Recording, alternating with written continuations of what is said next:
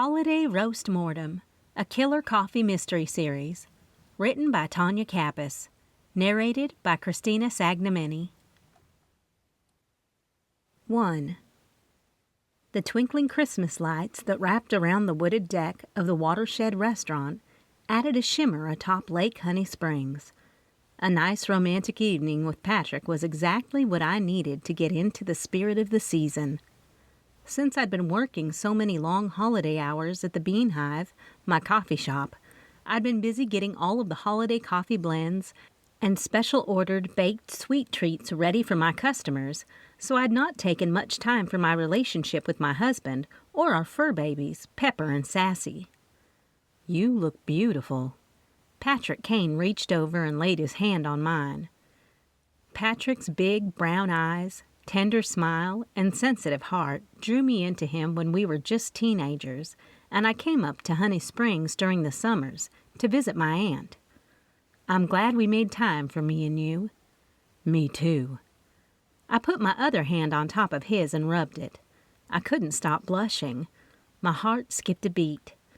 Patrick owned Kane Construction, and the economy had been booming around our small town of Honey Springs, Kentucky, so he was just as busy as I had been at the coffee shop.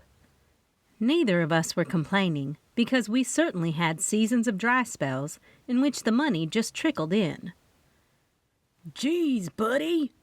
A man sitting next to us jumped up when the busboy accidentally knocked his table and spilled the man's water in his lap.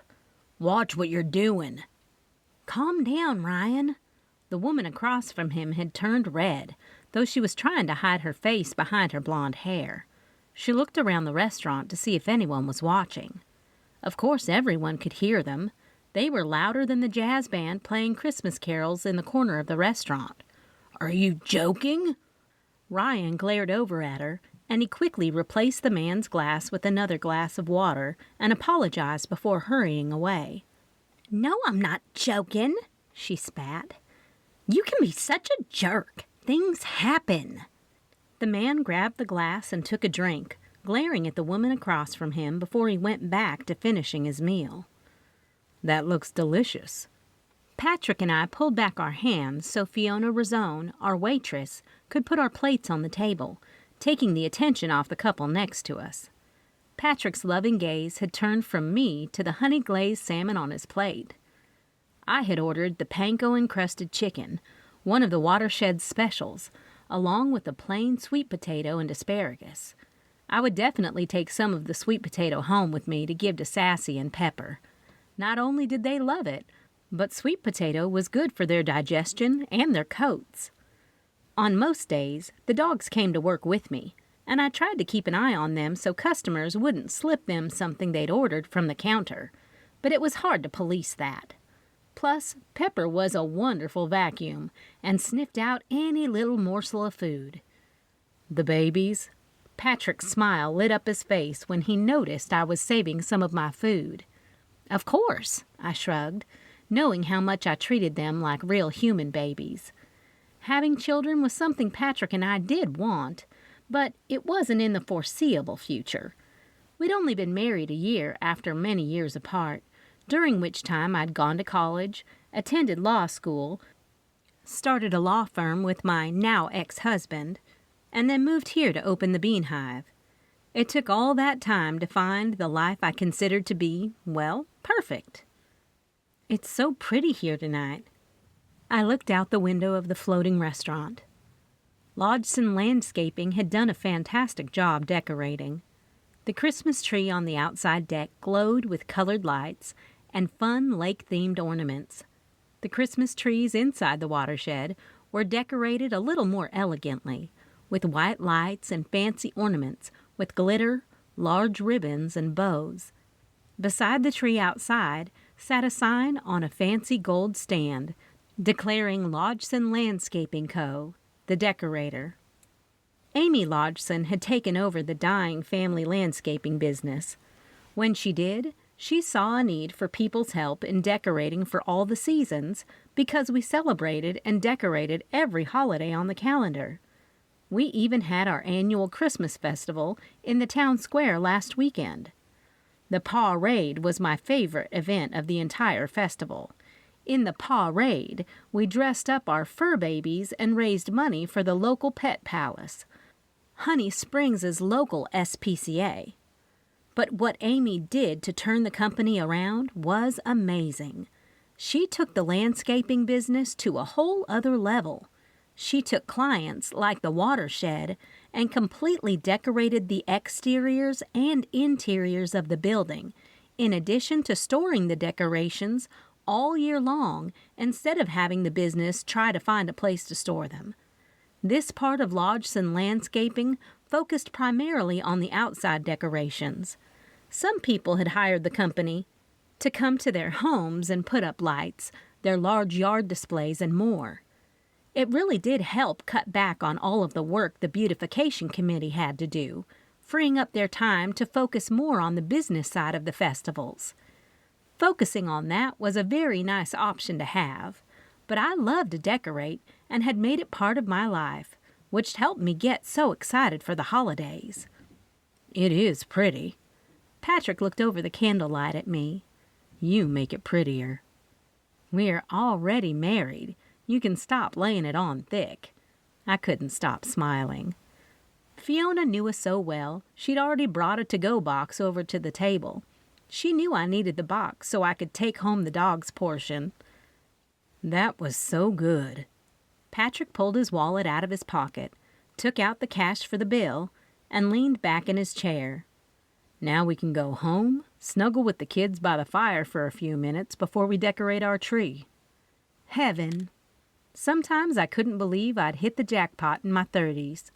In my 20s, it was a bumpy ride, but worth every up and down it took to get to this moment right here. Plus, Patrick was such a romantic. He loved cutting down a live tree and decorating it. He had a full night planned, and I would definitely go along with it. We smiled at each other before the couple next to us interrupted with their loud argument. "I told you I've had it." The woman pointed at the man with her steak knife. "I won't put up with this behavior anymore." "Keep your voice down," the man shushed her. "When we got married, you knew exactly what you were getting into." "I've had enough." She picked up her napkin from her lap and wiped her mouth. "After Christmas, I'm filing for a divorce." "Over my dead body." He threw his napkin on his plate. "So be it." She slammed her napkin on the table, and water splashed out of her glass. The scooting sound of their chairs did cause others to look around, but since they were next to me and Patrick, I think we were the only ones who heard them arguing. Patrick and I watched the couple rush out of the restaurant. "I hope we don't ever get like that when we reach their age." Their sadness gnawed at my gut, and I couldn't help but wonder if they were once all goo-goo-eyed like Patrick and I were. "Never ever." He shook his head. "Unless Penny and Maxie stop getting along. Then we might have a problem," he said, joking about the sudden friendship between my mom and aunt. I wouldn't be joking about them because they've already had a falling out this week about who was going to bring the fruitcake on Christmas. I let out a long sigh. "You decide." Patrick thought it was as easy as that when it clearly wasn't. You see, my mom, Penny Bloom, and my Aunt Maxine Bloom had never gotten along in my entire life until recently. My mom had always been really jealous of my relationship with Aunt Maxie. And well, let's just say that I've always had a connection with my Aunt Maxie I'd never had with my mom.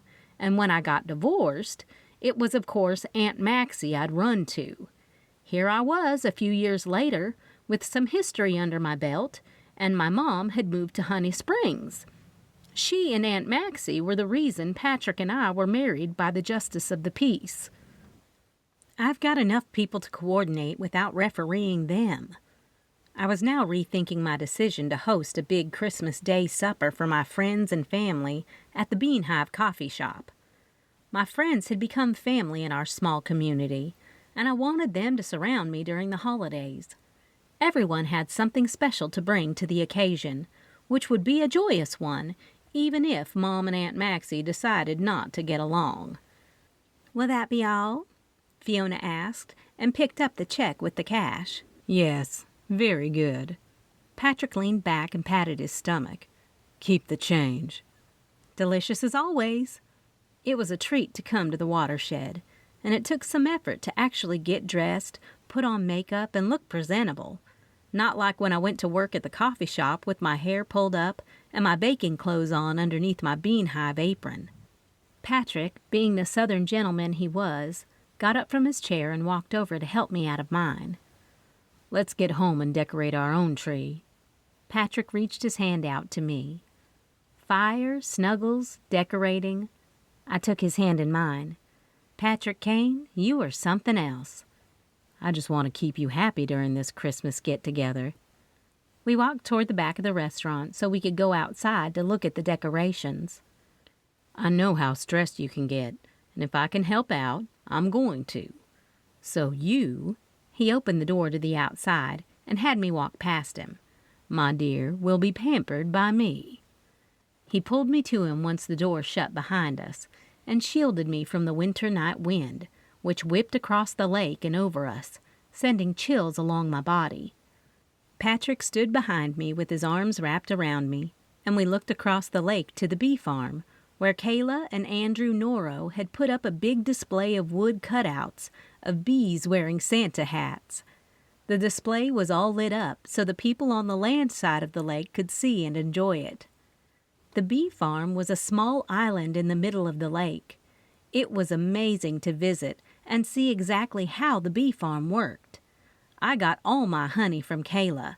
It was so fresh and tasty, not only in the coffee and teas I served at the Bean Hive, but also in the baked goods. Everyone seems to be really ready for this season compared to last year. Patrick's warm breath tickled my ear. He rested his chin on my shoulder. Why did you mention that? I jerked around and looked at him. Are you giving us bad juju? Last year, a murder took place during the Pawrade at the annual Christmas tree lighting in Central Park, located in downtown Honey Springs.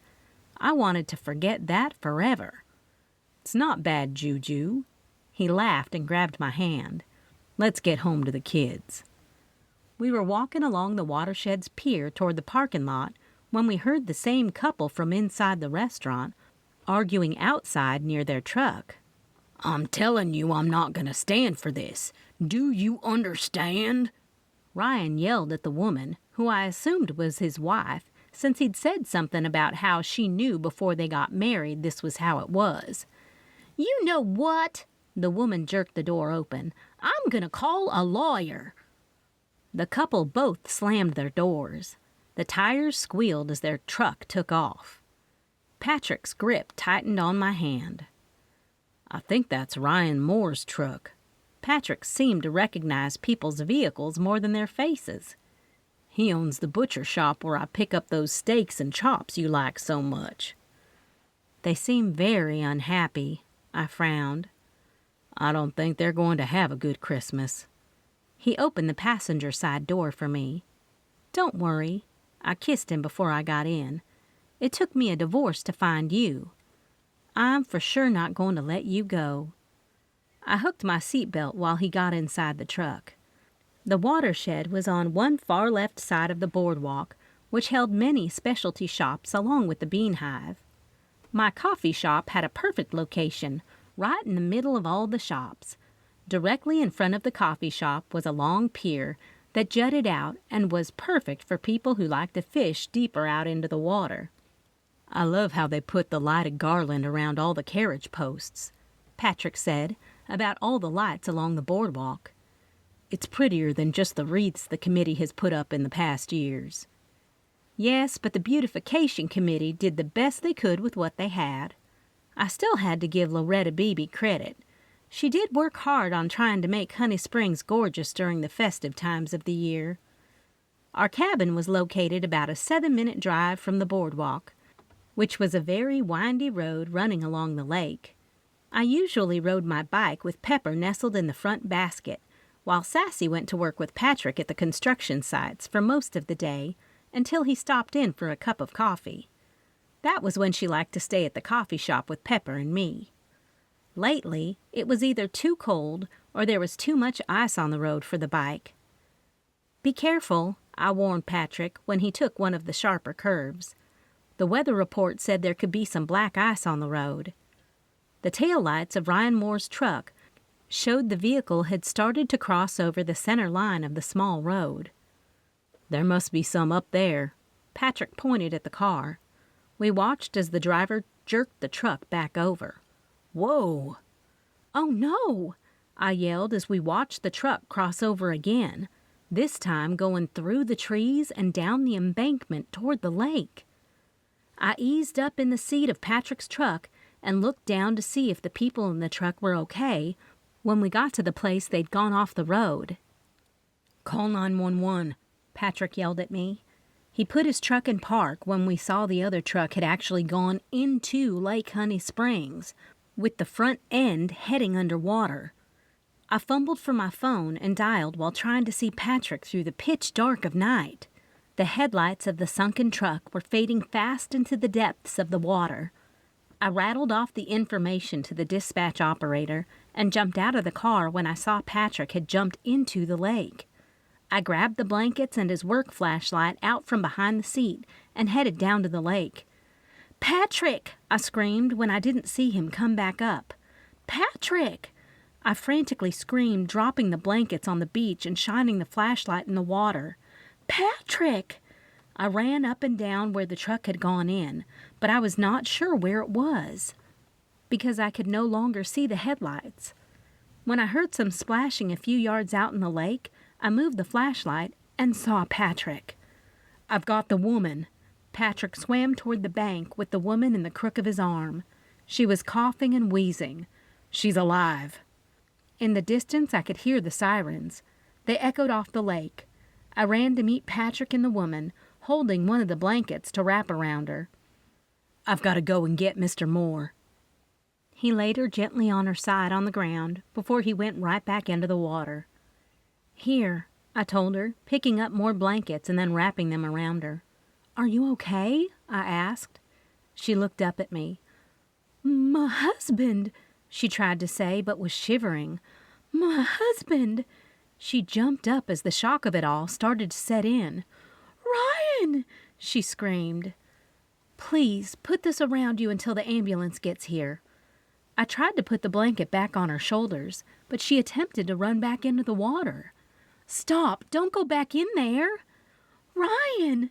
It was all she seemed to say while I jerked her back and literally held her back.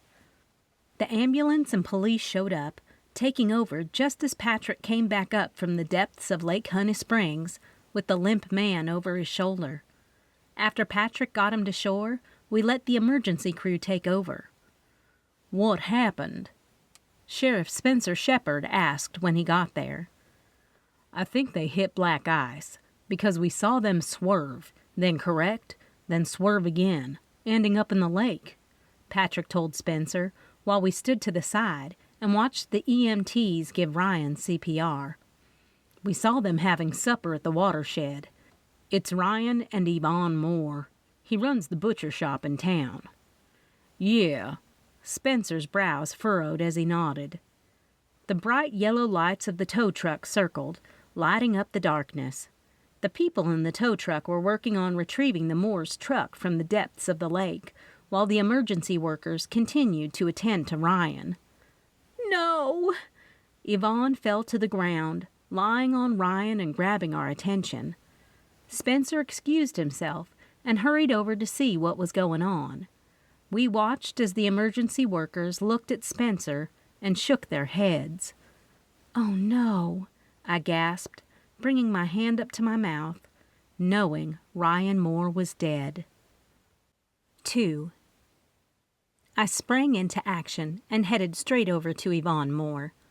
Though I didn't know her, I knew this was not what was expected. Of course I'd heard them arguing, but who didn't argue? We said things all the time that we really didn't mean, and I was sure that this was what had happened between this couple. Yvonne had refused medical treatment, and I sat with her, letting her talk to me. Mostly she just rambled. I was sure she was still in shock. Since owning the Bean Hive, I'd learned how to be a really great listener. People loved to talk over a nice big cup of joe. The liquid was better than truth serum. "What am I going to do?" Yvonne's eyes frantically searched my face like I had her answer. "We're going to call someone for you. But first, we're going to sit in Patrick's truck. It's too cold out here." I guided her to the truck and tried to watch out for anything she could step on so it didn't hurt her bare feet. "We can use my phone. Who would you like to call?" Once I got her in the passenger side of the truck, I held out my phone. She pushed it away. "I have no one." She looked out the windshield, nervously picking at her fingernails. "My mom lives with us, but she's elderly. She doesn't drive, so she can't come." "I'm so sorry." I rubbed her back, hoping to give her at least a little comfort. I just couldn't imagine if I didn't have anyone, and that was what her case seemed to be. I remembered the small bag of clothes Patrick kept behind the seat for the times when he was working in the rain or snow. Your feet must be freezing. I reached around to the back of the seat and pulled the duffel bag over. I flipped on the interior light and unzipped the bag to take out the socks. "Here, put these on," I told her, and she took them from me. "Thank you." I slipped off my heels after we got in the truck, and she shook her head. The tears continued to pour. "Ryan always made fun of me because I never wore anything but heels. I don't even own a pair of tennis shoes, and here we are in a lake town with some hiking and outdoor things." I just listened to her ramble. It must have felt good to get it out. "I can't stand gardening or any sort of outside work, so when I'm in the house, I like to go barefooted." She smiled, but then her expression faded to a frown, and more tears fell down her cheeks. "Ryan said he loved that about me, how I always kept myself always pristine.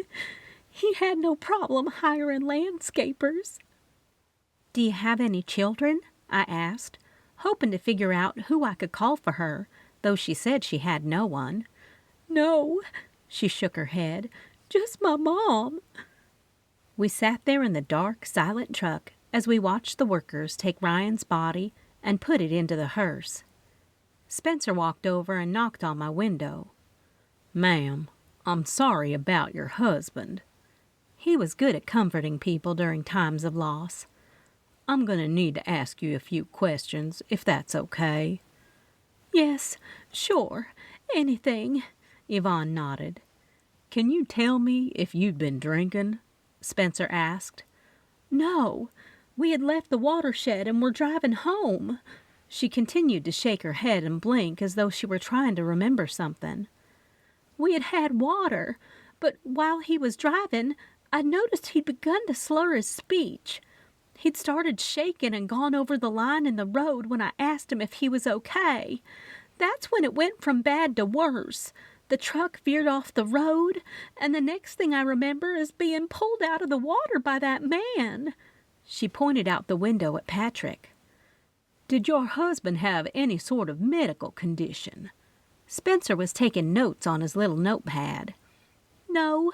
He had his yearly physical back in October, and from what I recall, all the blood work came back normal, and no other tests were scheduled." Yvonne wiped off a dripping tear. I reached over and patted her. "What about drug use? Did your husband use recreational drugs?" His question made Yvonne jerk up. He'd definitely offended her. "Absolutely not, and I will not let you say anything like that," she said immediately. "I'm afraid there was a reason your husband drove off the road. If he was in good health and not drinking or doing any sort of recreational drugs, I'm going to have an autopsy done, just so you'll know exactly what caused his death." Through Spencer's sly sheriff ways, I could tell he was trying to get her to agree to an autopsy. In the state of Kentucky, the law didn't ask for an autopsy unless they suspected foul play. "Oh, okay," Yvonne shrugged. "Sure," she readily agreed. If I was her lawyer, I'd tell her to take the night to think about the situation. But I wasn't, so I kept my lips sealed. Not that I was still a practicing lawyer. I wasn't. but I did keep my credentials up and could practice if I wanted to. Still, although I never thought Yvonne did anything to her husband while they were in the car, I couldn't stop mentally replaying her and Ryan fighting, not only in the Watershed, but also in the parking lot. If I remember correctly, there were a few over my dead body comments, and now he was dead. That was a red flag to me. Coincidence? Maybe. Then it dawned on me. I bet Patrick told Spencer about the Moors fight. "Is there anyone we can call for you?" he asked, ending his questions because he was satisfied with her agreeing to the autopsy, which would answer any questions he might have. "No one that I can think of," she shivered. "Patrick and I can take her home," I told Spencer. "She said her mother lives with her, so she won't be alone tonight." "Is that all right, Mrs. Moore?" He looked through the truck at her. "Yes, of course." She eagerly nodded, then looked at me with a pinched smile and grateful gleam in her eye before the sadness drew back over her. Yvonne and I sat in silence as we waited for Patrick to finish talking to Spencer and the tow truck driver. They'd yet to pull the truck out, but I really did think they were waiting until we took Yvonne home. It was something she probably shouldn't see. "Mrs. Moore, I'm Patrick Kane. I guess you met my wife, Roxanne." He was so good about introductions when I'd never even told her my name. "Roxy, you can call me Roxy," I told her, leaving out my usual, "my friends call me Roxy." I think this situation already called for us to be friends. "Normally I would say it's nice to meet you, but right now I really can't wrap my head around what's happening." She continued to stare out the window from the passenger side. I sat in between her and Patrick. "You don't need to say anything," I continued to pat her. It was the only thing I knew to do to comfort her. Not that petting her like I did Pepper was any comfort, but I was at a loss here. "If there's anything we can do for you, you just reach out to us." Again, Patrick always seemed to know the right things to say. "Thank you. I guess they will let me know when they will release him so I can make arrangements." She started to sob all over again. I just continued to pat her but glanced over at Patrick. The lights on the dashboard created enough light to see his eyes. They held sadness for Yvonne. We both felt it for her. "I know where you live." Patrick took the winding road past our cabin and headed deeper into the wooded part of Honey Springs, where one found big farms and farmland. He was headed toward the hill orchard. "Thank you," Yvonne whispered. She was trying to pull herself together. She shifted, sniffed, and tried to fix her hair, which had dried and left strands stuck to her face. "I just don't know what happened. One minute we were—" She stopped herself from talking, but I bet she was going to say fussing. "It was like he just fell asleep. I bet it was a heart attack. Don't those take you pretty fast?" I have no medical knowledge. I wasn't going to say one thing or another. Fast or not fast, something happened to her husband. The autopsy will bring the closure you need. I wanted to say something about God's timing or things happening for a reason, but I didn't. I didn't think those words would make her feel any better, and getting her home to her mom was probably the best thing. When Patrick pulled into the asphalt driveway that I'd driven by so many times and came up to the gate, I was a bit excited. While passing by this gate and driveway, I'd often wondered who lived there or what was back there. "Can I help you?" A woman's voice came from the box on the post after Patrick pushed the button. "Daryl, it's Yvonne. Please let us in." Before Yvonne got the entire sentence out, the gate started to open. "Please ignore the half-Christmas lights. The company we hired won't have everything completed until the end of the week. Ryan loved Christmas and all the fanfare." "Lodgson Landscaping?" I asked, though I already knew the answer because I'd seen their trucks pulling into the driveway when I'd driven past. "Yes, I believe that's them. You use them?" she asked. "Ryan loves them. They do all our landscaping, too." I don't use them, but I own a little coffee shop on the boardwalk, and they've done all the Christmas decorations for the beautification committee this year, I said, and looked both ways going up the driveway. I could see why Ryan had him do their landscaping. They had a lot of land. The massive red brick home was all lit up with spotlights, and the fountain in the circle drive didn't show any signs of freezing in the cold temperature, as the carven swans spewed out water. "The Bean Hive?" Yvonne turned slightly and asked. "Yes, you've been there?" I questioned. "I have. Mostly at night when Ryan and I finish having dinner out." Her voice trailed off again, as if she'd just remembered what had happened. The house's door opened. 2 women, one older and one younger, stood there. Yvonne opened the door and got out. I slid over and followed her up to the door while Patrick stayed in the truck. "Mom? Ryan?" Yvonne couldn't even finish her words before she collapsed. "Yvonne!" The younger woman knelt and tried to help Yvonne. Without even having to look, I heard Patrick's door slam and his footsteps racing up to help out. "What is going on?" the old woman asked, tugging the shawl around her shoulders. Her hair was pulled up in a tight gray bun on top of her head. "Who are you? Daryl, call the police." Daryl was too busy trying to wake Yvonne up to so much as think about calling the police. "Ma'am, I'm Patrick Kane, and this is my wife Roxanne. We saw your daughter and her husband's truck run off the road. Unfortunately, your son-in-law didn't make it. I did pull them both out of the water." "Water? What do you mean didn't make it?" The older woman sounded as though she were searching for answers. "If I can get Mrs. Moore inside, we will explain it all." He handed her a business card. "This is Sheriff Spencer Shepard's information. He asked me to give this to you since Mrs. Moore is not in any shape at this time to really comprehend what has happened to her and Mr. Moore." "Get them in the house," Yvonne's mother said.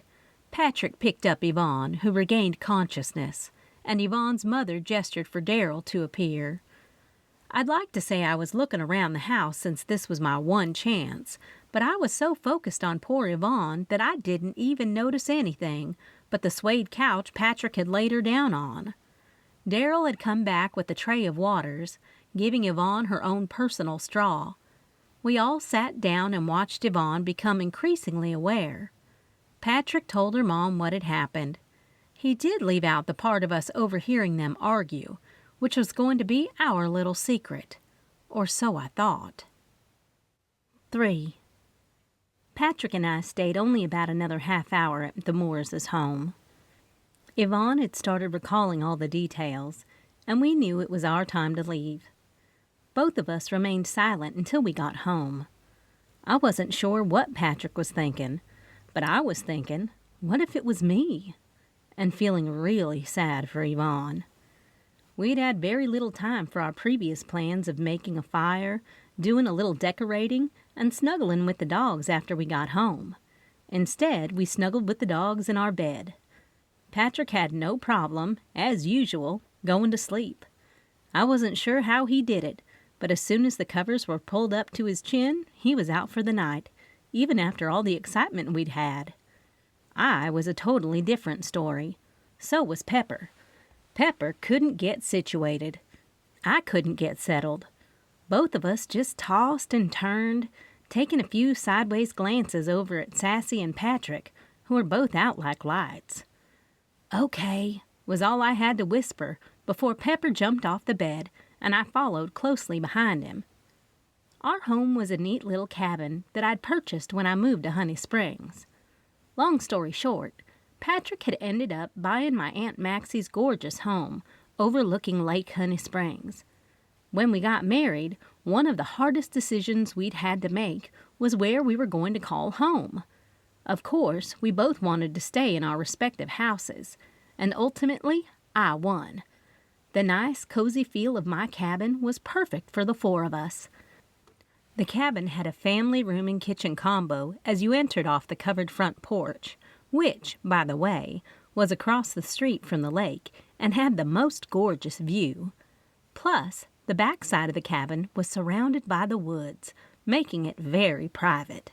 This time of the year, the leaves were already off the trees, and the snow would arrive any day now, making the environment a beautiful winter wonderland.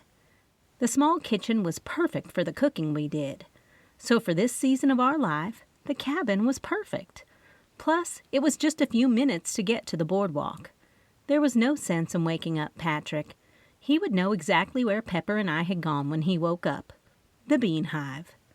Since it was bitterly cold out, and the morning sun had not even thought about waking up, I quickly got my things together, put Pepper's coat on him, put my own coat on, and headed out the door.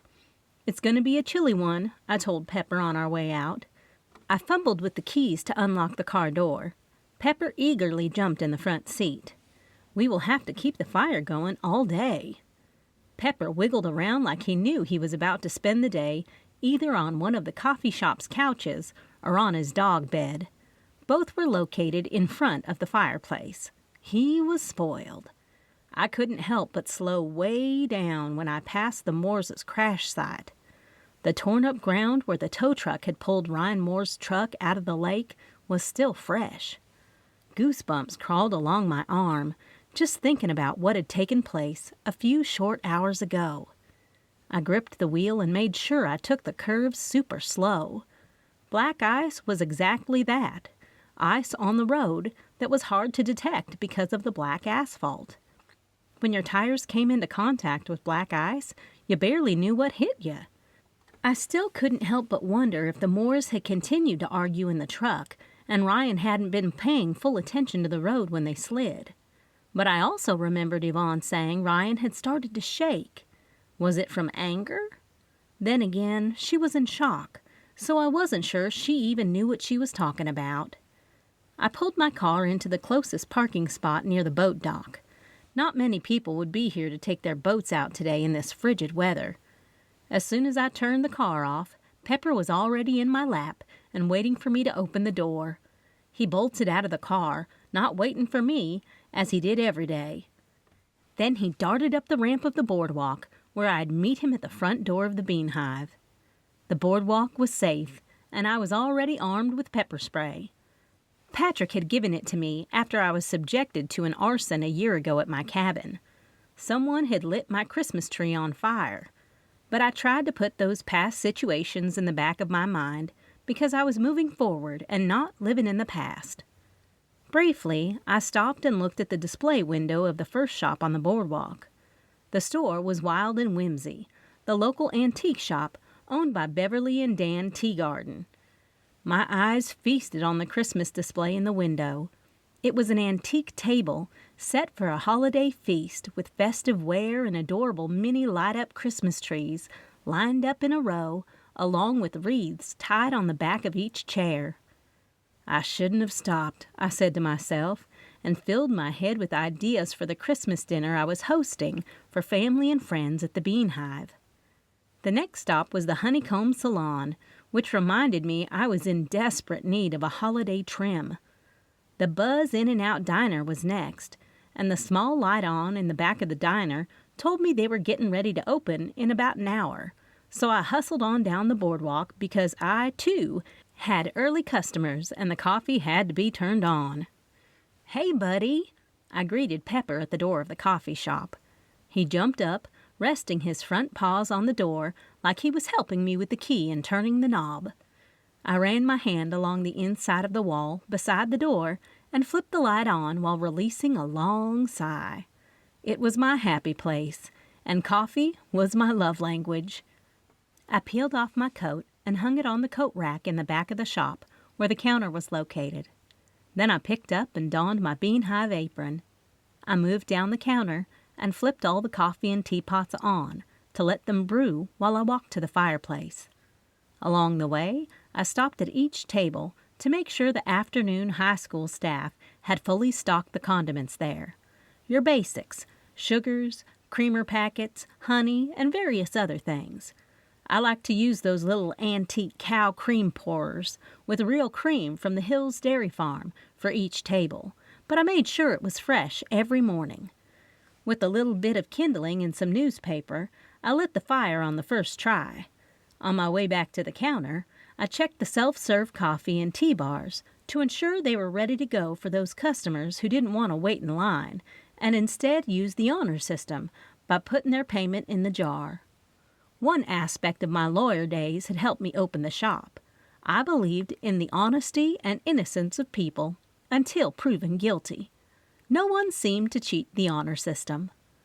The coffee shop was perfect, and I was beyond thrilled with the exposed brick walls, wooden ceiling beams, and shiplap wall. I'd created the last myself out of plywood, painted white to make it look like real shiplap. Instead of investing in a fancy menu or even menu boards that attached to the wall, I'd bought 4 large chalkboards that hung down from the ceiling over the L-shaped glass countertop. The first chalkboard menu hung over the pie counter and listed the pies and cookies with their prices. The second menu hung over the torts and quiches.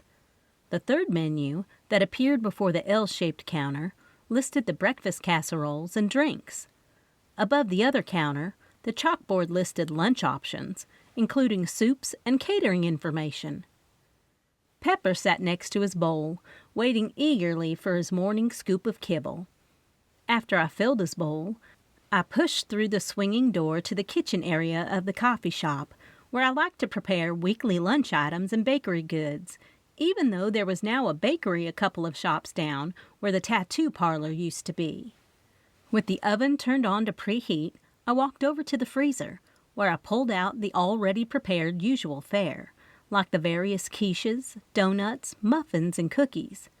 Today called for a comfort day, since the death of Ryan Moore made me feel a little off. I'll make the burnt sugar cake. I smacked my hands together.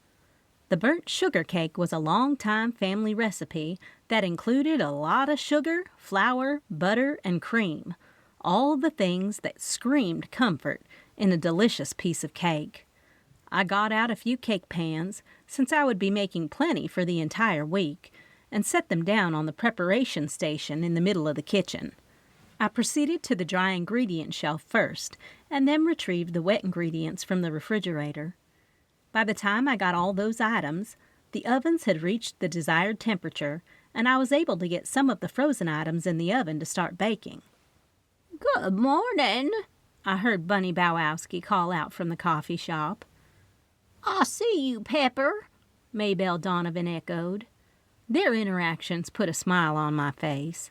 I loved how Maybelle was such a best friend to Bunny. She was also in her 80s, but wasn't employed by me. Still, Maybelle came to the coffee shop with Bunny in the early hours when Bunny was the one to open, which was today. Even though I wasn't due to come in until a little bit later, when I couldn't sleep, I usually got up and came on in. Bunny was probably closer to 80 than not, but she was a regular with nothing to do. She made herself at home and ended up helping people while she was here. She was a great baker and loved to gossip, 2 things this coffee shop thrived on, so I hired her. "What's wrong?" Bunny pushed through the swinging door with her heavy coat still on, her brown pocketbook in the crook of her elbow, and a hat parked on top of her gray, chin-length hair. Maybelle followed her. They were dressed similarly, always had on some sort of coat and hat, but not just any hat. Today's choice was one of those little discs with netting around it. Something Bunny would have worn to woo men back in the day.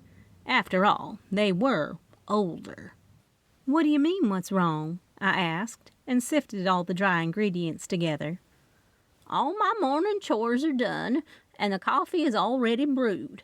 Plus, you weren't supposed to get here until 8. It's 5:30.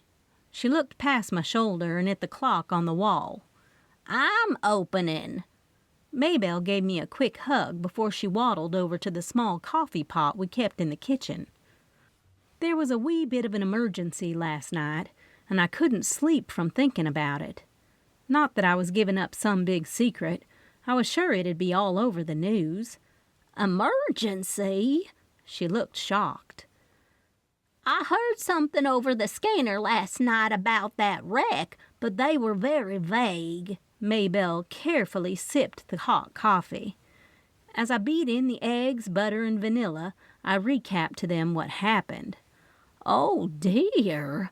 Bunny's brows drew down together as she took her own cup of coffee and sat on one of the stools butted up to the counter next to Maybelle. "I've been getting my meat from them for years. It's a shame he and Joe Beth haven't had a relationship since he married Yvonne." "Joe Beth didn't care for none of his wives." Maybelle's face squished like she smelled a skunk. "Joe Beth?" I questioned. "His daughter." Bunny took the bobby pins out of her hair and the hat off her head. "That's right. You didn't live here back then. Joe Beth was so mad when Yvonne came around. She said she was a gold digger." Maybelle nodded. "But she still came around until Yvonne moved the mother in. From what I hear, that lady is my age and in real bad health." "Bad health?" I questioned, because I didn't think Yvonne's mom looked sickly, just a little slower than Bunny. They might have been the same age if I recalled correctly. "That's a shame." Bunny pushed off the counter and stood. "I sure hate to see anyone go to the grave and have disagreements left behind." "He has a daughter?" I clearly remember asking Yvonne if there were any children to call. She said no, just her. "Joe Beth Moore." Bunny waddled back through the swinging door. "Ain't you listening? Come on, Maybelle." I hurried and got the ingredients into a few of the pans. Then I stuck those in the oven so I could question Bunny and Maybelle some more. "I figured you'd be out here." Bunny had already gotten herself, Maybelle, and me another cup of coffee. I followed them to the couches and sat down to warm up by the fire. I asked Yvonne if I could call someone. She said they had no one, and when I asked about kids, she said they didn't have any. I brought the cup up to my lips and took a nice drink. Everything was better with coffee. Conversation, friends, food, and now figuring out the truth about Yvonne. "You know," I hesitated to tell them, but figured what the hell. Patrick and I actually saw them at the Watershed having dinner next to us. They were in a big fight. There were some not-so-nice things said. I took a drink. "Do tell." Bunny leaned in closer to me and drank some of her own coffee. Maybelle nodded encouragement for me to continue. "He mentioned something about how she knew this when they got married, and she said how she didn't like it. Then he said something about over his dead body." I looked up over the rim at Bunny when I took another sip. I completely forgot she mentioned something about not putting up with his behavior. "You don't think—" She hesitated this time, like she wanted me to finish her sentence. "Somehow she made him crash? Or he drove into the lake on purpose?" I asked. "Nah," we said it at the same time and shook our heads right before the bell of the door dinged. "Sheriff," Bunny looked over her shoulder. "You're not Loretta Beebe." Bunny was referring to one of our most regular and early bird clients, Loretta Beebe. Loretta, as Loretta would say in her big southern drawl. "Let me grab you a coffee." Bunny got off the couch and headed over to the counter. "We was just talking about the big goings-on last night." "That's why I'm here." Spencer threw a look at me. "Can I talk to you in private?" Maybelle's eyes shifted between Spencer and me. As if on cue, the timers on the stove went off, signaling the first batch of frozen items was ready to be taken out of the oven, plated, and put into the glass displays for the customers. "Here's your coffee." Bunny lifted the cup in the air and set it on the counter next to the cash register. "I'm going to get those out so you two can talk." Spencer was all sorts of serious. I'd never seen him wait until someone left the room before he questioned me on anything. "This seems very official." I got up from the couch and walked over to the coffee bar, where Spencer was doctoring up his coffee. I'm afraid the preliminary autopsy report on Ryan Moore came back. He slowly stirred the full creamer into his coffee. Oh, good. I bet Yvonne'll be so happy to be able to make plans for the funeral. I tried to relieve the tension a little, but he was definitely tense. I'm afraid that won't be happening anytime soon. He slid his glance over to me. I'm afraid the toxicology report came back with hemlock in his system. Hemlock? My eyes narrowed. Isn't it a bit cold and snowy for hemlock to grow? I asked, and looked out the window as the snow, which was predicted, started to fall. That's what is so unusual and why I need to investigate a little more. Spencer took a sip of the hot coffee. I'm afraid this is a homicide. Last night, after I cleared the scene and got back to the department, I got a disturbing phone call from Jo Beth Moore. Spencer was giving me details that made me pause. His daughter? I asked, trying to clarify what Bunny and Maybelle had told me. Yes, one of the emergency responders is a close friend of hers, and they told her about her dad. I talked to her for a few minutes, and she told me how Yvonne and her dad had been fighting. She asked me to bring Yvonne in for questioning. He let out a long sigh, like he was gearing himself up to tell me something big. I didn't think two things about it until I got the hemlock report. Wow! I blinked a few times. Suddenly, my mind felt foggy. I'm still trying to process the fact that he was murdered. Who was murdered? My aunt, Maxie Bloom, had used her landlord key to let herself in. She flipped the sign. You're going to be killed by the regulars if you don't get this place opened. A few customers had apparently been waiting outside. I'd not realized it was already 6 a.m. Hold on, I told Spencer, and hurried over to the swinging door. When I noticed the shoe shadow coming from underneath the door, I knew Bunny and Maybelle had been listening to every word Spencer and I had said. You can stop listening and fill the display counters, I told her through the door. We've got customers. Spencer took a seat at one of the tables, while I ran up to a few people and some of the others took advantage of the self-serve bars, which was exactly what they were meant for. What is going on? What are those two hens listening in on? Aunt Maxie glared at Bunny and Maybelle. The three of them were the worst and best of friends. I just had to take them with a grain of salt. We was just talking about you frequenting the moose. Maybelle Donovan had a glint in her eye, like she wanted to know what darn business Aunt Maxie had up her sleeve. What, y'all the moose police?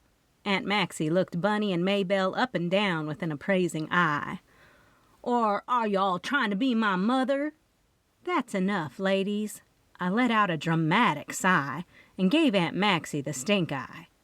Aunt Maxie pulled off her sock cap and pushed the tips in her hair, making it stand to high heaven. Her hair was bright red, in contrast to the blonde color she was sporting a week ago.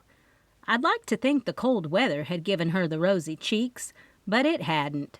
She'd put on a little too much makeup for my taste. She took her hobo bag off from across her body and dug deep in it before she pulled out a can of aerosol hairspray. What's he talking about? What murder? Last night, I told her about the accident, leaving out the part about the big fight Patrick and I had seen the Moorses have. Now, Spencer said he was murdered. I bet it was that Jo Beth. Aunt Maxie shook the hairspray. You can't spray that in there. I'd told her 1,000,000 times. My place. I can do what I want, she grumbled, and pushed the button, letting the heavy hairspray keep her now bright red head of hair in place. If the health department came in here, you'd get me shut down, I warned her. I don't see no one. She looked around to prove the point and kept spraying. I let out a long sigh. I told her the same thing, Bunny whispered on her way past us, with some quiche hot out of the oven. Of course you did, Aunt Maxie said to Bunny in a sarcastic tone. I did, Maxine Bloom. Bunny nudged Maybelle on her way past. Didn't I? Maybelle's your best friend. Of course she's going to take up for whatever it is you're saying. Aunt Maxie rolled her eyes. Spencer cleared his throat and motioned me over. Here, I untied my apron and gave it to Aunt Maxie to put on. Wash your hands, too. She shrugged and went about waiting on customers, but not without giving them her 2 cents on what they were ordering. Aunt Maxie was her own woman, and she was proud of it. Why are you here to see me? I asked Spencer the question I wanted to know most, since he'd delivered the bombshell. Patrick had mentioned how the 2 of you overheard a fight between the Moors. That was in the Watershed and carried over to the parking lot. Then you saw Ryan Moore swerve a few times before he careened off the road and into the lake. I wanted to get your account of it. He took out the small notepad from the inside pocket of his brown sheriff's jacket and set it down on the table in front of him. Roxanne! Aunt Maxie called my name. When I looked up, she waved me over. Hurry up! Can she wait until you answer my question? He shook his head, apparently somewhat fed up with the chaos going on in my coffee shop. You've come at a bad time. Is there any way I can come to the station? I asked, when it's not so busy. I was sure by the crowd already gathering at the coffee shop that word of Ryan's murder had gotten around. Every time a crime was committed in Honey Springs, the town folk loved to gather over coffee and gossip about it. And in the few mumblings I'd overheard, I heard Ryan's name mentioned. Fine, but I'm very serious, Roxy. I need your exact account of what happened or what you heard. He put his notepad back in his pocket and grabbed his coffee cup before he stood up. Promise, today. I crisscrossed my heart with my finger and headed over to see what Aunt Maxie wanted. Hey, do you mind running over to All About the Details and making sure Babette remembers Christmas Day supper? I wouldn't have time to remind everyone we'd invited, and Aunt Maxie loved making her rounds to all the shops on the boardwalk, so giving her this job to do was perfect. Roxy, a woman gushed from underneath a heavy scarf around her head and large sunglasses, taking my attention away from Aunt Maxie. I'm so thankful for you. Oh, that's exactly why I opened the Bean Hive. I smiled at the woman, figuring she was complimenting me on the coffee shop. I love coffee so much, and I wanted others to feel the same way. No, Aunt Maxie smacked my arm. This is Yvonne Moore under that get-up. Yvonne took the glasses off of her face, and I recognized the eyes, but not the dried version of herself. I'm so sorry. I didn't recognize you without wet clothes and it being dark, since it was nighttime. My brows made a V shape. How are you this morning? Well, it's why I'm here. Can we talk? She asked, putting her glasses back on her face. Of course you two can. In the back. Aunt Maxie took the liberty of answering for me. Bunny, you and Maybelle stay out of the kitchen. She wagged a finger at them. Sure, I nodded. Let's go back where we can talk. I motioned for Yvonne to follow me. How can I help you? I asked, once we were away from the prying ears of the elderly gossip queens. It appears my husband was poisoned. She pulled the scarf off of her head and the glasses off of her face, exposing a beautiful complexion and not one wrinkle. Her hair was much blonder than I remembered and styled straight, free of bangs and parted down the middle. She definitely didn't look like the woman from last night. I heard it was hemlock poisoning. I didn't wait for her to tell me. Is that what the sheriff told you? She asked. I couldn't help but see he was here when I came in to see you. I'm sorry. I glanced over at the timer just as it went off and walked over to get the items out to place them on the cooling racks. I listened to her while I did my chores. I'm afraid the sheriff came over early this morning, and he mentioned how the couple who had found us overheard me and Ryan fussing all night. Yes, I didn't mention it last night because it didn't seem relevant. Then I looked over at her and my jaw dropped. Yes, I can see by the look on your face that you must know the sheriff thinks I killed Ryan." She tugged off her gloves. "Ridiculous." She placed them on the workstation along with the scarf and sunglasses. "I'm sorry." It was all I could say. Then I offered her a piece of the burnt sugar cake, hot out of the oven. "There's no need to thank me." It wasn't very clear why she was here. "If you'll excuse me, I need to get these out there and help out." I tried to make my own getaway, but she put her hand out to stop me. "The morning rush can be brutal." "I heard you were a lawyer, and I want to hire you. It appears as though they want me to come in for formal questioning, and I need someone on my side. You were so helpful last night." Her voice cracked. Tears gathered in her eyes. "I just don't have anyone to turn to. The company lawyers are his family's lawyers, and well," she hesitated, "they don't care for me too much. Said I was a gold digger just because I'm 15 years younger than Ryan." I'd love to." I had no idea why I agreed. The words just came right out of my mouth. "Thank you," she gasped and clapped her hands over her mouth, and then she threw them around my neck. "You were a lifesaver last night and now." 4. A lifesaver? Leslie Rourke, the owner of the Crooked Cat bookstore a few shops down from me, asked after I inquired about any hemlock-related books she might be carrying. She looked up at me and pushed her kinky copper hair out of the way. She opened the jar next to the computer, took out a dog treat, and gave it to Pepper. "Yeah." I flipped through another book on deadly poisons, scanning the pages for anything involving hemlock. I was careful not to spill the coffee cup I'd brought with me. I'd also brought one for Leslie. "Have you told Spencer that you're going to represent her?" Leslie asked, and clicked away on the reference computer that stored the shop's book inventory. "No, I haven't." I took a deep breath. I loved the smell of bound books almost as much as I loved the smell of freshly brewed coffee. The Crooked Cat bookstore just so happened to be my very favorite bookstore on the boardwalk. It was one of the shops at which I had the fondest summer memories. Aunt Maxie would drop me off first thing in the morning, and I was so excited to hang out with Alexis Rourke for the day. She did her work while I sat in the beanbag chair in the display window. Alexis was Leslie's mother.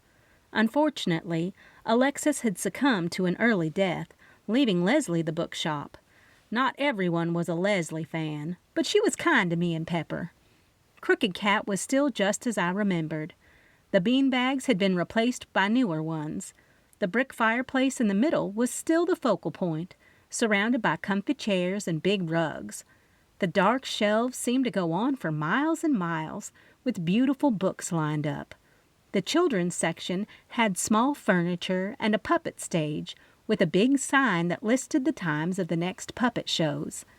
In the back of the store was my favorite section of all, the banned books. Aunt Maxie always said that Alexis liked to cause problems when it came to banned books, and loved to let everyone know to buy the banned books first. I remember Alexis had a big stamp that read "Banned," and she stamped each book on the inside along with a big smiley face. "I think I have some other books in the back," she called out as she walked to the back of the store, where the office and some storage were located. Pepper and I made our way back through the bookstore. I took my time. The bell over the bookstore dinged. "There you are. Bunny said you'd be down here." Louise Carleton walked in with an animal carrier. "I wanted to drop off this gorgeous Angora rabbit we got in over the weekend. She's going to make someone's Christmas very happy. She's the only animal that didn't get adopted during the Pawrade." "Oh, no." I sighed deeply and looked at my friend. Louise was the owner of the Pet Palace. After I'd gotten Pepper, I knew I wanted to help in some sort of way, and volunteering on Sunday nights just wasn't enough. It took a lot of paperwork, but somehow I'd got my wish. I'd like to say it happened because I was a great lawyer, but honestly, I think Aunt Maxie could sweet-talk the lips off a hog, so the health department allowed me to have animals in the shop portion of the coffee shop. It was a big secret that I let Pepper in the kitchen with me. Pepper immediately ran up to the front of the bookshop because he loved Louise as much as I did. "How much longer are you going to be?" she asked, and slid her eyes to the back of the bookstore when Leslie came back out. The two women looked at each other, giving what I called the Baptist nod. The courteous smile and slight nod were just a polite Southern way of acknowledging someone who wasn't quite your favorite person. These two women didn't see eye to eye. Their grievance was in the past, and I wished they'd left it there, but they hadn't. "I'll be down there in a few minutes, but Aunt Maxie is there." I took the book Leslie handed me. "If you want to let her do the intake, that'd be great." The deal Louise and I had was pretty cool.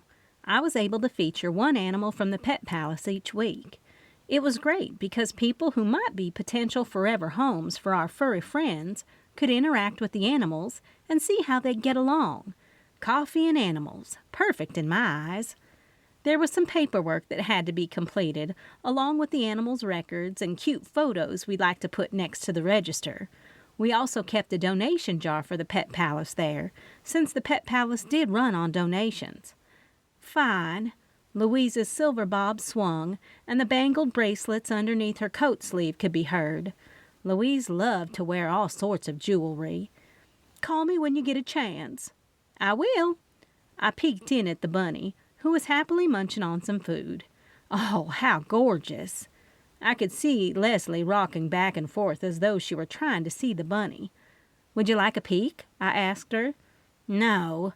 She shook her head and went back to busying herself at the computer. After Louise left, I headed over to the register to pay for my stack of books on hemlock. "You know, a bunny would be amazing for the bookstore." I saw the total come up on the register and shrugged and took my money out of my pocket.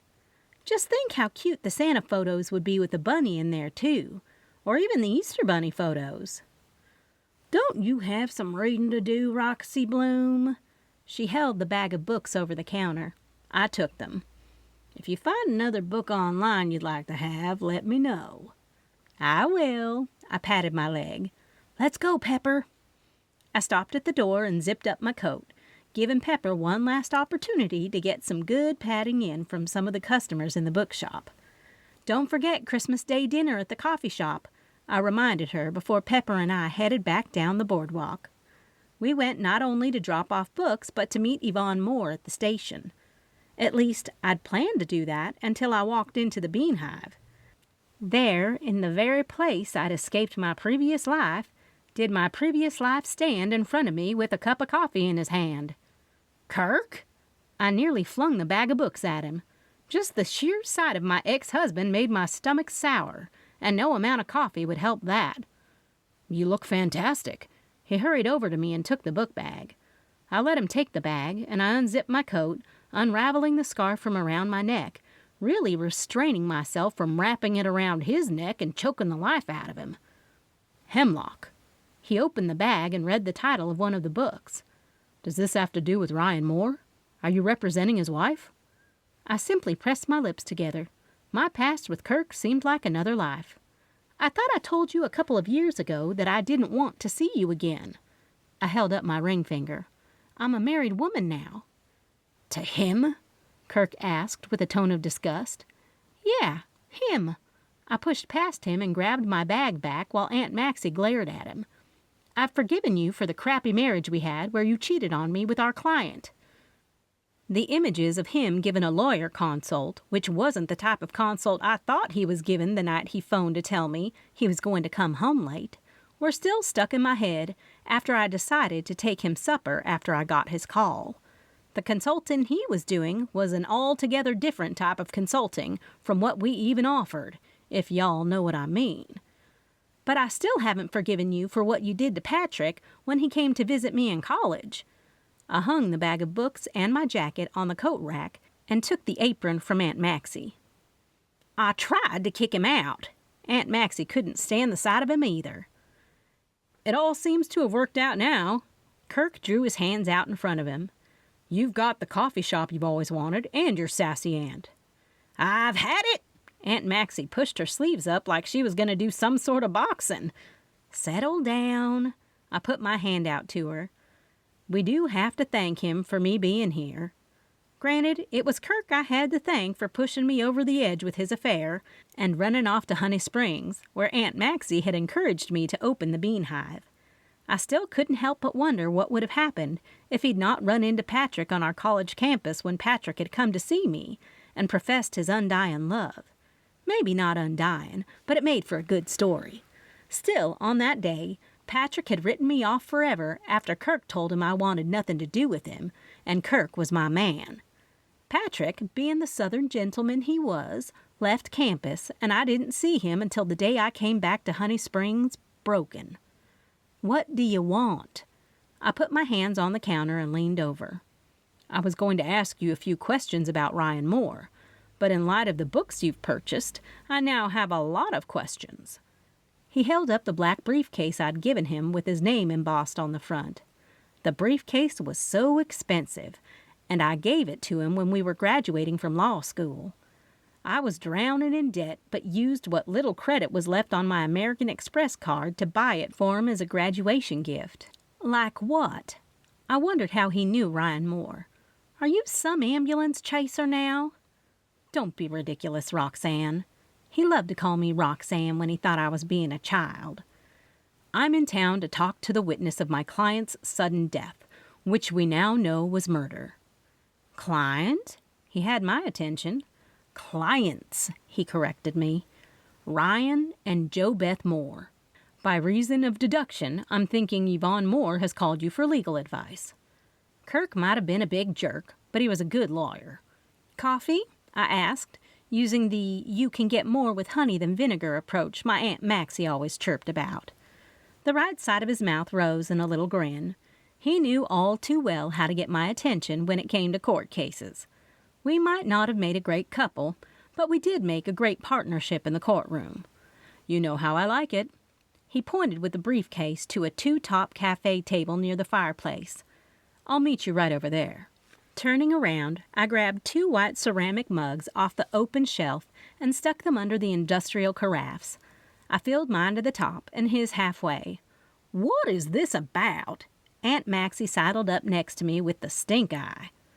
Jo Beth Moore called him. That was odd, since he didn't even live in our area. He knows something about Ryan Moore, and he's willing to give it to me. There's a catch. Aunt Maxie wagged a finger. You know it, I know it. Yep. I grabbed both cups by the handles. I'm going to find out over coffee. 5. It took a lot of deep breathing and slow steps across the coffee shop, even to bring myself to look at Kirk, as if he had something I wanted to hear. I just wanted to fling the hot coffee all over him, which would bring me a lot of satisfaction. Able to control myself, I sat the cup in front of him and pushed the condiments toward him. Then I eased down in the chair across from him while I watched him ruin the perfectly good cup of coffee by adding the sugar, creamer, and honey. Didn't he know he could buy a latte with all that in it? That was a long sigh. He slowly stirred his coffee and smiled from across the table. You just really hate me. So you really aren't over me. Don't be ridiculous. Honestly, I had no idea he could even hear the internal groans coming from me. I'm still mad about the lies you told Patrick before you and I were even engaged. Listen, I'm not here to rehash old times. Trust me. He picked up the cup and took a sip. Man, you do make a good roast. Stop beating around the bush. What do you want, Kirk? I asked, not needing the chit-chat. I had to get to the station. I'm busy. Busy trying to defend a client that is 100% guilty of killing her husband?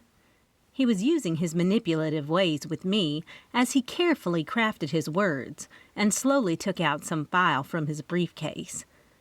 Don't be all professional on me. I glared at him and opened the file he pushed across the table. I know all your little manipulative tricks. With evident great satisfaction, he sat back in the chair, crossed an ankle on the opposite knee, and picked up his coffee. Go on, read it. He gave me that smile I wanted to smack off his face. I'd seen him do it when he knew he had the opposing lawyers in a chokehold they couldn't get out of. I opened the file and quickly scanned down through it. "You did Ryan Moore's will?" I asked. "How on earth did he get hooked up with you? More importantly, did you see where all of his money goes to Jo Beth?" he questioned. "It's not even signed." I shut the file and stuck it back on the table. "He was signing it today. Convenient for your client to have him killed."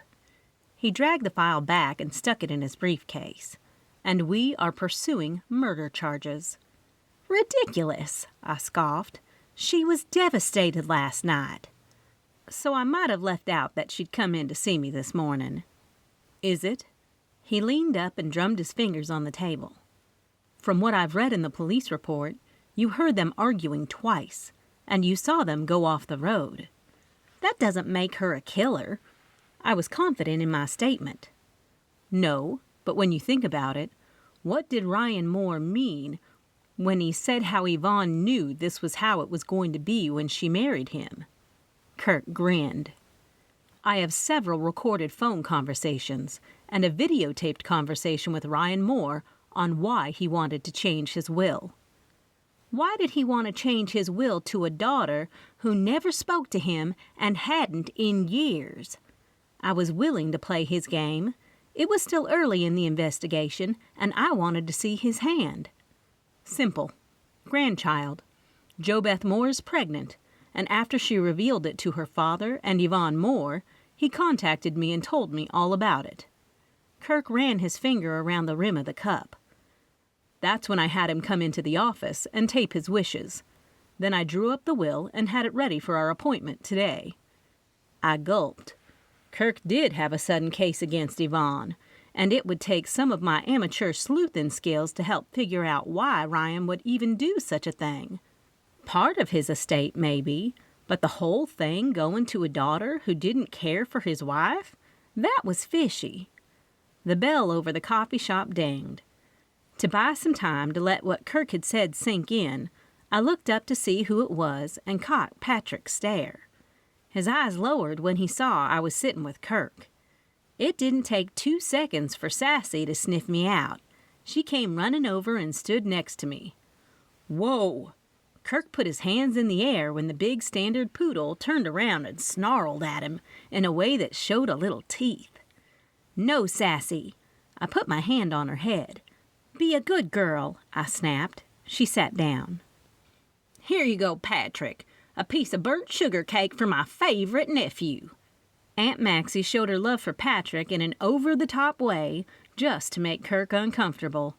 She must have seen Patrick coming in from the outside and had a nice big red velvet crunchy for him. "They are so good today. I think Roxy did an excellent job. She loves you so much." "What are you doing here?" Patrick took the plate from Aunt Maxie but quickly set it down on the table. He kept his eye on Kirk. "I thought I made it perfectly clear a couple of years ago that you weren't welcome in Honey Springs or the Bean Hive. I'm here to help your wife and you about my client's untimely death since you were witnesses." Kirk stood up, and memories of the last time these two stood toe-to-toe flooded back like a nightmare. "You're nuts if you think I'm going to talk to you." Patrick's shoulders drew back and his chest popped out. "Stop it." I jumped up and planted myself between them. "We will talk to you after we are subpoenaed to do so." "Don't say I didn't try to warn you, Roxy." Kirk didn't bother looking at me. He kept his eye on Patrick. "Roxanne," I corrected him. "Only my friends call me Roxy." As Kirk made his way to the entrance, Patrick hollered, "Kane! Roxanne Kane!" Kirk turned around and gave me one last look before he bolted out of the door into the frigid air. A cold chill swept across the floor and crept along my skin, forming goosebumps. These goosebumps went clear to the bone, giving me pause. I'd love to say that Patrick was happy with me taking Yvonne Moore on as a client, but he wasn't. After Kirk had left the Bean Hive, Patrick asked me a million questions about why I needed to do that. "Let the law take care of it," was his take. I am part of the law, I told him, and took the apron off so I could go to the station. I might be crazy, but I told her I would come down there with her. Does Spencer know? Patrick asked. No. I zipped up my coat and looked over at the dogs' bowls to make sure they had water. Pepper and Sassy had gotten into their beds and were asleep right next to the bunny's cage Louise had left. He's going to tell you it's a conflict of interest. And look what's happened the last time you put your nose into a murder. Patrick didn't need to remind me. It's fine. I'm looking into it for her and making sure the police do a thorough job. I made it sound so professional and avoided going all in, but now that Kirk was here, I wanted to go up against him, even though I knew I had a tough road ahead of me. It's fine that she never mentioned the daughter. He looked at me with furrowed brows. Did you know about Jo Beth? It suddenly hit me that Patrick probably knew all about the Moore family. Of course I did, and she was shocked. I never figured she'd leave out the stepdaughter. Patrick shook his head. There's something really bad that makes this whole thing stink.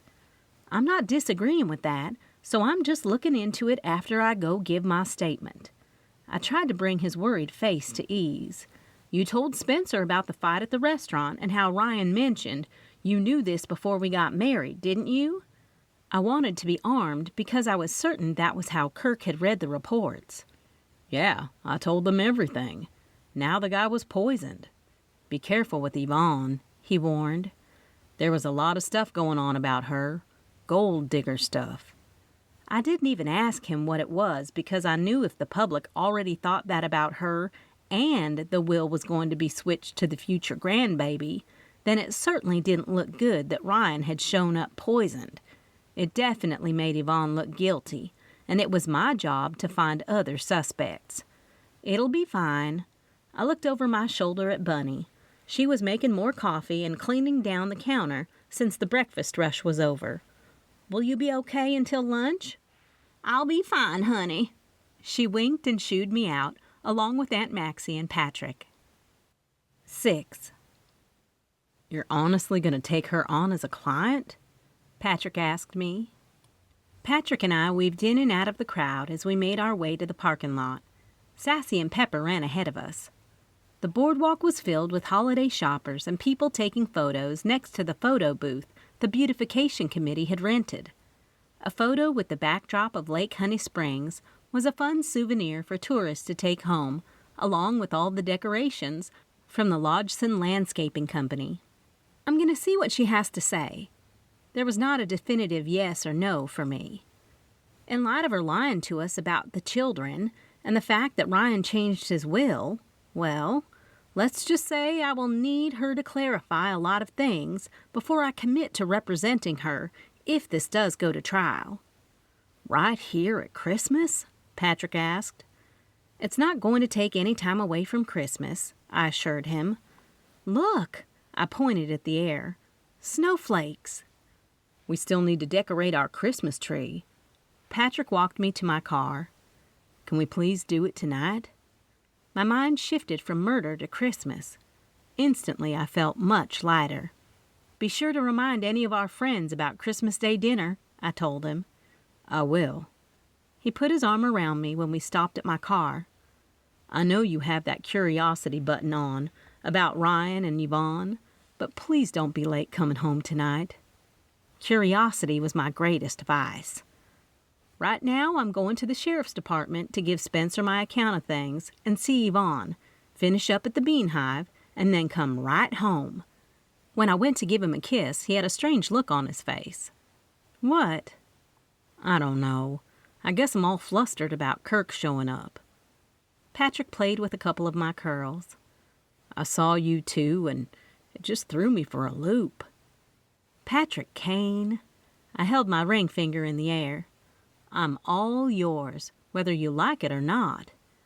I threw my arms around his neck and gave him the biggest kiss, one that must have left him with no doubts about who my man was and always would be, outside of Pepper, of course.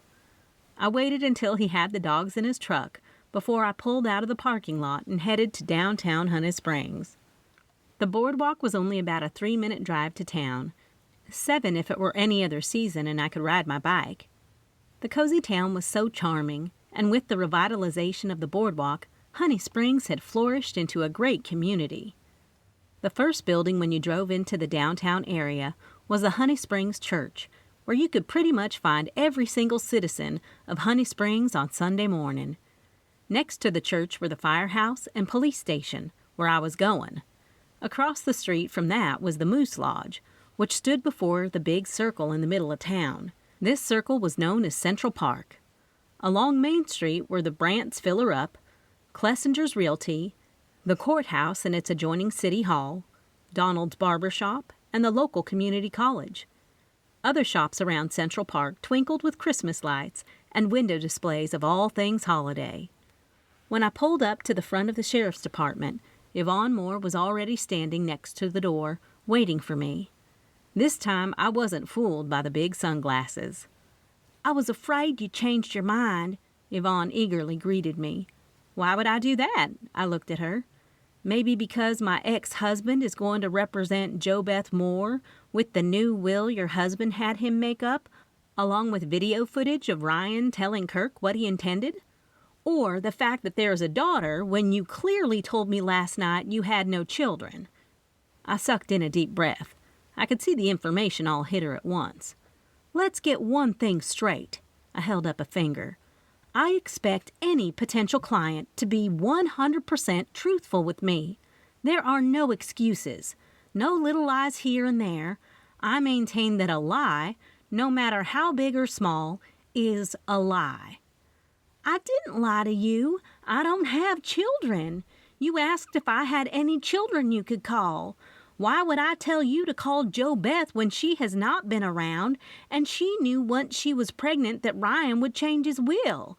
So she got pregnant to a disgruntled employee who knew that Ryan wanted to pass the company down and decided to conspire with JoBeth to make our life a living hell." Her words fell over me like a weighted blanket. "I'm sorry." I quickly apologized and realized Kirk showing up out of the blue had a greater impact than I thought it had. "I haven't even gotten to hear your side of things. Why don't we go over to the gazebo in Central Park and talk before we go in there?" She nodded and tightened the scarf around her neck. "Let's start from the beginning. Give me a brief history on your relationship with Ryan and the Moore family." The span of time was very broad, but would give me a good sense of how they lived their lives. "It's no secret. I was a kitchen utensil company rep that had Honey Springs for my territory. I sold directly to Ryan. Things like butcher knives, meat slicers, more industrial-type equipment butchers use." He made me laugh. He was charming. Yvonne smiled. It was the first time I'd seen her do it, and it was refreshing. We crossed Main Street and walked over to Central Park. The stroll over there was actually nice, with the snowflakes fluttering around, the lights strung along the fence around the park, and the gazebo decorated with the town Christmas tree. She continued, "He didn't want children. I didn't want children. I moved in with him. I thought JoBeth and I would be great friends. From what Ryan told me, she was amazing. Girly thing. I had no idea she wasn't going to accept me until I met her. And when Ryan left the room after he'd introduced us, she let me know just how much she'd make my life a living you-know-what." "Why would she do that?" I asked, and took the lead to sit on one of the benches in the park. "I asked Ryan the exact same question. He immediately called her up and asked her. He never told me what she said. The only thing he told me was if Joe ever had children, he'd leave his fortune to them." She sat down, her knees toward me. "I was fine with that. I had no idea he was even worth that much when I was selling to him." "He married you anyway, even though his daughter was against it?" I had to question this because I knew Kirk would be all over the relationship between his client and mine. "Ryan thought she'd come around." She shook her head. "She never did. It's a shame, too. He loved her, but as soon as she got pregnant, she showed up at the door." "Tell me about it." I wanted all the details about JoBeth and how she sounded so vindictive, which could be a clear motive to have killed the father. And the father of the baby. "Gio Porto is his name. He was Ryan's best butcher. Ryan claimed Gio was buying low-quality meat. and said Gio said he wasn't. People got sick. Ryan fired him. Ryan came home one night and said he found Gio and Joe Beth in his office rummaging through his desk. Yvonne gnawed on her bottom lip and watched the tourists walk by the tree, stopping for selfies. They had words. Ryan came home with a black eye. I told him to call the police. He was about to, but Joe Beth showed up at the door. That's when Joe told us that she and Gio were an item and she was pregnant. So she's a few months pregnant? I asked. Apparently. Ryan told me at dinner at the Watershed how he'd gone to see a lawyer outside of Honey Springs. Kirk something. She snapped her fingers as if trying to remember. He's bound and determined to keep his promise to Joe after all these years. What promise was that? I asked for clarification. He wasn't there for her as a father, and before me he'd really tried hard to make amends to her. He promised her he'd leave the company to her and her children, signing over the company when she was pregnant. Go on. Yvonne's story only made me think Gio and Joe Beth had a great motive to have killed Ryan. I had found a case of revenge and murder at once.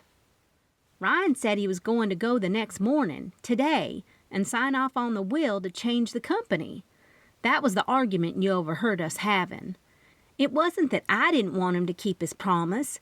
Just put something in place to guarantee the child got the company when the child was of age, and maybe went to business college. Something that kept the kid accountable. Ryan wouldn't hear of it. She picked at her gloves. He said he'd be the child's mentor. She closed her eyes and brought her hand to her head. Now he's dead. I don't understand. I know it's got to be hard for you to even consider, but do you think Joe got pregnant by Gio on purpose? Not only because she knew the agreement, but also to sock it to him that the baby's father is someone Ryan fired and got beat up by? I looked over and put my hand on her. She gulped. I guess it's possible, but... She blinked. Tears rolled down her face. She looked like she just couldn't believe Joe could be this vindictive. I'm sorry, but I have to ask. It was a question I'd hated to ask my other defense clients when I was a full-time lawyer. Did you kill Ryan? No, she blurted. Do you have any access to hemlock? I knew this was an odd question, considering hemlock didn't grow in the winter. I don't even know what hemlock looks like, much less know about how to poison someone with it. But where did I start? Who would know about flowers? All About the Details. Babette Cliff, the owner of All About the Details, would know everything about flowers, since she was the only event planner in Honey Springs and did every single event. Surely she'd come across hemlock before. I'm going to call Spencer Shepard and tell him that I will represent you on any sort of interrogation. She looked slightly relieved when I said it. What if they charged me with murder? She asked. Let's take it day by day. I didn't want to make a full commitment. I wasn't sure Yvonne was what Aunt Maxie would call, and I quote, playing with a full deck of cards. I'd yet to get a good reading on her and was still somewhat leery about some of the vague answers she'd given me. I'm going to tell him that we will be in tomorrow morning to give your statement. You go home and don't talk to anyone. Understand? Yes, she nodded. Do not answer the door or the phone. No one. I made myself very clear. In the meantime, do you recall anything strange the night of the murder? Where he'd gotten hemlock in his food or drink, or on his skin? I'd not been able to figure out this hemlock poisoning part and how it could happen, nor had I had any time to read the books I'd gotten from the Crooked Cat. But I planned on keeping my head in those books until I understood everything I could absorb about the plant. Ryan said he was starving and couldn't wait to eat at the Watershed. He didn't even have his before-dinner cocktail, she recalled. I can go over to the Watershed and question them. I do know your waitress, Fiona. I was trying to fit all of this in my schedule for today. The better prepared I was to see Spencer with her in the morning, the better her chances of getting off that suspect list. We also had a guy. He was terrible. He even spilled Ryan's water all over him. She laughed. Wait! I smacked my hands together. They stung from being cold. I remember him. I remember that happening. I can question him, too. I'd like to get a list of your house staff, and if you have an employee list for the butcher shop, I'd like that, too. I stood up. Sure, you can have full access to Ryan's home office. She stood up. You can have anything I have access to. That'd be great. I hugged her, knowing it was probably not a client-appropriate thing to do, but she needed one. I'll be in touch later today. Okay. She hurried across the street. I watched her get into her car and drive off. What was that? Spencer walked out of the station. I have been sitting in here watching you two have a powwow and expecting you to come in, and she takes off. I can't give you a statement from me. I knew he was going to flip. Why not? He asked. I'm not stupid. I know you suspect Yvonne did it, but I'm not so sure. That's why I agreed to represent her during interrogation. We will be in here in the morning. I had to get my P's and Q's ready with this hemlock discovery and didn't know enough to have brought her in for questioning today. Geez, Roxy. He ran his hands through his hair before he wiped them down his face. You've got to be kidding me. His hot breath mixed with the cold temperature, letting steam roll out. I'll see you in the morning with my client. I wasn't going to divulge anything. Nor would I wait for Spencer to process what I'd told him, and I certainly knew this wasn't the last time I'd hear from him. Now I was determined, and all about the details was my first stop. 7. The Christmas carolers were strolling around and singing some festive carols in harmony when I got back to the boardwalk. Even though we were a destination lake town, many families and couples had come to love Honey Springs for the year-round cabins that were available to rent. Today those tourists were out and about, going in and out of the shops on the boardwalk, which were great for those last-minute gifts they needed for Christmas. The snowflakes were still batting about, with a few peaks of sun here and there appearing through the small cracks in the winter-gray clouds. It was getting colder, making the snow stick and creating the cozy Christmas feeling I loved. I'd stopped into the Bean Hive to get a little treat and coffee for Babette. "Any news?" Aunt Maxie asked, after I walked into the kitchen, where she had taken the liberty to make more burnt sugar cake using my recipe. Bunny was at the front helping customers. I'm going to help Yvonne out during her interrogation.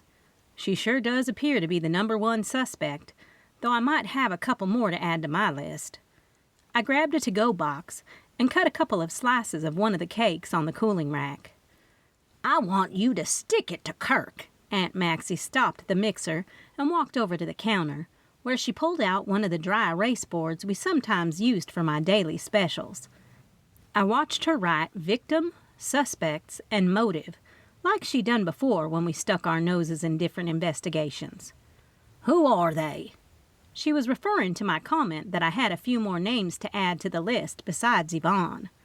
I laughed and shook my head as I closed the to-go box. I loved how we pretended to be mini sleuths. Gio, the disgruntled employee, who Ryan had fired and just so happens to be the father of Jo Beth's baby.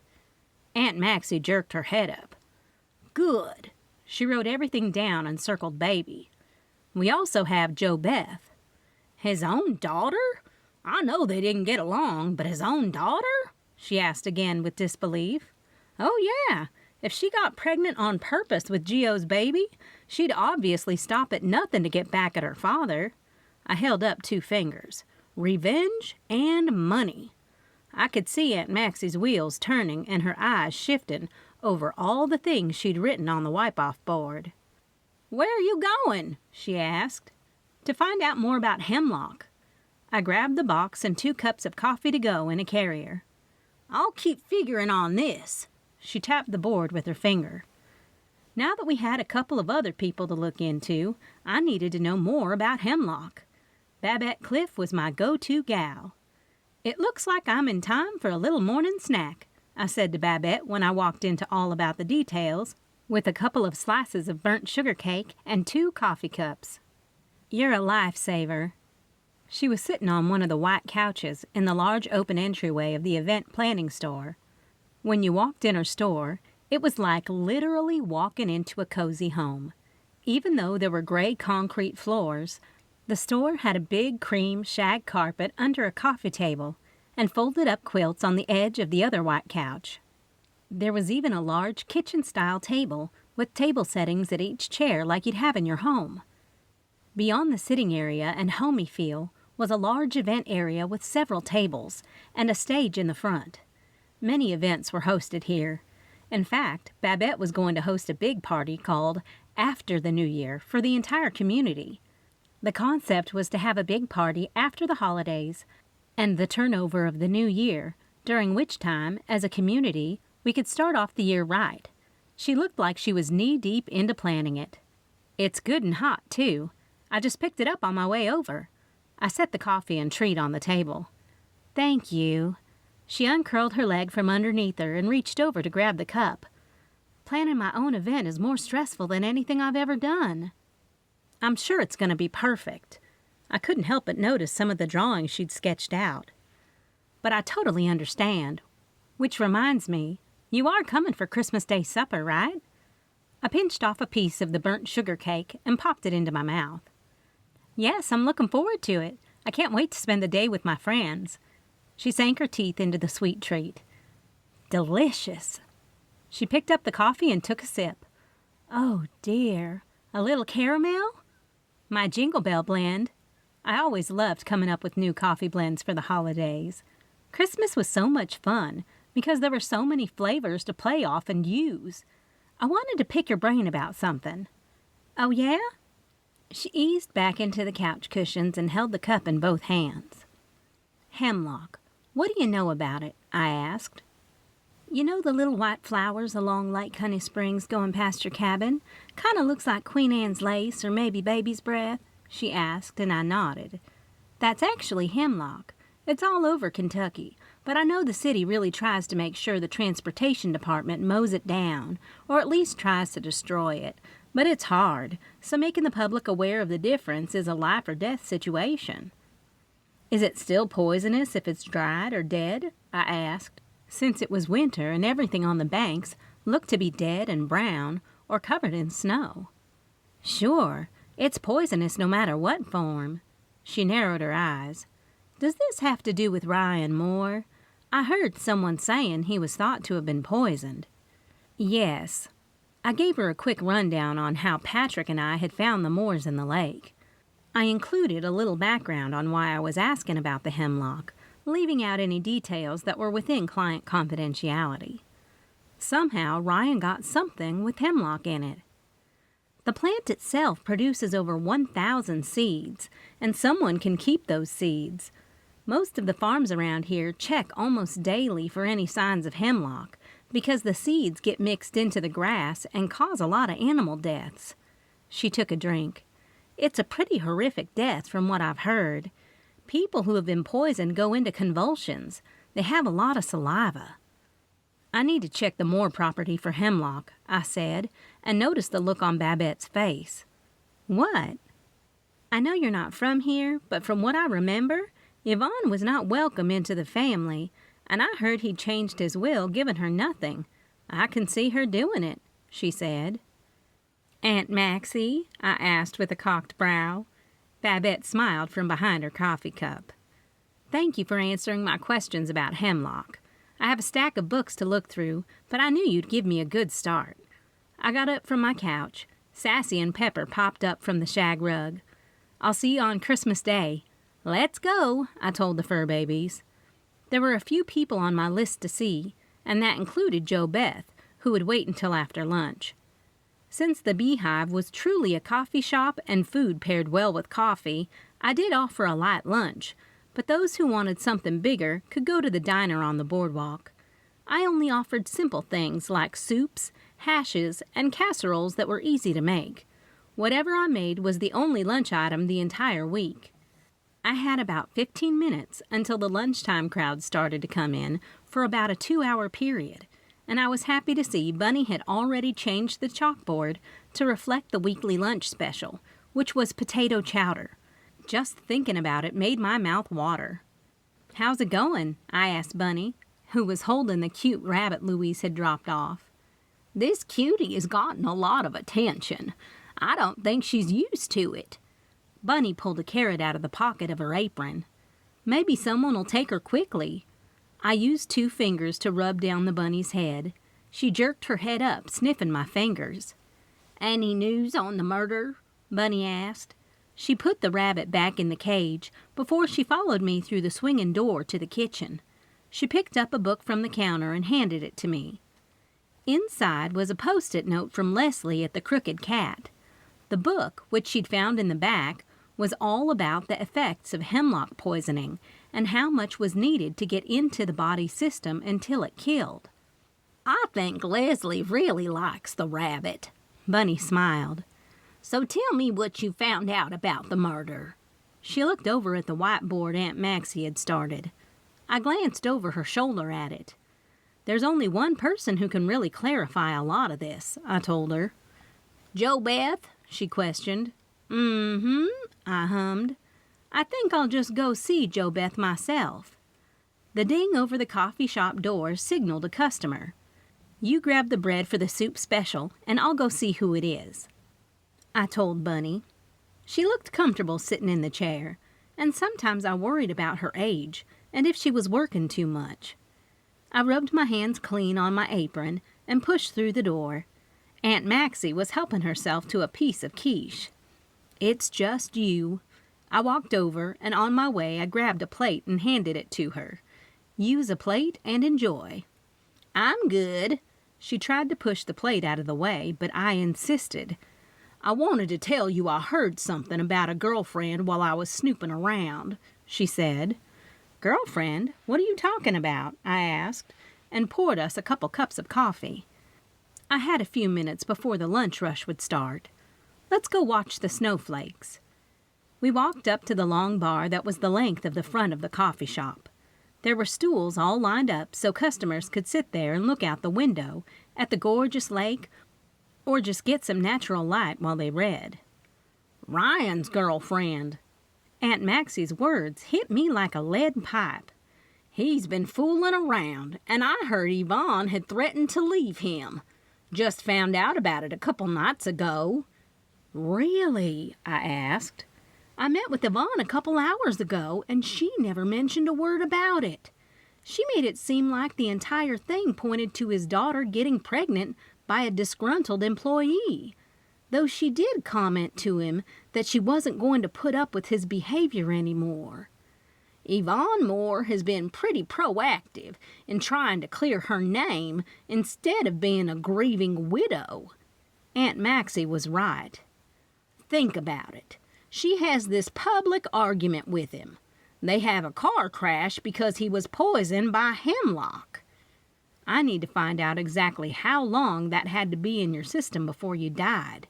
It was on the list. She showed up here immediately after the sheriff told her Ryan was poisoned, not accusing her of it.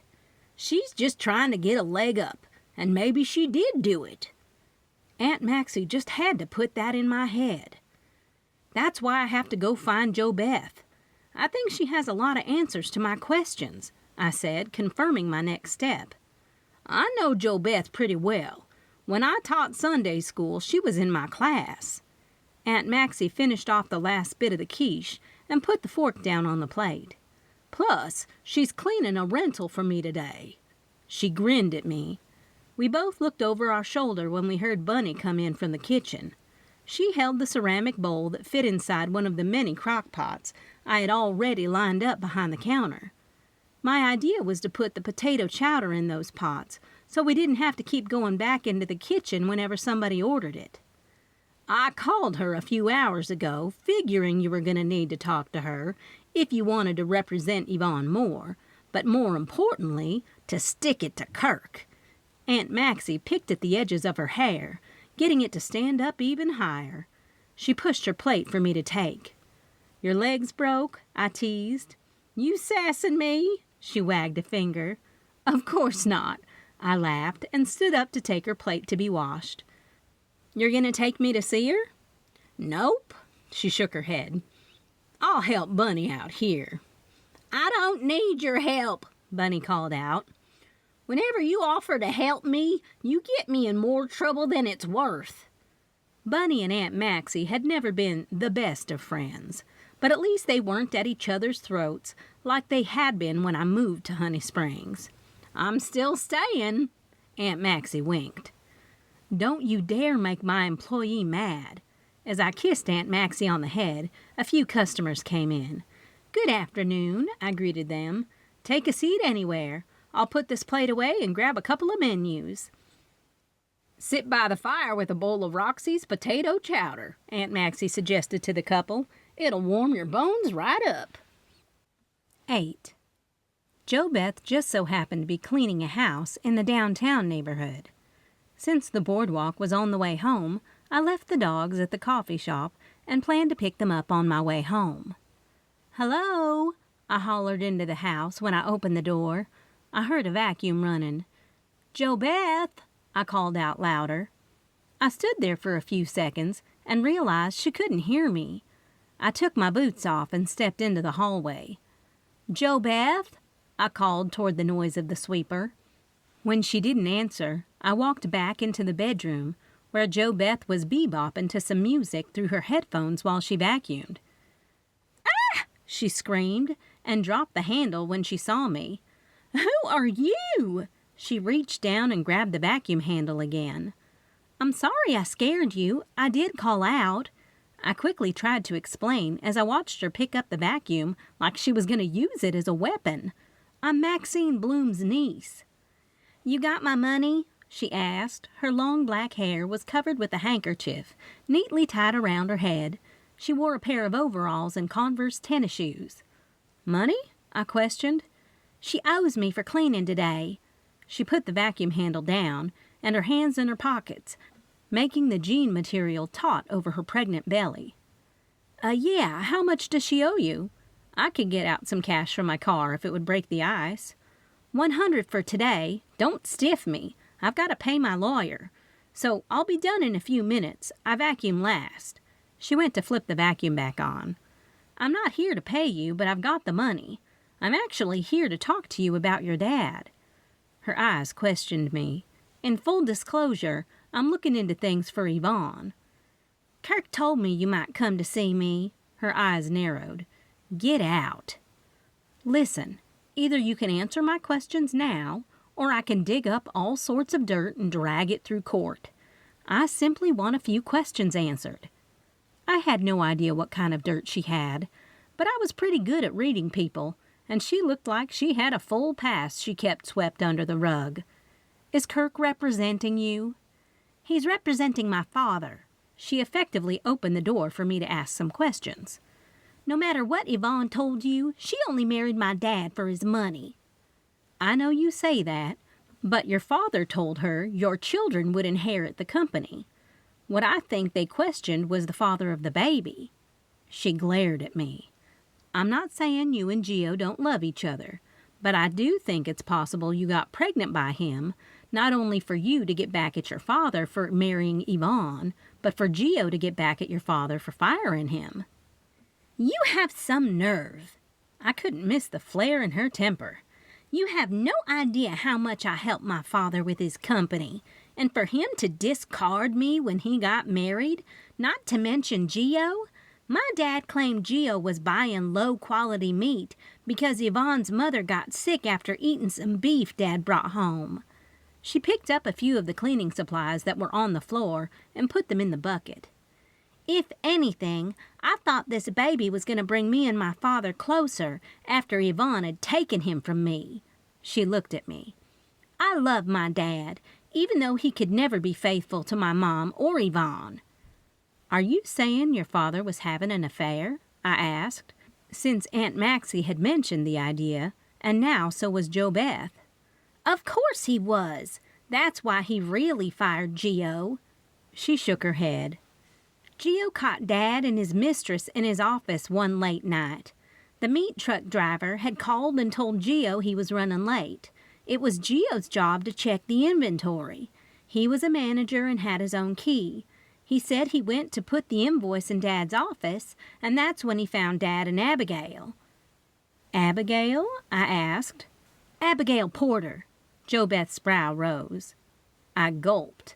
I still couldn't help but get a gut check when it came to Yvonne and the possibility that she wasn't disclosing the truth.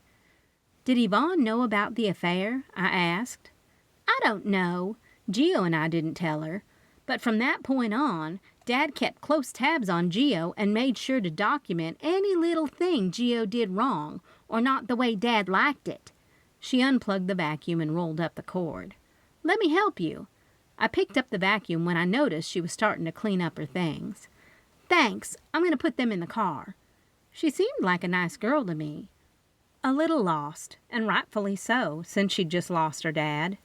But you know, even though Sheriff Spencer Shepard cleared me and Gio, I still think he thinks I did it. You talked to Sheriff Shepard? I asked. Yvonne didn't even call me about my dad. A friend of mine did from the squad. Her voice cracked. She didn't even have the decency to call me. That was another gut punch I was trying to get over. Though Yvonne had told me why she didn't tell me about JoBeth, because she wasn't her daughter, she still should have called her. My dad and I met for lunch the other day. He gave me the name of the lawyer and his phone number, so when the lawyer called, I'd take the phone call. I knew Dad was working it out, so my baby and I had a future. Yvonne had no clue what Dad was coming up with. She actually gave him the idea to be my mentor and my baby's. Now I think she screwed it up by killing him. JoBeth's eyes filled with tears. Granted, there were a lot of things I didn't do right when I was growing up, and people I wasn't the nicest to, but my dad always helped me see better in people. He might have been upset with Gio and rightfully fired him if Gio had ordered the low-grade meat, but Dad was willing to give him another chance because I loved Gio. I knew it was an awkward time to even bring up the subject, but we were limited in our time together. You don't think Gio killed your father? What benefit would that have? She asked with a furrowed brow as a tear rolled down her face. Dad was going to give Gio another chance, and Gio knew it. Besides, Gio knows that if I ever found out anyone did anything to my father, they'd be cut out of my life as well. Gio was very excited about the baby and our future before my father's murder. We were together on the night of my dad's death. Your dad was poisoned, so it could have happened over a period of time. Then it hit me. Who on earth did Ryan Moore hang around with the day of his murder? I had no idea, but I had seen with my own eyes Ryan Moore eating at the Watershed. Suddenly, I had the urge to grab an afternoon cocktail at the Watershed bar. 9. Uh-oh. Fiona's reaction was pretty priceless when she saw me walk into the bar of the Watershed.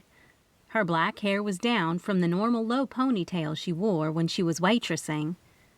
There must be something wrong if you're coming in here in the afternoon. What? I winked and pushed back a strand of my curly hair. Can a gal get a drink when she wants one? Coffee? Fiona laughed. I'm afraid you know me all too well. I sat down in front of her and watched as she carefully twirled one of the glasses around the dish towel to dry it. I know of a great little coffee shop just down the boardwalk that serves 100 times better coffee than that old coffee pot back there. She nodded behind her and picked up a beer mug from the dishwasher caddy to dry. You might have heard about it, the Bean Hive. Yeah, I played along. I went there once. Meh. I shrugged, laughing. Actually, I wanted to ask you a few questions about the other night when Patrick and I were eating supper. The same night when the Moores were here, she put the glass and the towel down and leaned her hip on the bar. Spencer Shepard was in here earlier asking the same thing. What gives? I'm sure he told you Ryan Moore's death has been ruled a homicide. I waited for her to confirm with a head gesture. He was poisoned. Really? Her jaw dropped and her eyes flew open. No wonder Spencer asked for the receipts when I couldn't remember what they ordered. And he was insistent on making sure if I recalled if they'd had cocktails. The Moores never drink, only water. Her chin slowly turned, and she twisted her head away from me, her eyes narrowed. What's it to you? She asked. I'm going to be looking into things for Yvonne more." I waited for her to respond. Exercising this kind of patience was a trait taught in law school. Actually, it was very important for lawyers to be able to sit, listen, watch, and see how people responded. Now that I'd told Fiona what I had to do with the situation, I had hoped she'd start talking. I told Shepard they didn't order anything off menu or that had to be made special. No drinks, just water. She looked over when a customer walked into the bar. "Hey, Jimmy, your usual?" The customer, Jimmy, who she obviously knew, gave her a quick yep. "What about the waitstaff that night?" I asked, and watched her grab a small cocktail glass and pour in a 4-finger bourbon, no ice. "Usual." She walked the drink down to Jimmy and came right back. "No one knew?" I asked. "Nope. I'm the manager for the waitstaff and bussers. I haven't hired anyone new in months." She pulled out a binder from behind the counter and thumbed through it. "Here is the staff a couple of nights ago." She flipped the binder around. I scanned down the page and noticed the waitstaff's phone numbers were next to their names. "Can I get a copy of this?" I asked after I noticed the only guy on the page was Pat Frisk. He had to be the busser who'd spilled the water all over Ryan Moore.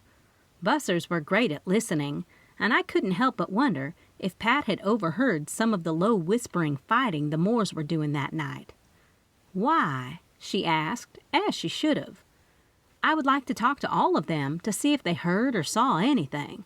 Every little detail is important." It was true. I'd found in past cases how the smallest of clues gave way to the biggest cracks in cases. "Sure." She took the binder. "I'll be right back." While she went to make a copy, I grabbed one of the Hemlock books out of my crossbody and flipped the index and back. I drew my finger down until I came to the poisoning section, then flipped directly to that chapter. "What you readin'?" Fiona asked, and slid the copy of the binder next to me. Hemlock. Ryan was poisoned from hemlock. My words made me shudder. "This time of the year?" she asked in a troubled voice. "Hemlock doesn't grow in the winter, especially with snow on the ground." I turned to look out the window. The snowflakes that had been dancing about in the wind had turned to much larger ones that were sticking to the ground. "Someone has access to hemlock, and I've got to find out who," I told her and read out loud. "According to this book, hemlock poisoning can take place over days, or, if in a large dose, it can take 6 hours. I grew up on a farm outside of the lake, and hemlock grew all over. My daddy spent half the summer trying to get rid of it before our cows ate it and died." She let out a long sigh. "My brother ate some once, and I'll never forget it." "What happened?" I asked. "My parents had to rush him to the hospital and had his stomach pumped out. He was sick for days after that." She frowned as the memory came back to her. "That's the year my mama made my daddy sell the farm, and the beginning of the end of their marriage." "Gosh, I'm so sorry." I was saddened to see the somber look in her eyes. "It's all good." She grabbed the bourbon bottle by the neck and a shot glass on her way back down to fill Jimmy's glass. Fiona must have had a deep hurt that she felt the need to cover up. She filled up Jimmy's glass, the shot glass, and they clinked them in the air before sucking down the brown liquid. I picked up the piece of paper, stuck it in the hemlock book, then stuck both in my crossbody. I got off the stool. "Thanks, Fiona," I called when I passed her and Jimmy. "No problem. I hope I helped." She offered a smile. I took my time walking over the metal bridge between the water and the land that led to the Watershed. Since it was a floating restaurant, the bridge or a boat was the only way to get to it. I pulled up the edges of my coat around my neck before I grabbed onto the rails. The temperature was below freezing, making the wet snow turn into patches of ice. Once I got to my car in the parking lot, I decided not to go back to the Bean Hive. Bunny would already be gone, and the afternoon help would be there. I'd assess the roads from here to my cabin to make the call if we needed to close down. The staff was my number one concern, and I certainly didn't want them to drive on icy and dangerous roads. It was nice to pass a few salt trucks, though I did take it really slow. The roads weren't covered in ice like I'd anticipated them to be. Plus, I'd flipped on the radio station just in time for a weather update. The roads would be icy overnight once the temperatures dropped even more. After I pulled into my driveway, I grabbed my cell phone and texted one of the afternoon employees to let her know to close early if we only had stragglers coming in. Since there were no planned activities on the boardwalk tonight, I figured the tourists would be nestled in their rented cabins or the cocoon. There was nothing better than the smell of a real fire. When I got out of the car, I could not only see the smoke coming from my cabin chimney, but smell it. I couldn't help but smile. The freshly fallen snow lay perfectly on the roof of the cabin, and the lights from inside glowed. "I'm home," I sang when I opened the door. Pepper and Sassy ran over to me. Before even taking off my coat, I bent down and let them smother me with kisses. "Why am I always the last one to get the leftover smooches?" Patrick asked. He was standing in the kitchen with one of my aprons on. He did not care that it was the one with lipsticks and lips printed all over it. "Supper's almost ready." "You're amazing." I unzipped my coat and hung it on the coat rack. I took off my shoes and headed straight over to kiss my husband. "Looks delicious." "I thought I'd go by Moore's Butchery and get us some chops so I could pan fry them." They were sizzling in the pan, and the crust Patrick had dragged them in was starting to brown. "Go warm up by the fire and tell me what you found out today." Patrick's attitude had really changed from a year ago. The first time I'd stuck my nose into one of Sheriff's investigations, Patrick had practically forbidden it. Now he was good at accepting me for me, and knew he had to come to love that part of me. It was a part that I'd grown into when we were apart those 10 years. I'm not even sure how to start. I walked over to the potbelly stove. The window in the door where you put the wood glowed red from the fire inside. On the counter was a bowl of freshly made popcorn that Patrick had already popped for us to make garland. I sat on the hearth and picked up the needle, thread, and bowl. I carefully strung the needle as I told him about how I'd gotten the list of employees working at the Watershed from Fiona. Not only had Patrick finished cooking supper, he'd set the cafe-style table and lit the candle in the middle. Sassy and Pepper had snuggled up on the couch while we ate. It was so sad to see her recall how her own brother being poisoned by eating hemlock had led to her parents' divorce. I told him about Fiona's situation. Very sad. "Well, I did find out some things." Patrick picked up the wine glass and took a sip, making me wait. "Some things?" I emphasized the plural. "Mm-hmm." He took another sip and enjoyed the pain of my waiting. "Gio was there." "Getting meat?" I asked. "Nope, cutting it. In fact, he's now head butcher again." Patrick picked up his knife and cut another piece of his pork chop. "Don't you think it's a bit soon?" "Yeah." My mind was so jumbled with this case. The cause of Ryan's death kept everything from fitting. If it was a clear case of being shot, stabbed, or strangled, it was easier to catch someone without an airtight alibi. But poisoning, it was an altogether different beast. "What?" Patrick put his utensils down and stared at me. "You've got that look." "I need to find out who has hemlock stored somewhere. That means I have to go to everyone who had motive enough to kill him and trace their footsteps back for a few days. I knew I also needed to talk to the staff of the Watershed. I'm going to also go see and talk to all the people who worked at the Watershed."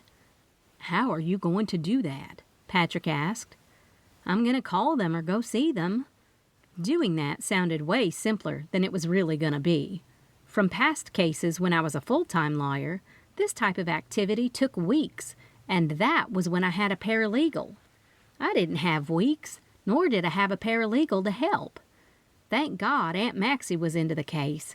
She'd surely hunt some of those people down, especially Pat.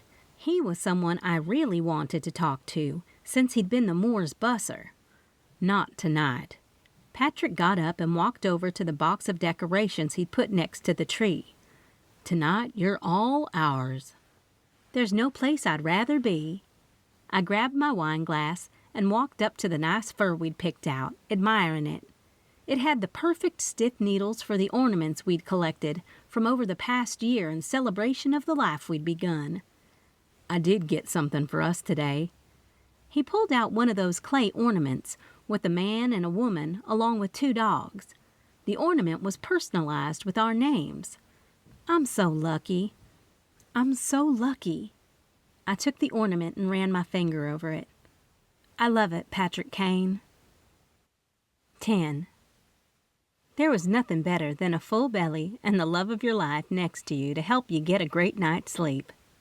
Or maybe it was that I hadn't slept a wink the night before, but I'll say the warmth of the bed with Patrick, Sassy, and Pepper, making it all cozy, got me the shut I needed to ensure I was wide awake and raring to go when the alarm went off. Good morning. I looked up and saw Patrick standing over me with a cup of coffee. I didn't even hear you get out of bed. You were out. He smiled and gave me the coffee once I pushed myself up in the bed. Sassy jumped off. Pepper stayed tucked in the covers next to me. I got a service call from Kami. He had done all the remodeling for Cocoon Hotel, and Kami was great about calling Patrick if something needed to be repaired. One of their ovens isn't working in the kitchen. He sat on the edge of the bed and put on his work boots. Tell her I'll be down to bring her coffee in this morning. I pulled the covers off. Pepper stuck his head out from underneath. I'm sure Bunny has it all ready. Ask Kami if she needs me to bring anything for her guests to eat. Not that I had a lot, but I certainly had enough in the Bean Hive freezer to take down to her guests while Patrick fixed the oven. I will. He got up, turned, and kissed me goodbye. You keep your nose out of anything that'll get you in trouble. I gave him a smile and a wink. We both knew I wasn't going to commit to anything I couldn't guarantee. I love you, I hollered out to him. I pulled the covers back over me when my legs got a chill. Just a few more minutes, I told Pepper. He immediately put his head under the cover, apparently thinking it was a great idea. The coffee warmed me and got my brain in somewhat of a working order. Items on the to-do list I needed to accomplish today started to drift in one at a time. We need to go to the Bean Hive and get Kami her coffee for the hospitality room. I was talking to Pepper like he was truly listening, but the light snoring from underneath the covers told me he was fast asleep. Sassy had gone to work with Patrick. We also need to meet Yvonne at the sheriff's department, which means I need to dress a little better than my regular Bean Hive clothing, just in case Kirk shows up. It wasn't unusual for Kirk to request to be present during a police interview of a potential suspect in a case he'd taken on. In this instance, I was sure he would enjoy having to deal with me. He has no idea what he's in for. I drank the last sip of coffee in my mug and put it down on the table. Let's get moving, Pepper. I threw back the covers and got out of bed, ready to face what the day was going to bring. It didn't take long for me to take a shower and put on a pair of black slacks with black boots, a white button-down shirt, and a black blazer to match. The long-sleeved Bean Hive shirt would go fine with the pants once I was back to work at the coffee shop. Patrick had filled Pepper's bowl with kibble before he left, so Pepper ate and waited patiently by the door. With my overcoat zipped up, I bent down and put Pepper's sweater on him. He loved his sweater. He danced around, his little gray stump tail wiggling as fast as it could go. I gave him a good scratch under his chin and used my fingers to comb down his beard. "Are you ready?" I asked in an excited voice. I opened the door, grabbed my crossbody, and with my keys in hand, went out the door. Pepper ran around and did his business while I opened the trunk and got out a blanket for him to sit on, since the snowfall was still on the ground. I was happy to see the roads weren't covered, which meant the road crew had done a great job. I grabbed the old briefcase I kept in the trunk I'd used in my lawyer days. Truthfully, there was nothing in it, but I was going to look the part. Honestly, I'd totally given up on being a lawyer when I moved to Honey Springs. But once people started to find out I was once a lawyer, they did ask me for various services. Unfortunately, this wasn't the first murder I'd come across, though I wished it would be the last. "You ready?" I asked Pepper again when he got back to the car. I opened the door and fixed his blanket before he jumped in. I used the edges of the blanket to clean off the snow from his fur. If I didn't, it'd clump and hang on the fur. I slowed the car down when we went around the curve where the moors had wrecked. The tire marks in the grass were covered with snow, but I knew they were under there. "We have to figure out where the hemlock came from," I said out loud. Pepper had planted his front paws on the door handle and was looking out the window. And I need to talk to Abigail Porter. I didn't want to ask Yvonne about Abigail, her supposed best friend who Jo Beth claimed her father was having an affair with. But if I would take her off the suspect list and put Abigail on as a replacement, I had to do what Patrick asked me not to do, be nosy. Something smells good in here. The smell of cinnamon, nutmeg, and sugar filled the air and swept over me when Pepper and I walked in the Bean Hive. "Good morning," Bunny called from behind the counter. "You can flip the sign." I did exactly what she told me to do. We had a few minutes before opening time, and I was glad to see she'd already gotten the display cases filled and the coffee pots all brewed. "How did you sleep?" she asked, and handed me a cup of the Jingle Bell blend. "Like a log." I took a sip before I even took off my coat. "It's so cold out. This is so good, thank you." "You're welcome, dear." Bunny was buttering me up for something. "What?" I asked. "Well," she hesitated and wrung her hands, looking worried. "I've lost the bunny rabbit." "What?" I jumped up and put the mug on the counter, then headed straight over to the cage to see for myself. The rabbit was not in there. I moved the cage. I moved the freestanding coffee station. Nothing.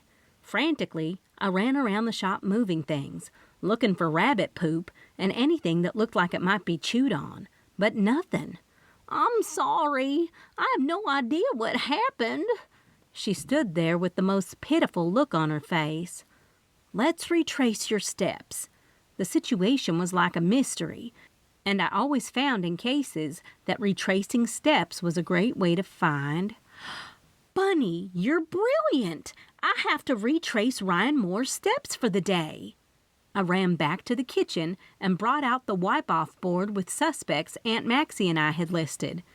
"You're not mad?" Bunny asked, with some caution in her voice. "We need to find the rabbit. Where could it have gone? It wasn't like we were open, and it also wasn't like the rabbit could open the cage door and walk out. Tell me exactly what you did this morning." "My alarm went off, and my arthritis was aching from the cold." She rubbed her elbow. "No, I'm sorry your arthritis is acting up, but start from when you opened that door." I pointed at the front door of the Bean Hive. "I opened the door with my key, and I stuck it right back in my pocketbook." She seemed to be into this sort of questioning. Her voice picked up with excitement as she recalled the facts of how she'd locked the door, hung up her coat, put up her pocketbook, put on the apron, and headed directly to the coffee pots to flip them on. "And I went back to the kitchen and turned on the ovens." She had the same routine each of us did when we opened. In fact, I had a checklist posted not only next to the register, but on the refrigerator in the kitchen. She'd done everything on the list, including getting the food ready for the display cases. "I even put a few logs on the fire." Though she tried to recall what happened to the rabbit, she did have a little pride in that fire. "That's when Leslie Rourke knocked." "Leslie?" I asked and felt a sense of relief. "You didn't say she came by." "It's not unusual for the owners of shops to come by and grab a cup on their way into their own stores." She was right. Many of the shop owners knew we were there getting ready for our early morning customers well before their doors even opened. "I know, but I was just at Crooked Cat yesterday when Louise came down there looking for me to drop the bunny off. I told Leslie a rabbit would be great for the bookstore, and especially the children's story time." I smiled. "If I recall correctly, I do believe story time is today." I walked behind the counter and started to look around. "Are you sure she didn't say anything or leave a note?" I asked. "Not that I remember." Bunny's worried look came back. A few customers came into the coffee shop. A gust of cold air swept along the floor and circled around me, sending goosebumps all over my body. I smiled at the customers while they all looked down the display counter. "I'll call her." I dug deep into my crossbody and grabbed my phone, only to find a text from Leslie. "Here, she left a text," I read aloud. "Roxy, I decided to give the rabbit a try at story time. Your idea really sounds good. I went to get a coffee from Bunny this morning and told her I was going to borrow the rabbit for the day. Bunny said okay, but she seemed to be occupied with something else, so I'm not sure if she heard me. TTYL." "TTYL?" Bunny jerked back. "Talk to you later." Was that really all Bunny had heard from the text? "She said you seemed to be occupied with something else. Are you okay?" "I'm fine." Bunny shuffled around me. "I'm glad the rabbit's okay." "Yeah, me too." Now that Leslie brought it to my attention and I'd asked Bunny, I could clearly see she was hiding or very nervous about something. That was yet another mystery to solve, but I didn't have time to explore it. "I'm going to take the carafes down to Cocoon Hotel." I took 2 of the industrial carafes from the coffee pot and replaced them to fill up. "You okay for a few minutes?" "Of course I am. I reckon you're going to be on me now that Leslie said my mind was occupied." Bunny didn't like to have tabs kept on her. She was very proud of her independence. "I won't have none of that, you hear me, Roxanne Bloom?" She shook her crooked finger at me. "It's nothing I don't ask every time I leave." That was the truth. I always made sure I asked whoever was working with me if they'd be okay when I had to run errands. Only this time, Bunny's reaction did make me think she was hiding something. But what? 11. Good morning. I was caught off guard when Aunt Maxie and I ran into each other as I was leaving the coffee shop. "Want to walk down to Cocoon with me so I can drop off the coffee?" "I was going to warm up by the fire." She hemmed and hawed and looked into the window of the bean hive. Pepper did look very snug in the dog bed next to the fireplace. "I guess I can." She tugged the stocking hat she had pulled on her head down a little more, covering her ears. She also wore a bright red velvet coat and matching red gloves. "You'll be fine. Besides, you've got so much red on you look like you're on fire." I laughed and handed her one of the carafes. "I can't help it if I'm full of style and glamour." She definitely always dressed eccentrically, but in a fashionable way, something I could never pull off. "What are you doing today?" I asked on our way down the boardwalk to Cocoon. I was glad the snow had melted off the boardwalk. The effect made for a really nice, crisp walk as the dawn started to pop up over the trees. The Christmas lights wrapped around the carriage poles gave off a warm glow. The sights filled my soul with joy, though if I took a second to think about Yvonne, the joy was somewhat dampened. "What did you hear?" she jerked. "Are you hiding something?" I questioned her, since the reaction was not like her. "You rarely ask me that this early." Aunt Maxie shrugged and returned to her normal self. "I've got to meet Yvonne Moore at the sheriff's department, but I need someone to look into something for me at the Watershed." I'd actually left the copy of Who Was Working at the Watershed that Fiona had given me. "I also need you to retrace Ryan Moore's steps for the entire day." "What's at the Watershed?"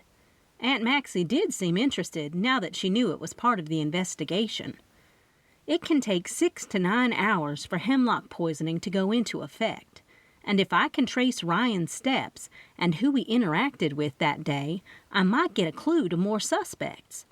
It wasn't like I doubted we had a good list now, but JoBeth, Gio, and Yvonne seemed so obvious, and each one had their own reasons. Though I'd not talked to Gio, JoBeth was right.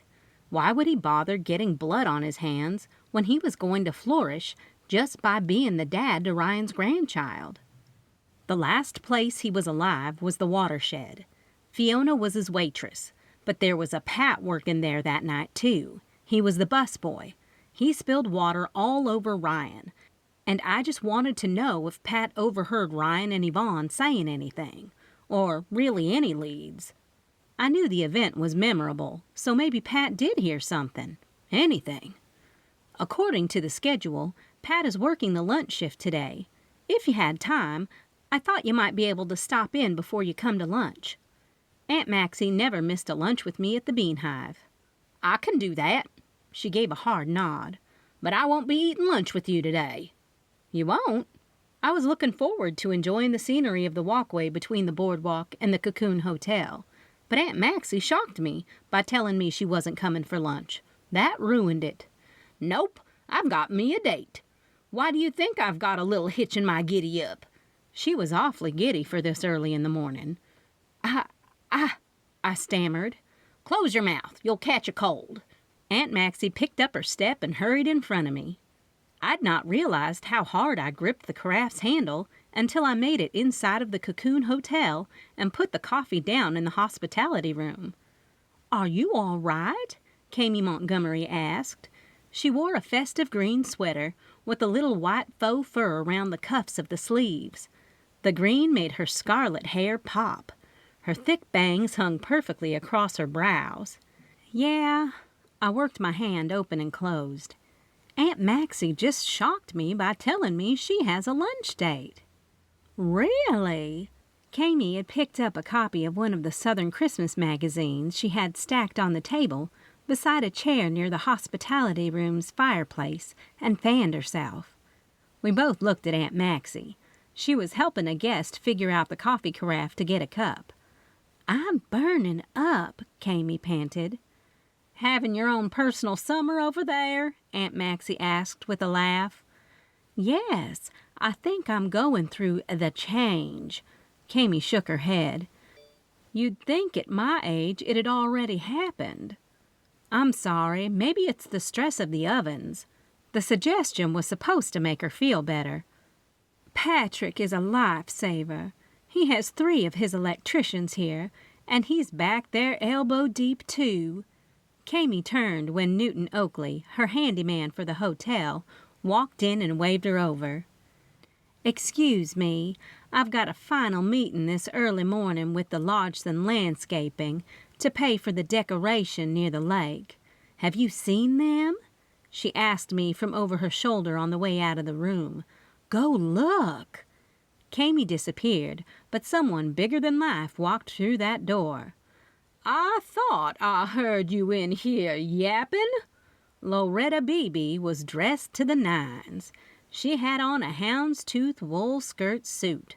Her black purse dangled over her elbow. She wore pearls the size of baseballs in her ears and around her neck. Her short black hair stood out against her tan skin. Something, she said, was because of her Native American heritage, but we all knew it was from the tanning bed over at Lisa Stahl's house, and that tanning bed she kept in her garage. Hello, Loretta, Aunt Maxie said in her southern bless-your-heart voice. What are you doing up at this time of day? Aunt Maxie leaned over and whispered to me. She had to get up 2 hours ago to get into that get-up. Oh, Maxine, what is this I hear about you and Floyd? I mean, come on. The thought of Bunny Bowowski's leftovers? Shocking.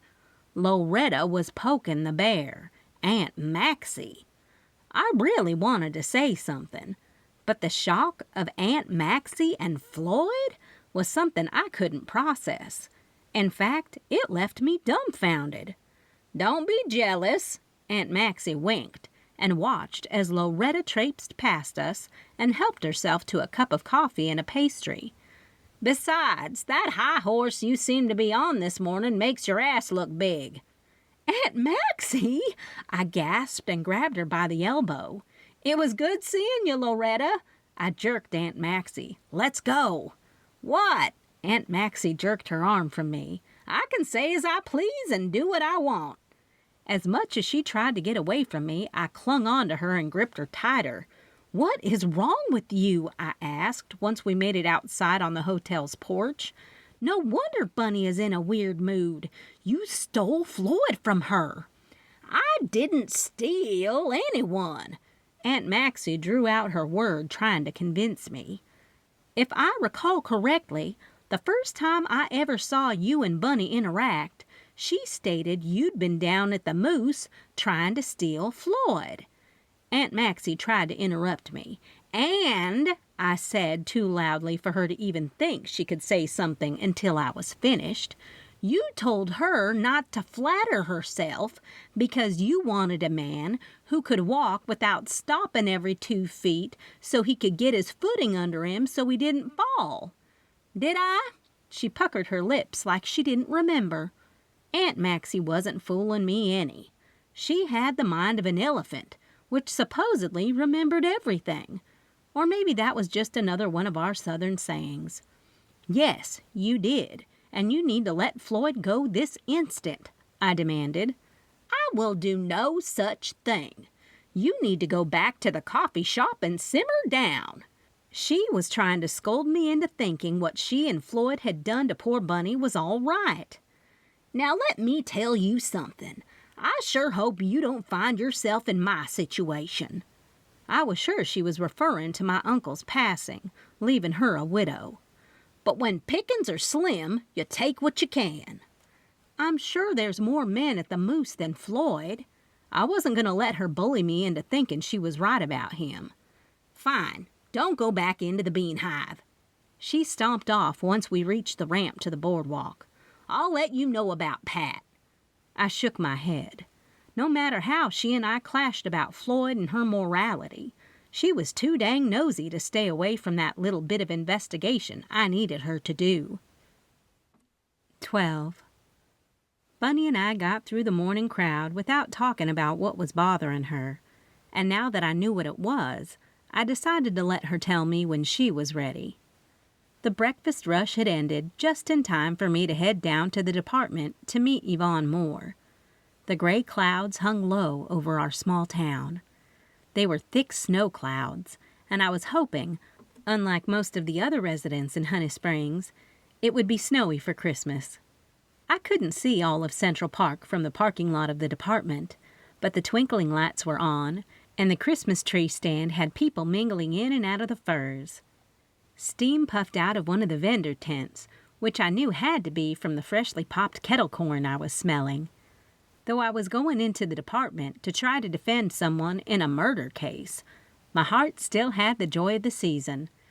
I was very thankful for Honey Springs and how it had embraced me. Unfortunately, that joy quickly faded when I jerked around to see who was knocking on my car window. Kirk. With a huge smile on his face, he waved.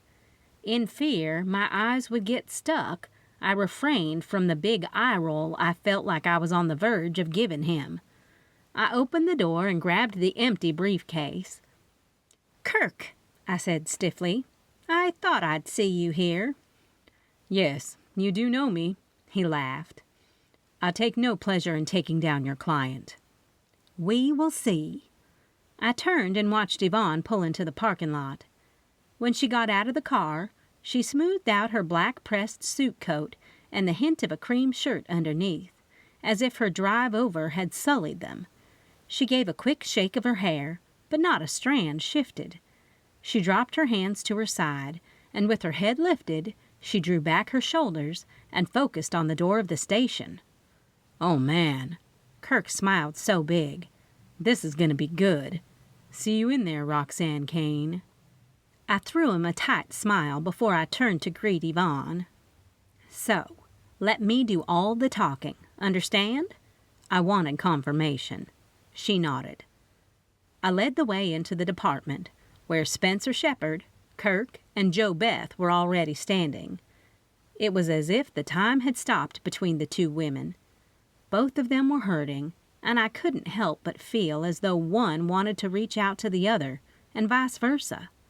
But it was Joe Beth who took a deep breath and whispered something into Kirk's ear, at which point he led her off in a different direction. "Mrs. Moore, Roxy." Spencer walked over, placing the file under his arm. "If you two don't mind following me into a room, we'll get started."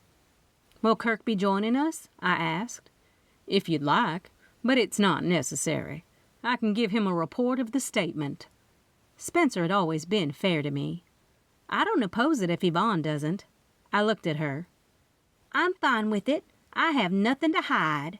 Yvonne shrugged with the utmost confidence that I loved. "Bring him in." I stopped at the door of the room and told Spencer, "You sit right here." I'd assessed the room because I knew exactly where Kirk had always preferred to be when he was involved in client statements. If we occupied his space, he'd be unable to think clearly. It was one of his weirdo techniques he claimed was a key to his success. Yvonne took her seat, and I plopped the briefcase up on the table. Spencer and Kirk came in directly. Kirk looked frantically about the room. He grabbed a chair with his hand and began to shift it right, then left. He appeared to be in a pickle. He fussed with the chair a few more seconds before giving in and sitting down. My soul felt a bit of satisfaction as I watched him squirm. Spencer sat down in the chair right across the table from Yvonne and pushed the button on the microphone before he pushed it into the middle of the table. He rambled off the date, time, and case number before he started to ask the usual questions. State your name, birth date, address, occupation. How did you know the victim? I understand you and your husband were fighting on the night of the wreck. I also understand you told him you were filing for divorce. Is that correct? Spencer asked. Kirk shifted in his seat. Yes, I did say that. She looked at me and I gestured okay. Why did you say that? Spencer asked. He was having an affair. She lifted her chin. Though she was trying not to cry, I could see the puddles forming in her eyes. Do you have any access to hemlock? Spencer asked Yvonne. No, she stated matter-of-factly. I don't even know what it looks like. In these photos we found on your house computer. Spencer opened the file and took out some photos. He slid them across the table for Yvonne to look at. The small white flowers are hemlock. And according to Daryl, your housekeeper, she said you picked those all the time around your property. I had no idea they were hemlock. She looked at the photos and then eased back into the chair. Just because my client picks flowers off her own property doesn't mean she's a botanist. She only likes to make her home pretty. And you know it's hemlock? I asked Spencer. We had some of the dead weeds tested around the property, and according to Lodgson Landscaping, who does all of the Moore's landscaping, they have hemlock on the property. Spencer's words put a huge smile on Kirk's face that I wanted to smack right off. That might be the case, but Yvonne has no access to any sort of hemlock that's alive. I shook my head. If you haven't noticed, it's winter. That's where you're wrong. Spencer opened the file again and took out more photos. Here is a photo of some hemlock in a small greenhouse we seized during a search of the property. This piece of evidence was hard to swallow. Not only did they have my client fighting with the victim, who'd been caught cheating on her, they also had the live murder weapon. My client, JoBeth Moore, would like to bring murder charges against Yvonne Moore for the murder of Ryan Moore. Kirk jumped up and smacked the table. That's ridiculous! I didn't kill him! Yvonne screamed out. Yvonne, I tried to calm her, but it didn't help. Spencer put his hand out to her and Kirk.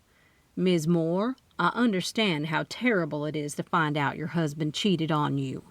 Trust me, if you just tell us the truth, that you did kill Ryan Moore from the hemlock of your greenhouse, we can lessen the charges. Spencer was trying to wrangle a confession from her. No way, I shook my head. My client...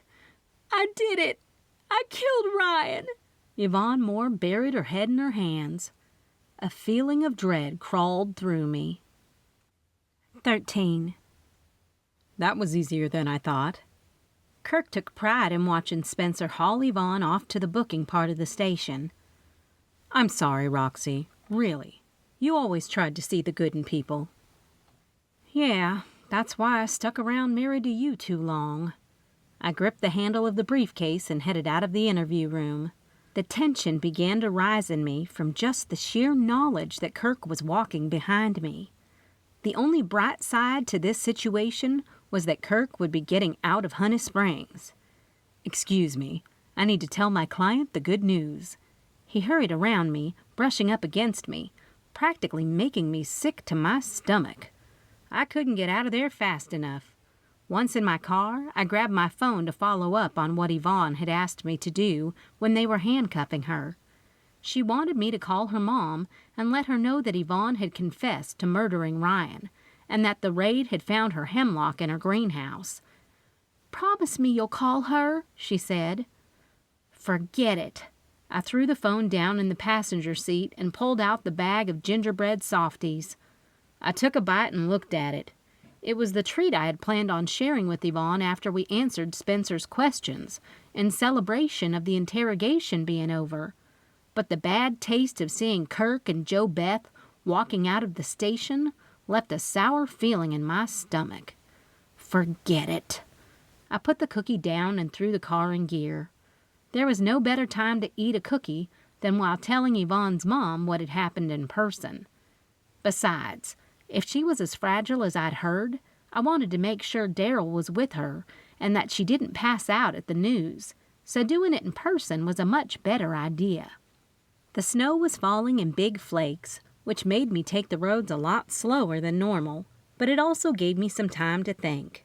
For someone to be so adamant about not killing her husband, she sure did an about-face, which made me wonder what she was hiding. Really hiding. I had no time to question her, since they were going to take her straight to booking.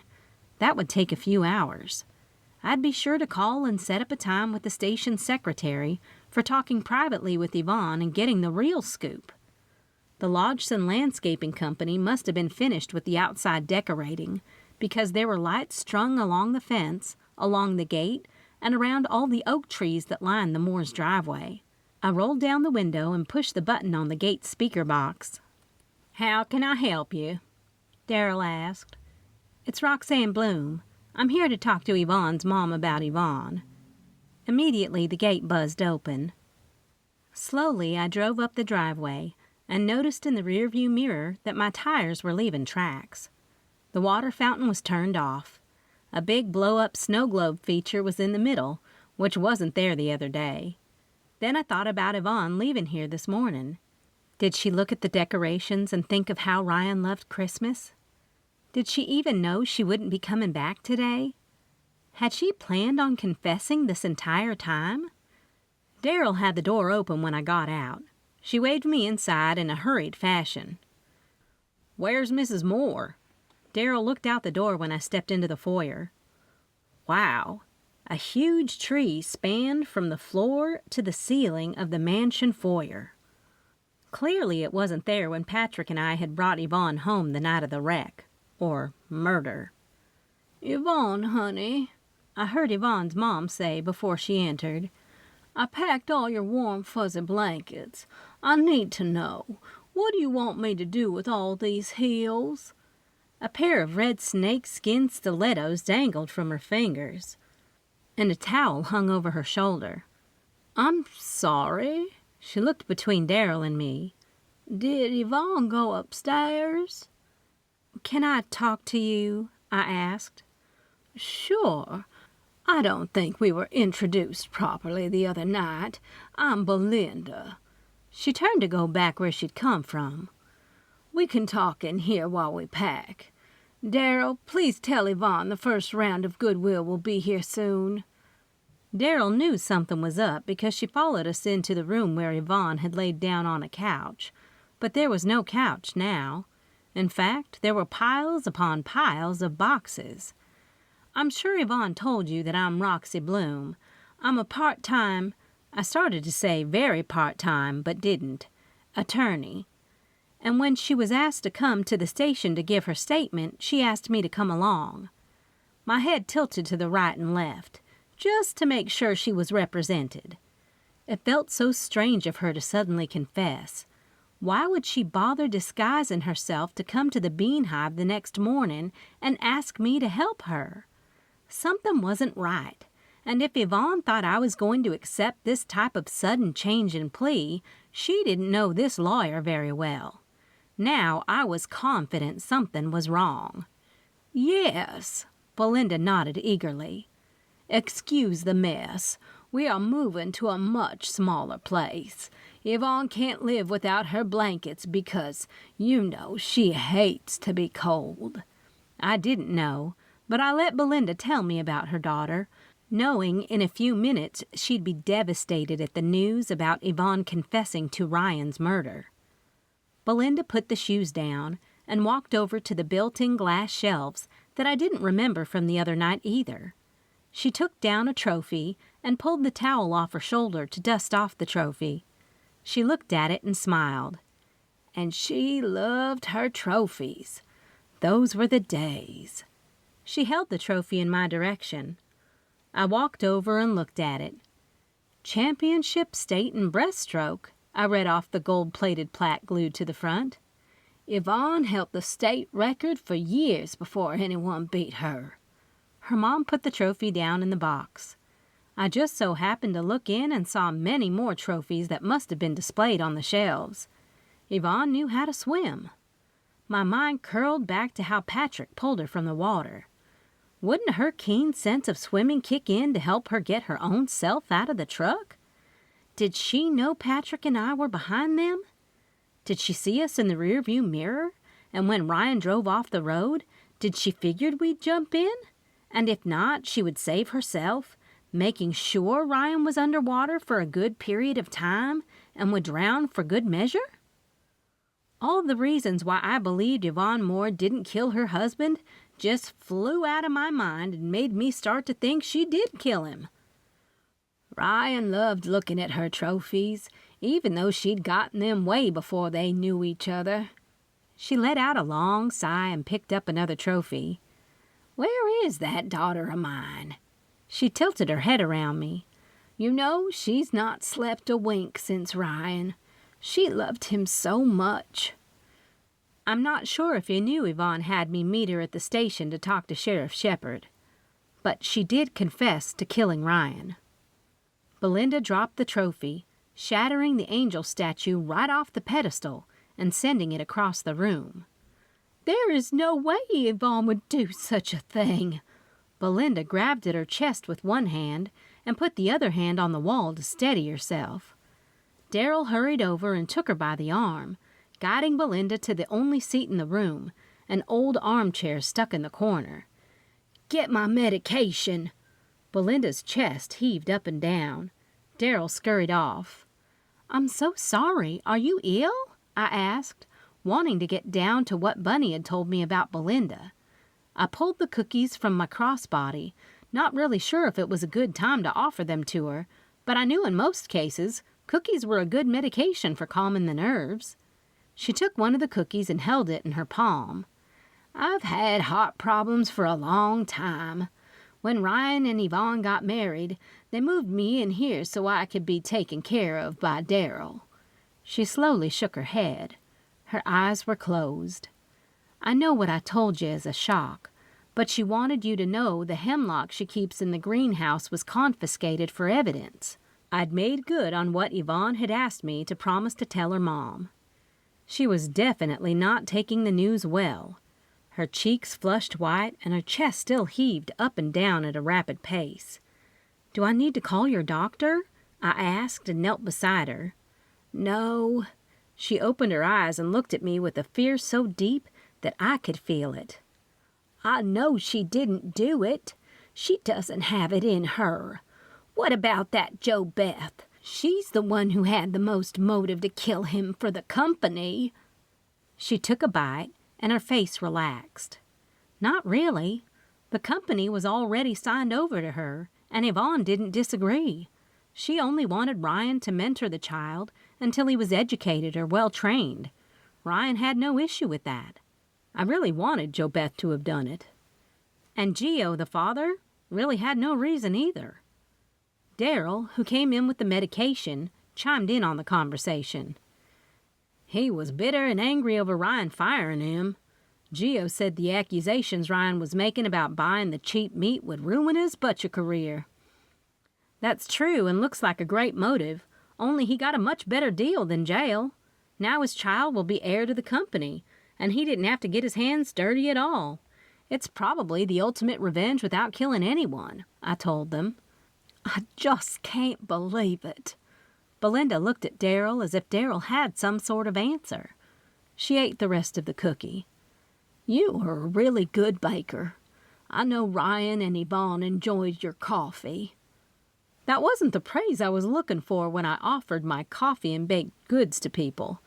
What I wanted was the look on their faces, and to see that coffee and cookies were a nice common denominator in any situation. Can you tell me about the greenhouse? I asked Belinda when I noticed she was a little more calmed down. I don't know anything about it other than Yvonne complaining Ryan would rather be out there more than in here. Sadness and a worried look mixed on her face as the lines around her eyes and mouth deepened. There's no way I could get out there, and I never saw Yvonne go either. Hello? A woman's voice called from the front of the mansion. Yvonne? What is she doing here? Daryl's head jerked up.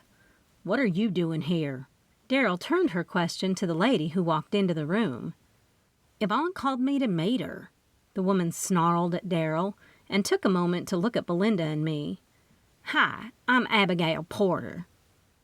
My eyes grew. So you're the best friend. The other woman. Why on earth would Yvonne ask Abigail to come see her if she knew she was going to confess? 14. Where is Yvonne? Abigail asked. By the annoying tone in her voice, she must have felt the same way Belinda felt about her. You have the nerve to waltz in this house after you've been dying to get in here as Ryan's wife, booting my sweet Yvonne out, and now you've driven her crazy to the point where she confessed to poisoning Ryan. The words seethed out of Belinda's mouth. With shaky arms, she pushed herself up to stand out of the armchair. Slowly, with Daryl's help, she walked right over to Abigail and stood up to the mistress. Get out! Belinda pointed at the door. You've ruined everyone's life, including a sweet, innocent child that is yet to be born. I stood there watching as the women seemed to remain still for a few seconds. Abigail's eyes were drawn down her nose as she glared at Belinda. Belinda lifted her chin with the pride on her face as she looked up at Abigail. Fine. I don't want to harm an old lady and make you die from a heart attack, Abigail said with a deceptive calm that unnerved me. I'll be right back, I told Daryl and Belinda, hurrying out of the room after Abigail.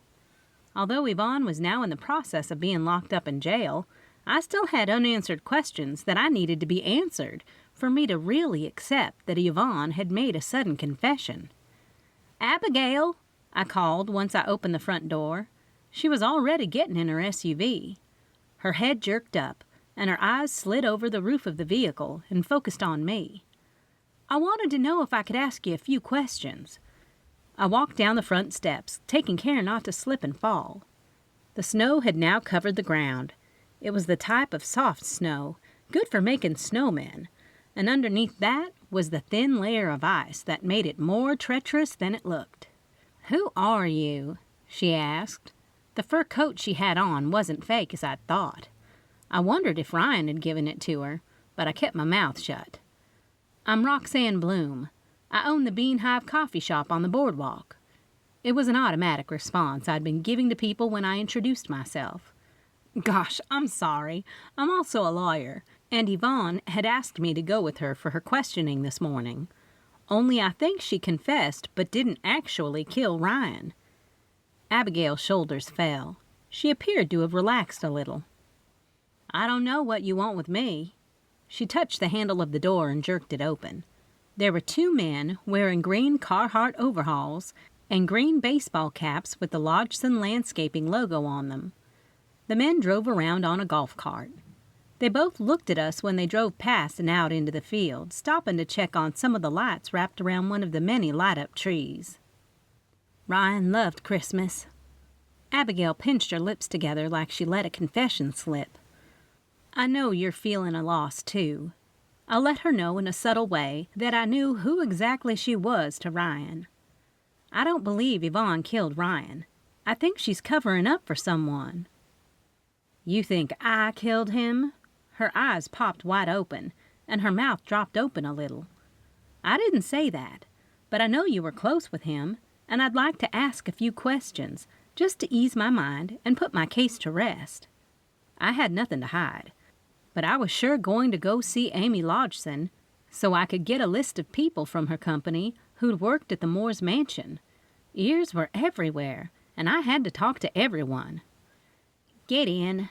She opened her car door and got in. I opened the passenger side. The car was so warm and cozy inside with big leather seats. You know, when Yvonne called me this morning, I thought she was going to forgive me. Abigail fiddled with the temperature controls. "Seat warmer?" she asked me. "Yeah, that'd be great." I instantly felt a little warmth on my hiney when she pushed the button. This was a luxury I wasn't used to. "Forgive you?" "Oh, yeah. Ryan and I have been over for at least a year. It was a one-night stand thing. Not a big fling like all the people in Honey Springs made it seem like. We never made it to the bedroom either." I guess she noticed the confused look on my face because she continued speaking. "Like I said, Ryan loved." Her voice cracked when she corrected herself. "Christmas.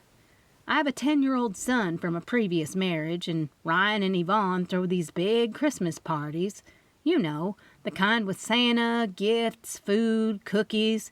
He even had a reindeer flown in just for the occasion." I'd never been invited. Those parties must have only been for the elite society of Honey Springs. Loretta Beebe, I thought, and made a mental note to check with her when she came into the Bean Hive tomorrow morning since I was opening. A couple of years ago, both of us had a little too much to drink. We were standing in the kitchen talking.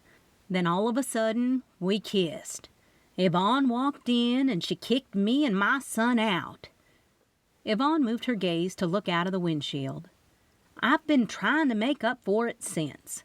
She blocked me from her phone, social media, parties. Even when my father died, I tried to contact her, but she never reached out. This morning was the first time I'd heard from her in 2 years. "How did you hear about Ryan's death?" I asked. "On the news." I was shocked and wondered if I'd heard right. Then I got on the computer and found an article about it. I wasn't in love with Ryan. It was a fluke kiss with drinking involved, that was all. She shook her head and looked over at me. "He died of hemlock poisoning?" "Honestly, I'm not completely sure it was that or drowning on top of it, but there was hemlock in his system. Enough to have made him have all the symptoms before he passed out and drove the truck into the lake." I left out the part about how I felt it was odd that Yvonne was an excellent swimmer and didn't even get herself out of the water, which made me think she did have a hand in the murder. Then my reasonable lawyer side replayed her sudden confession. I guess I just found it very odd how she had asked me to be present and then suddenly confessed after the sheriff told her it was hemlock poisoning and had photos from her social media of flower arrangements she had in her home where she had used hemlock as baby's breath. I honestly needed to get on social media, but more pressing things in my life took up my time, so I certainly didn't need another thing to add to it. "Social?" Abigail laughed. "Yvonne is all about appearances." Even after Ryan and I begged her and pleaded with her, telling her the truth behind the kiss, she still didn't believe us, saying how it made her look bad. Her social media was the same. Ryan is the one who put the flower arrangements together. Yvonne never set foot in his greenhouse. He loved it out there. Yvonne would say he had an obsession disorder. Once he got fixated on something, he did it until he got it or perfected it. She laughed. That's how he got Yvonne. He chased her all over and wouldn't give her one moment's peace. Every time we were somewhere, he'd show up. After they got married, she'd say he was obsessed with the butcher shop and spend his time there. When he got home, she said he was obsessed with the greenhouse and coming up with all sorts of hybrid plants like he did with his meats at the butcher shop. "So you're not surprised he had hemlock in the greenhouse?" I asked. "Not at all. He grows things year-round in that thing. Have you seen it? Top-of-the-line cooling and heating system. She looked past me out the window. My eyes followed hers. I'd say I'd show you, but I think they want me off the property. Daryl and Belinda were standing at the front door of the house. Both women glared at the SUV. Would you like to stop by the coffee shop to continue our conversation? I have coffee and cookies. When I saw the smile cross her lips, I knew she'd be there. I can later today. Will you be there? She asked when I was getting out of the car. Yes, I can. I shut the door and walked back up to say goodbye to Belinda. I want you to know that I don't think Yvonne killed Ryan, and I'm going to get to the bottom of this. Thank you so much, but I don't want that woman anywhere near this house, even if we have to get a restraining order. Belinda gestured to the back of the SUV. I understand that. Then I went in for the kill. But if she's the key to getting Yvonne off the hook for murder, then... I shrugged. Daryl, Belinda gasped. I bet you're right. Right about what? I asked, about the gasping and very shocked looks on their faces. Daryl said Abigail probably killed Ryan and made it look like Yvonne had done it. Belinda nudged Daryl, then waved us into the house as she vigorously ran her hands up and down her arms as though to ward off the chill. I just think that Abigail has tried to get her hands on Mr. Moore for a lot of these years. I see things, you know.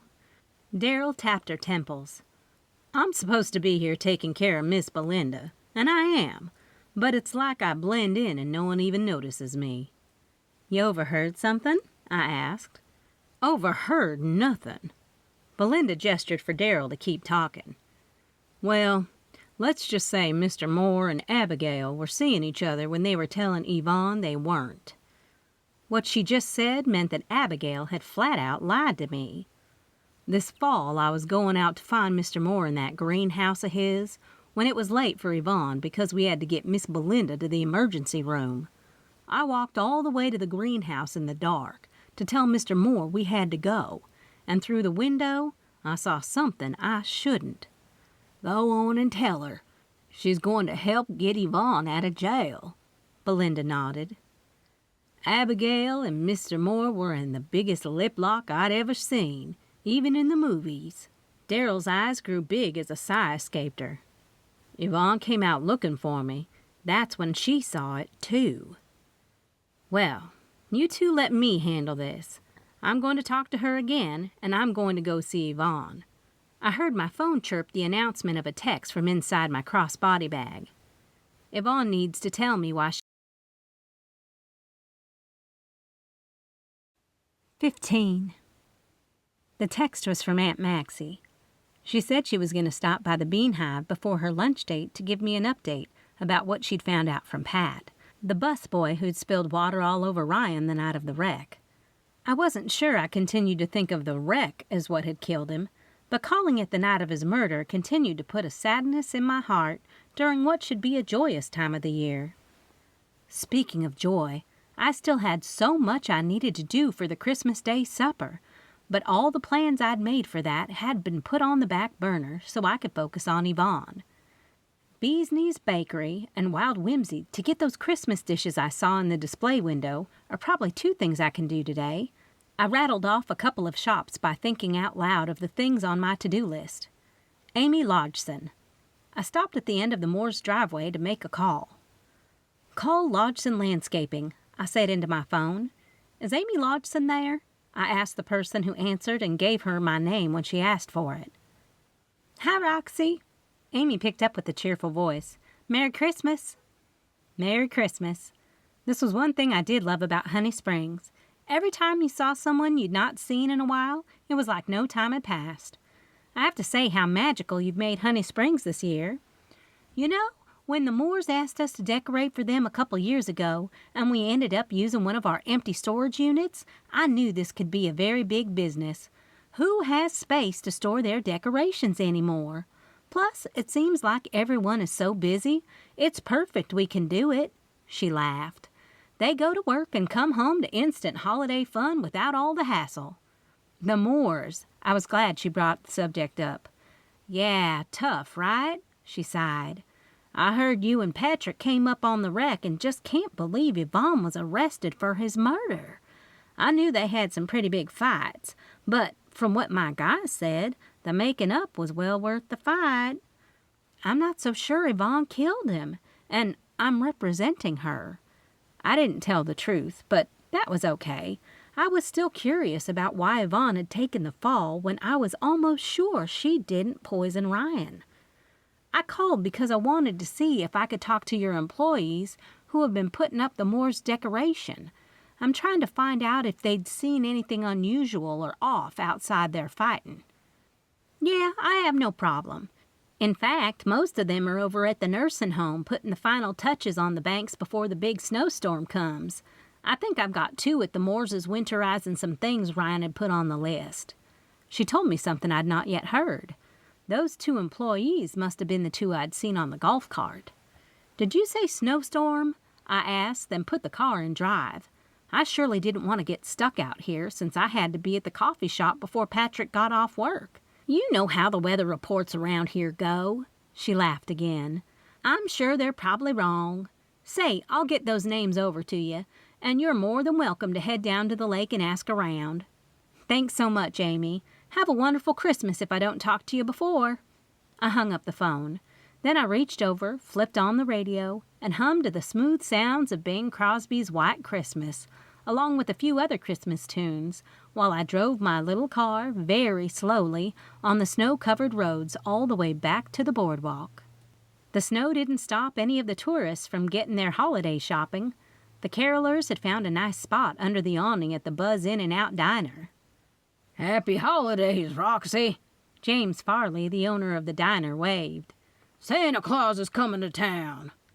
You better keep the fact that you're a great singer a secret, because here comes Loretta Beebe, and she just might recruit you for the town theater. I couldn't stop smiling, because he made even more of a dramatic attempt to be louder when Loretta walked up. "Roxy, just the person I wanted to see. I was headed down to the coffee shop." Loretta's southern drawl turned wanted into wanted. She curled her leather-gloved hand in the bend of my elbow and waved at James over her shoulder, dragging me down the boardwalk. "James, don't forget about Christmas Day supper," I reminded him. He lifted his chin in the air for acknowledgement. "I wanted to let you know I'll be bringing my Twinkie cake to supper." She squeezed my arm, but it was more of a painful pinch.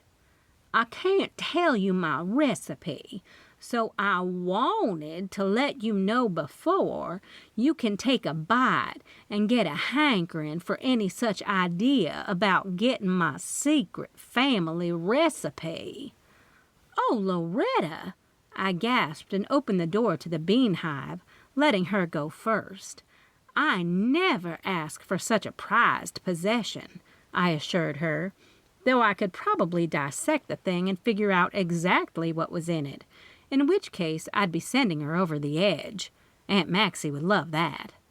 Well, Loretta tugged off the gloves in a dramatic one-finger way when she saw Aunt Maxie sitting at the bar at the front of the coffee shop. "I hear you've been making your rounds at the Moose." "I hear they've got an opening just for you down at the Crazy House," Aunt Maxie glared. "Oh, Maxine!" Loretta flung a glove Aunt Maxie's way. "What on earth would you want with old Floyd? He can't barely walk, and he clearly has issues with eating. Every time I see the man down at the diner, he's always got something spilled on his shirt. And not to mention, you'd be stuck taking care of him." "It's none of your business whose company I keep, Loretta." Aunt Maxie picked at the edges of her hair. "Besides, we're only having lunch." "I have lunch with men all the time, but I don't get the rumors you're getting."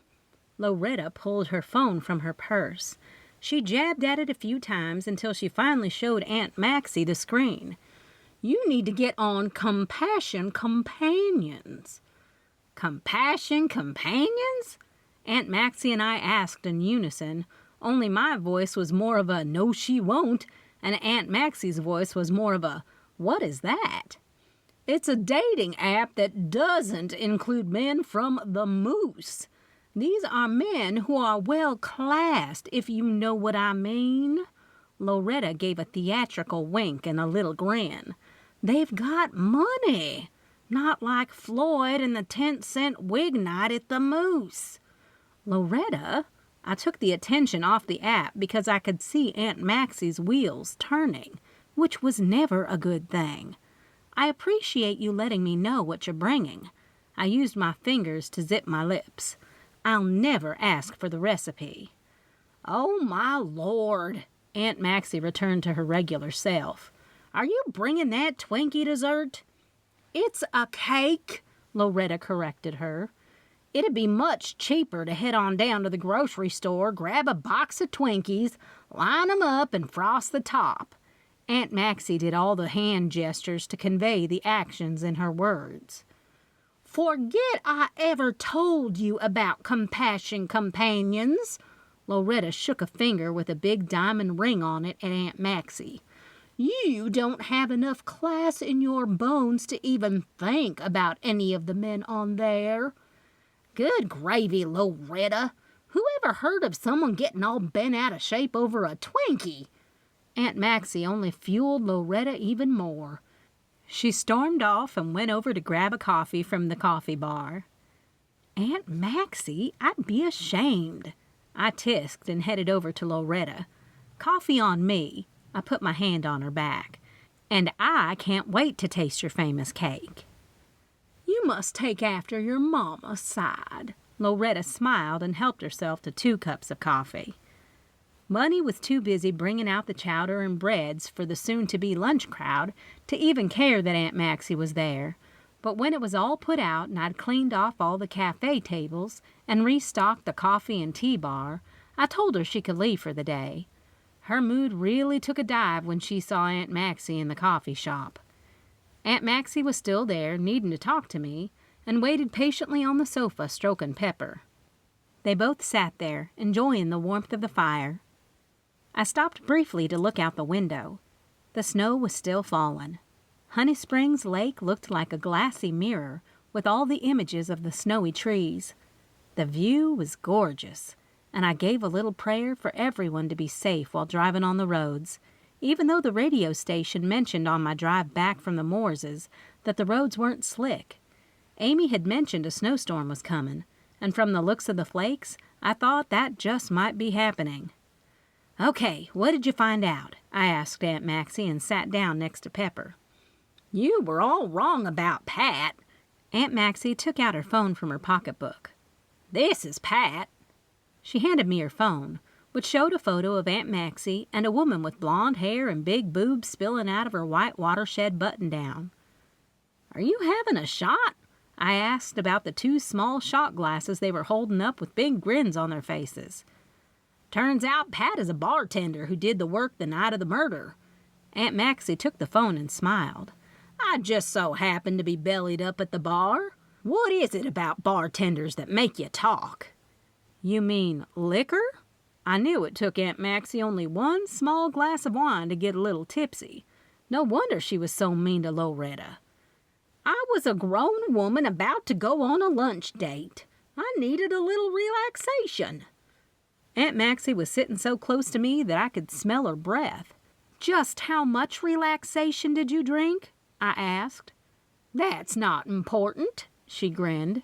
The closer I looked at her, the more I realized Aunt Maxie was drunk.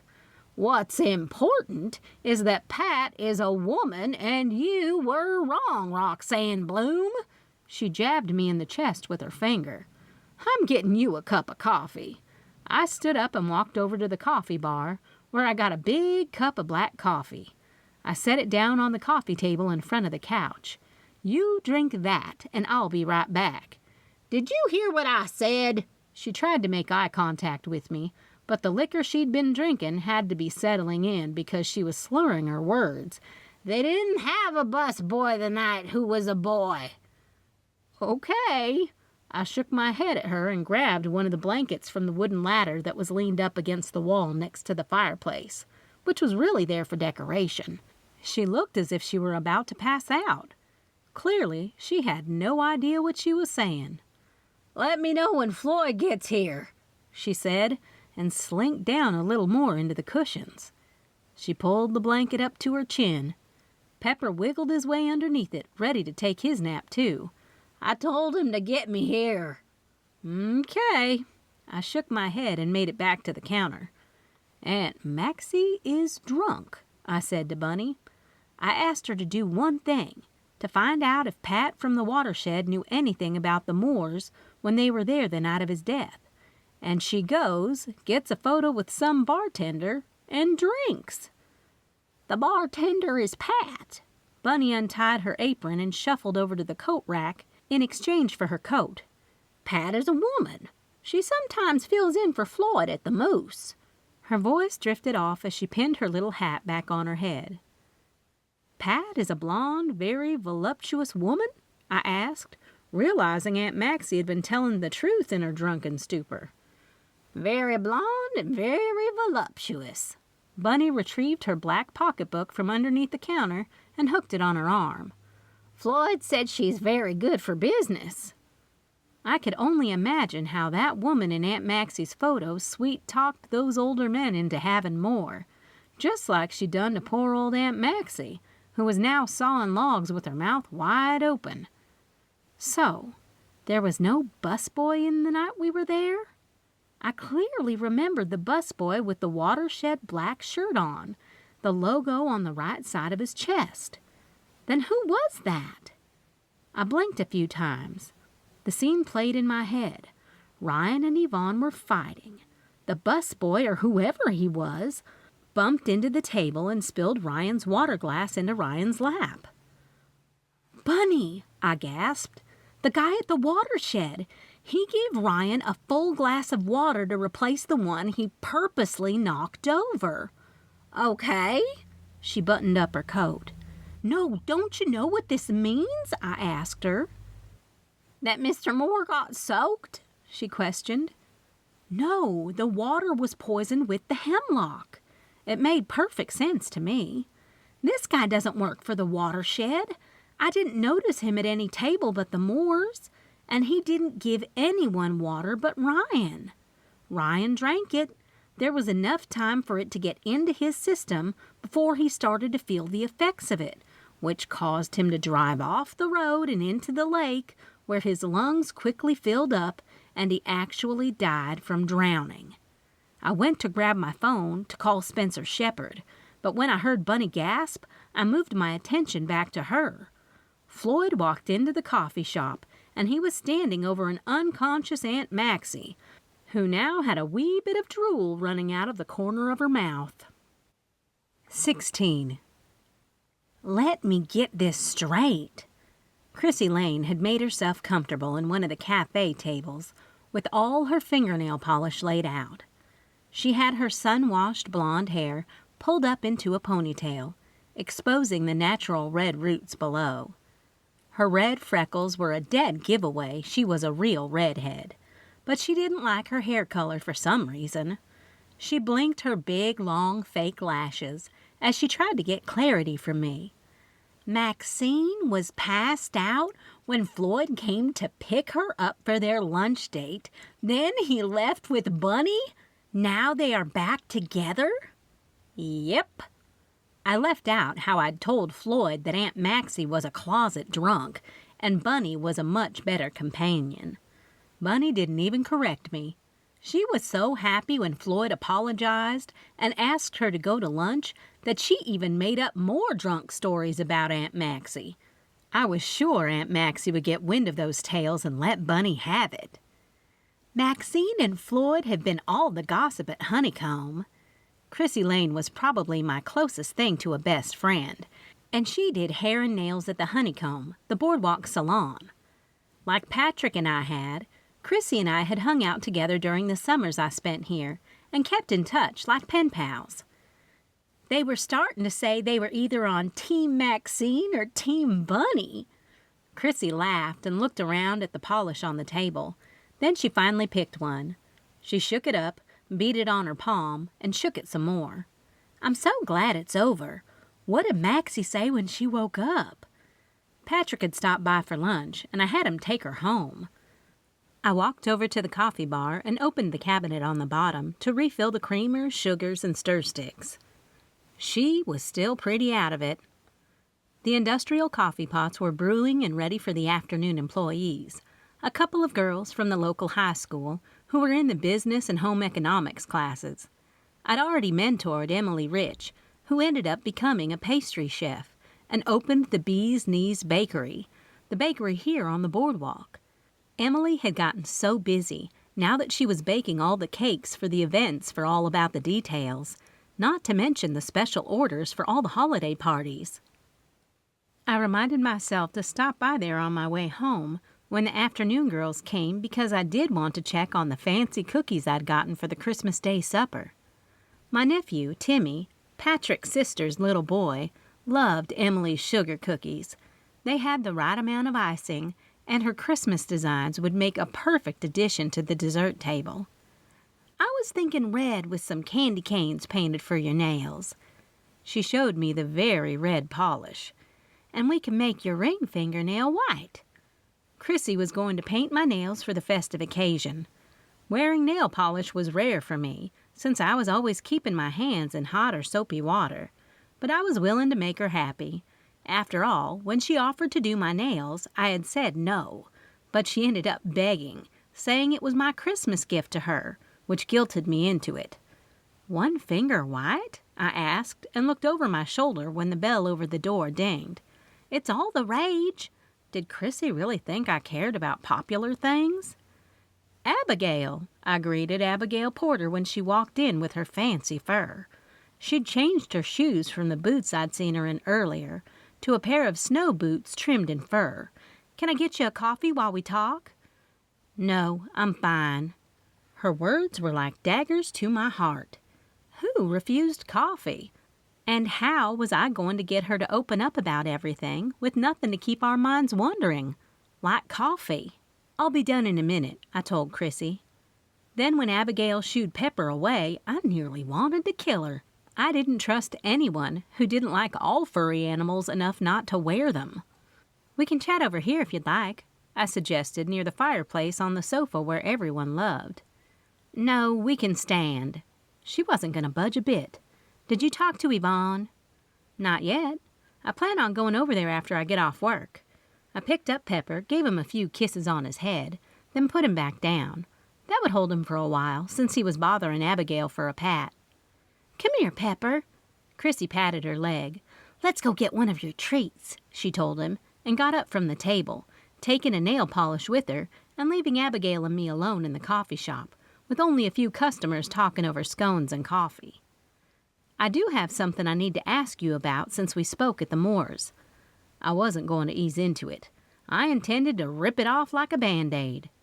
"I understand that you'd been here recently to see Ryan in his greenhouse." "Who told you that?"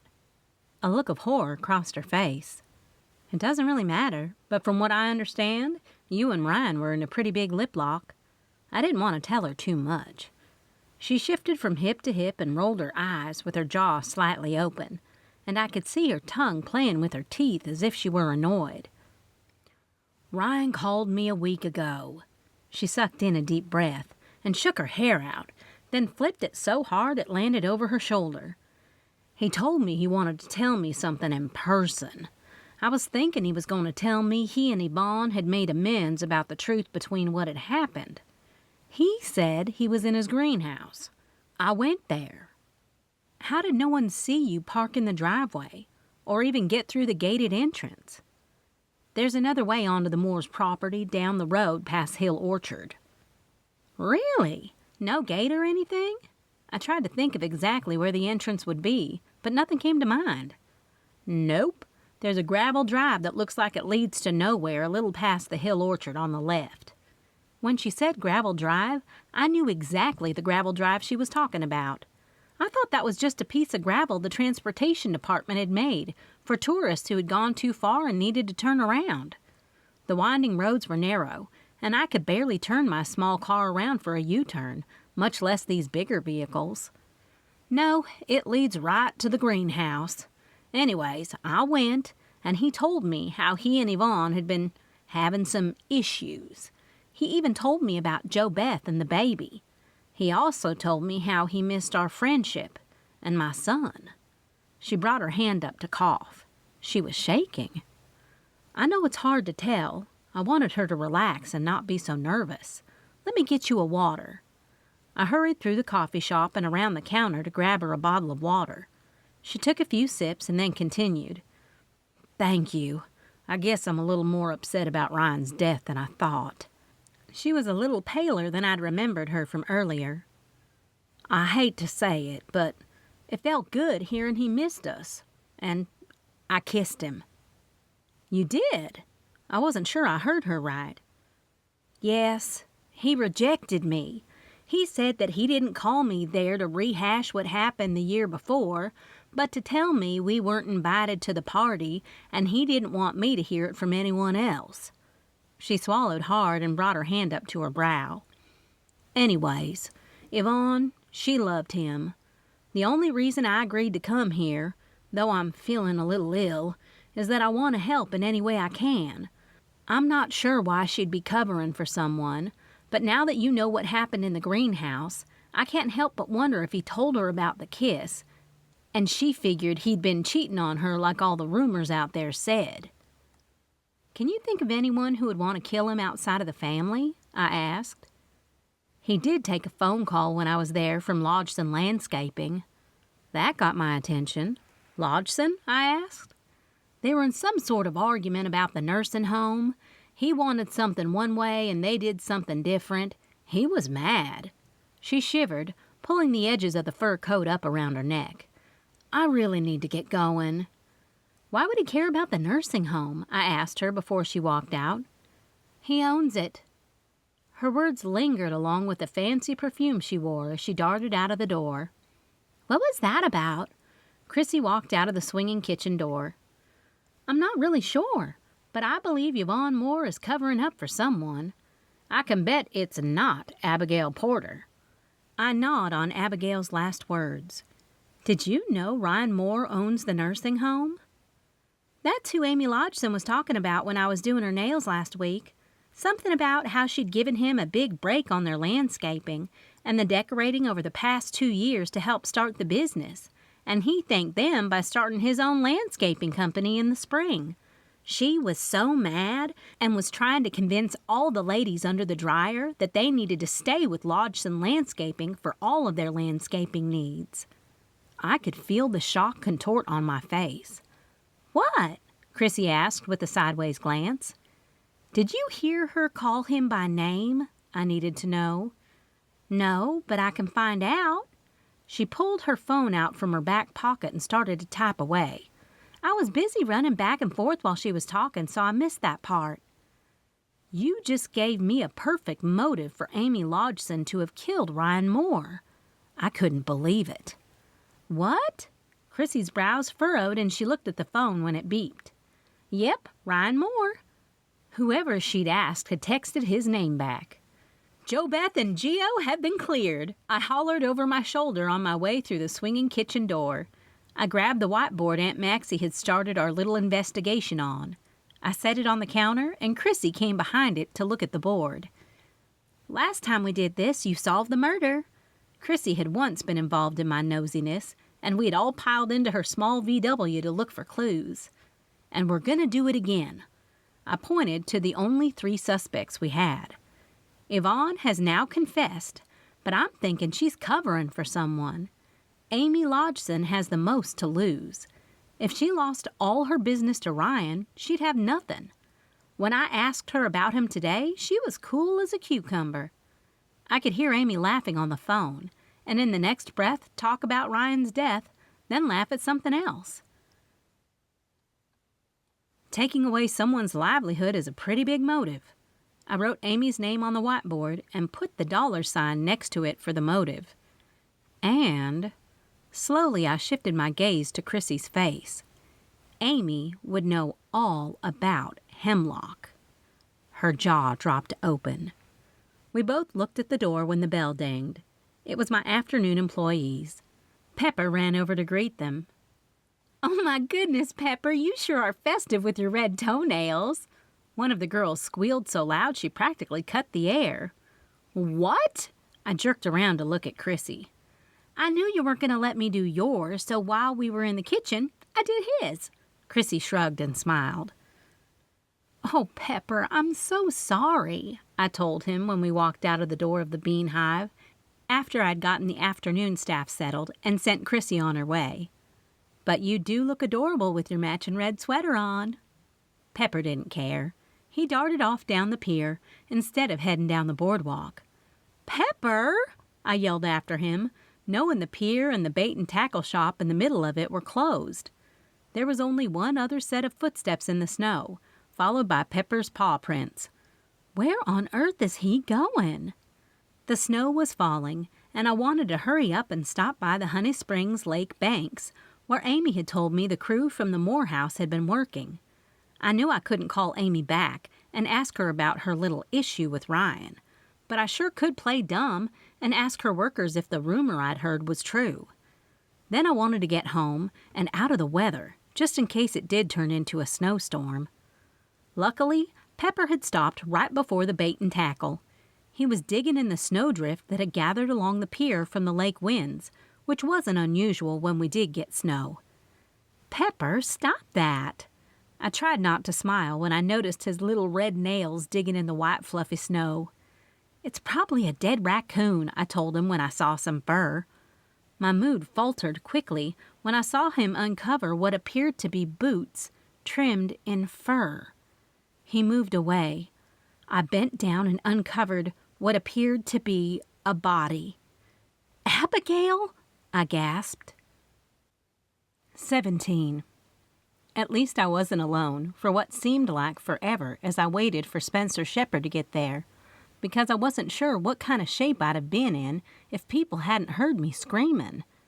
Granted, it probably wasn't good for the community's businesses, since most of the people who had gathered around Abigail's body and me were more than likely tourists. I was sure a few of them had even called 911 because I could see them using their cell phones. Spencer had moved Pepper and me back a few feet, where I joined the rest of the gathered crowd behind the police tape the deputies had put up. "Why don't we all go to the Bean Hive?" I suggested to the crowd. "I own the coffee shop and can give free coffee and a sweet treat to warm everyone up." The crowd started to disperse and walk down the pier towards the coffee shop. "Please tell Spencer that he can find me at the Bean Hive," I told one of the deputies, because I knew Spencer would be looking for me to answer some questions. The Bean Hive was packed, and the afternoon employees were all a little unsure of how to handle so many people, so I let the employees go home for the night. It was probably better, since the snow was getting worse, and in no way did I want to put them in danger. I had all the coffee pots going. I got all the burnt sugar cookie cakes and ginger softies I'd made ahead of time out of the freezer and into the oven. If I'd not known better, I'd have thought I was having a little Christmas gathering with all the chatter and the smell of sugar, cinnamon, nutmeg, and freshly brewed coffee drifting all around us. Pepper had retreated back into the kitchen, where he was safe and away from getting under people's feet, which he tended to do sometimes. I grabbed a couple of logs from the big basket on the hearth and placed them in the fireplace, where I stoked them a couple of times to get a nice warm flame going. When my cell phone buzzed and I saw it was Patrick, I grabbed it to answer. "What is going on down there?" he asked. "I was leaving, I promise," I told him in a little preparation for what was about to come out of my mouth. Pepper and I were leaving. Pepper ran down the boardwalk and uncovered a snow-covered and dead Abigail Porter. "Abigail who?" Patrick didn't know who she was since I'd yet to tell him. Abigail was believed to be the woman having an affair with Ryan Moore, only she told me she wasn't. She's also was best friends. I corrected myself and pushed through the kitchen door when I heard the oven timers going off, with Yvonne Moore until about a year ago. I want to say I'm shocked you know all of this, but I'm not.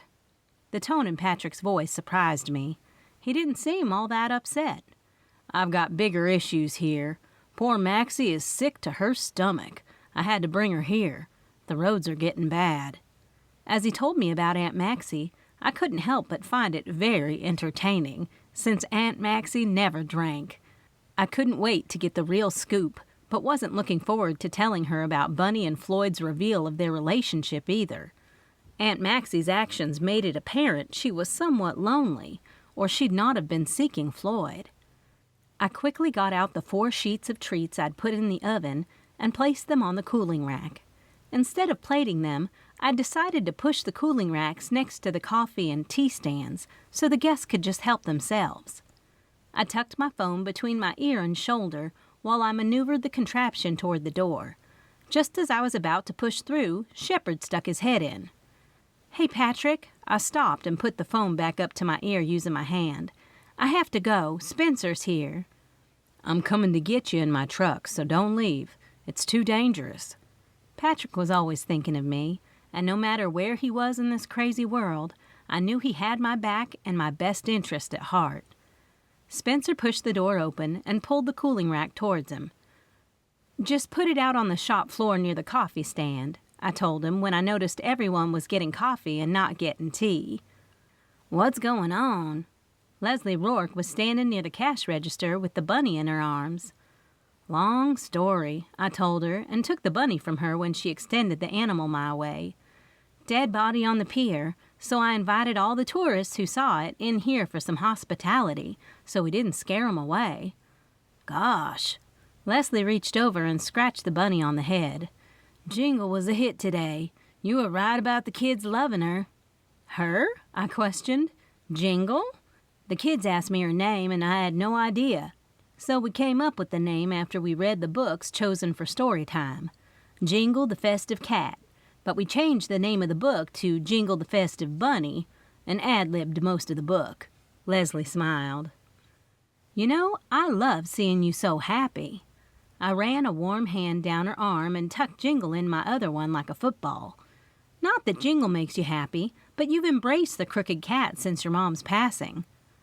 "I really hated that bookstore growing up because it took Mom away a lot.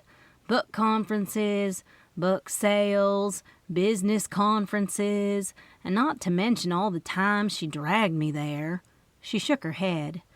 "Those were the events that I remembered when I was so bitter towards her. When I truly take the time to think back, it's the conversation she'd have with me during those long days in the bookstore that I didn't realize had shaped me into who I was until after she was gone." Her voice trailed off. "That's so amazing you have those memories, and you've let go of the hurt. Your mom would be so proud of you." I squeezed her arm before I let it go. "You think?" she asked as we stepped aside for someone to grab a ginger softie. "I know." I ran my hand down Jingle. Her little nose twitched a couple of times, making Leslie and me giggle despite everything going on around us. "You know," Leslie grabbed Jingle back from me, "it's going to be so cold tonight. Why don't I get Jingle's cage and take her home with me for the night?" "I think that's a great idea. Let me get her stuff." Since I'd yet to unpack anything Louise had left for her, I walked behind the counter and grabbed the bag with the adoption papers, food, hay, and treats in hopes I wouldn't get those back. I grabbed a couple of cookies. Leslie shrugged, and I was happy to see she couldn't help herself. "Can I talk to you now?" Spencer stepped in between us. "Leslie?" He nodded. "Spencer?" She blushed and turned as if she didn't want me to notice. Oh, I noticed. "Sure. Can you help Leslie to her car with all this stuff while I make sure everyone is good here?" Leslie didn't need help with a little bag and a cage, but her love life with Spencer needed a little push. Though I knew Spencer wanted to protest because he was investigating and on the job, he was too much of a Southern gentleman not to take up the challenge. "Leslie, don't forget the Christmas Day dinner here, and I'm sure Spencer's coming too," I threw in for good measure, not making eye contact with his searing stare before I pushed them out into the cold. "Can I get you anything else?" I made my way around the coffee shop, asking the various tourists, but was happy to see they'd all help themselves. A few of them had even placed some to-go orders. I quickly boxed those up and checked them out before Spencer made it back. The coffee shop was clearing out, and I got Spencer a cup of cappuccino, his favorite, ready so we could talk about Abigail. There's a lot I need to tell you about this. I grabbed the whiteboard from behind the counter, only to be met with a serious eye roll from him. You make fun of me, but this has been great. I didn't give him time to protest. Conveniently, the last person left the coffee shop, leaving us alone.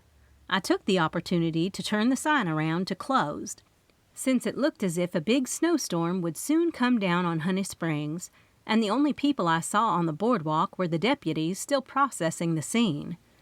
"Y'all come in and warm up with some coffee and the fire when you need to," I yelled out to them. They waved their hands and nodded. "That's mighty nice of you, Roxy." Spencer pulled out his notebook. "You know the drill. Start from the beginning." First off, I have to say that if Abigail's preliminary autopsy report comes back with hemlock poisoning, I expect you to let Yvonne Moore go, because there's no way she poisoned Abigail from jail. I lifted a brow. Let's just take one thing at a time. We aren't sure how Abigail died, so we're treating it as such. Yes, we will do an autopsy. He somewhat agreed in his own way. Anyways, I quickly recapped that Abigail had been Yvonne's best friend, and that Yvonne had caught her and Mr. Moore in a lip lock at the Moores' annual big Christmas party. I also told him how Abigail had gone to see Ryan in the greenhouse and kissed him.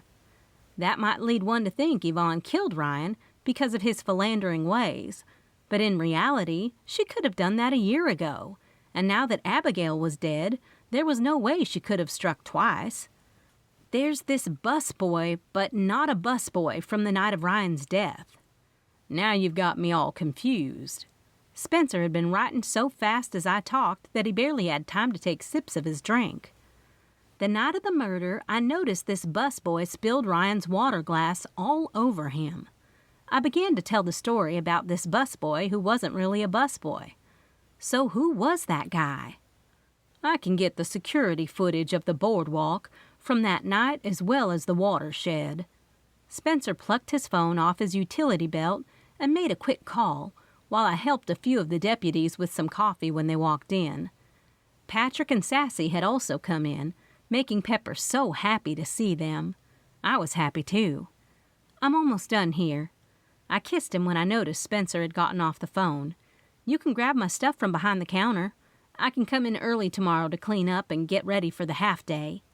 Since it was Christmas Eve tomorrow, I would only be open a half-day like the rest of the shops on the boardwalk. It was actually a day I looked forward to. Last year it had been a quiet day, so the shop owners got together for a little festive cheer on the boardwalk. Big Bib brought up his portable fire pit, and we had a great time around it. He was the owner of the boat dock.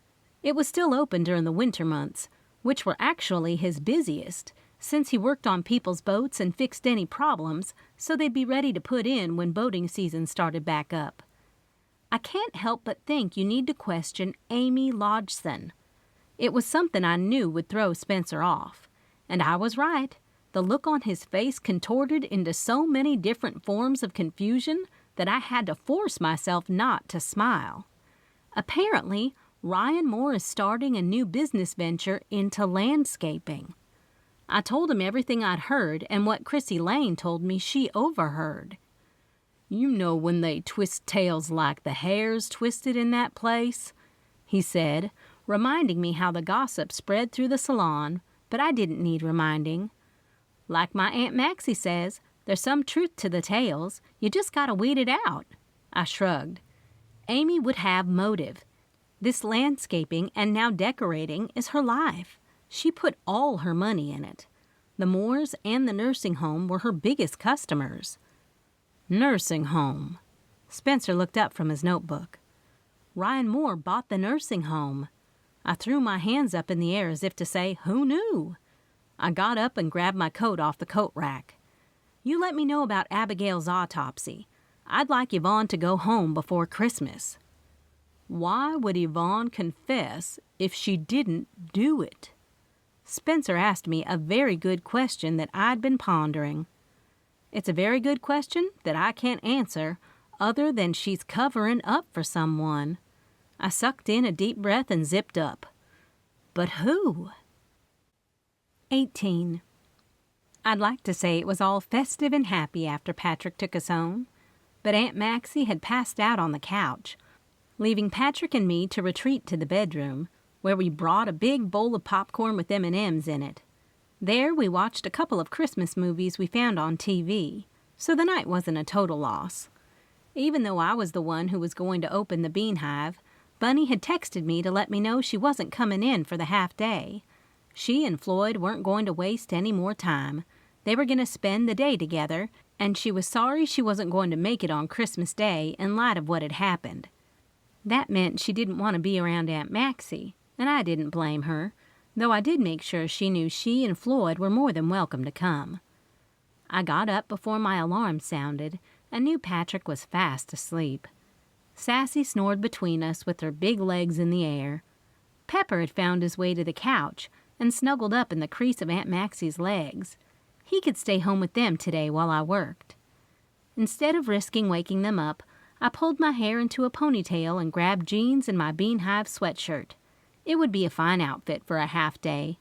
Besides, I had a lot of baking to do to get ready for tomorrow's big Christmas day at the Bean Hive.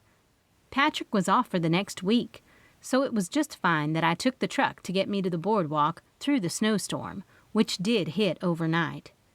Even though I could see the work crews had been plowing all night, they still barely made a dent. With the truck and four-wheel drive, I was pulling into the parking lot in no time. The lights of Wild and Whimsy were on when I walked past. With my nose up to the glass window, I knocked on it with my gloved hand, getting Bev Teagarden's attention. "Get in here!" Bev rushed me into my favorite little shop. I stepped inside. My eyes immediately looked at the set Christmas table Bev had decorated in such a lovely way, the one I'd been ogling from the outside for a couple of weeks now. "I was wondering if you were going to be in today after all the big ruckus on the news." "You mean the body?" I asked and ran my hand along the Christmas china on the display table I'd been eyeing. "No, I mean Yvonne being set free. She even complimented you, saying you gave her the best Christmas present ever, getting her free." She pointed at the small TV she kept on the counter that she watched during the day. "They just released her." "What?" I couldn't believe it. I had no idea she got out. That means Abigail was poisoned. "What?" Now it was Bev's turn to be confused. "Nothing. I need to go see Yvonne more." I turned my attention to the display window and gestured to the table. "Can you package these up for me? I want to buy the entire set. I think they are going to look great for tomorrow's lunch." I had to get over to the Moores and see Yvonne before I opened. "Can Dan bring them down later?" Dan was Bev's husband and business partner. "We can make that happen." She winked. "I've got to go, but I'll see you later today." I put my gloves back on. "Be sure to tell Melissa and Savannah to come too." Melissa and Savannah were the Teagarden's daughters. They were very sweet young women. I was never more thankful to have Patrick's truck and the ability to drive behind a snowplow than on my way to the Moore's house. The plow truck was taking a little too long. I wanted to go see Yvonne, get the details, and talk to her about Abigail and what her next move should be now that the sheriff seemed to have new leads. I eased around the plow in the oncoming lane and kept my hands steady on the wheel, even though I was using four-wheel drive. The big truck could just as easily slip on the road as any car. It was a few miles down the road, when I passed Hill Orchard, that I realized I'd gone too far. Luckily, the gravel turnaround wasn't too far, which I now knew was the drive to the back of the Moore's property, where the greenhouse was located. I'd turn around and head back, certain not to miss the Moore's gated entrance. The truck's headlights shined down the gravel path just as my curiosity kicked in. Like a force I couldn't control, an itch I had to scratch, I punched the gas, sending the truck right on down the gravel path until I stopped just shy of the greenhouse. "Do I?" asked myself, and my conscience, not sure who was going to answer first. Yes, you do. I threw the truck in park and kept the headlights on for light, since it was still too early for the sun to show itself. I closed my eyes and sucked in a deep breath. "What are you doing?" I asked myself before I jumped out of the truck. "I've got to see for myself." I was only doing something I would do anyway if I were trying the case in a court of law. But somehow, someone was getting hemlock, and it was either coming from this greenhouse or Amy Lodgson's landscape company, for which I was sure Spencer had gotten a warrant by now. My legs pushed down deep into the snow, which practically came up to my knees. I trudged through, picking my legs up high in the air before letting them down, each step carefully maneuvered so I wouldn't fall and hurt myself, especially when no one knew I was here. I patted the pocket of my coat to make sure my cell phone was in there just in case I needed to call someone. When I made it to the greenhouse, I was glad there was a small roof overhang that had kept the snow from forming underneath it. Just a small layer of fresh snow. A water drip came off the corner of the roof from where an icicle had formed and was starting to drip as the temperature began to warm a smidgen. Carefully, I turned the knob of the greenhouse door and opened it. The buzz of the heater and several plant lights filled the spooky air. I stepped inside and shut the door behind me. There were visible signs of the investigation as I walked down one aisle of the greenhouse. Although I knew nothing about plants, I did know what a raid looked like, and I could tell from the aged, water-ringed pots that various plants had been moved around. The only types of plants being grown at the moment were various types of ferns.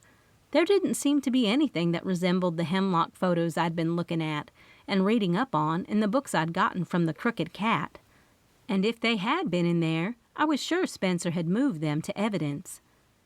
With my curiosity satisfied, I headed back out of the greenhouse and stopped under the awning to zip up my coat so I could shield myself from the cold on my trek back to the truck. Then I noticed a shoe print. One that had been left since the snowfall and since the sheriff's department had been there. I pulled my phone from my pocket and flipped the flashlight feature on to get a better look. It looked like a print from a tennis shoe and on the smaller side. Had the killer come back to get more hemlock? Did they find more hemlock here? Had Spencer not collected it all? Why would the killer have killed Abigail? All these questions started to pop into my head. I only knew of one person who might have been willing to give me the answer. Yvonne Moore.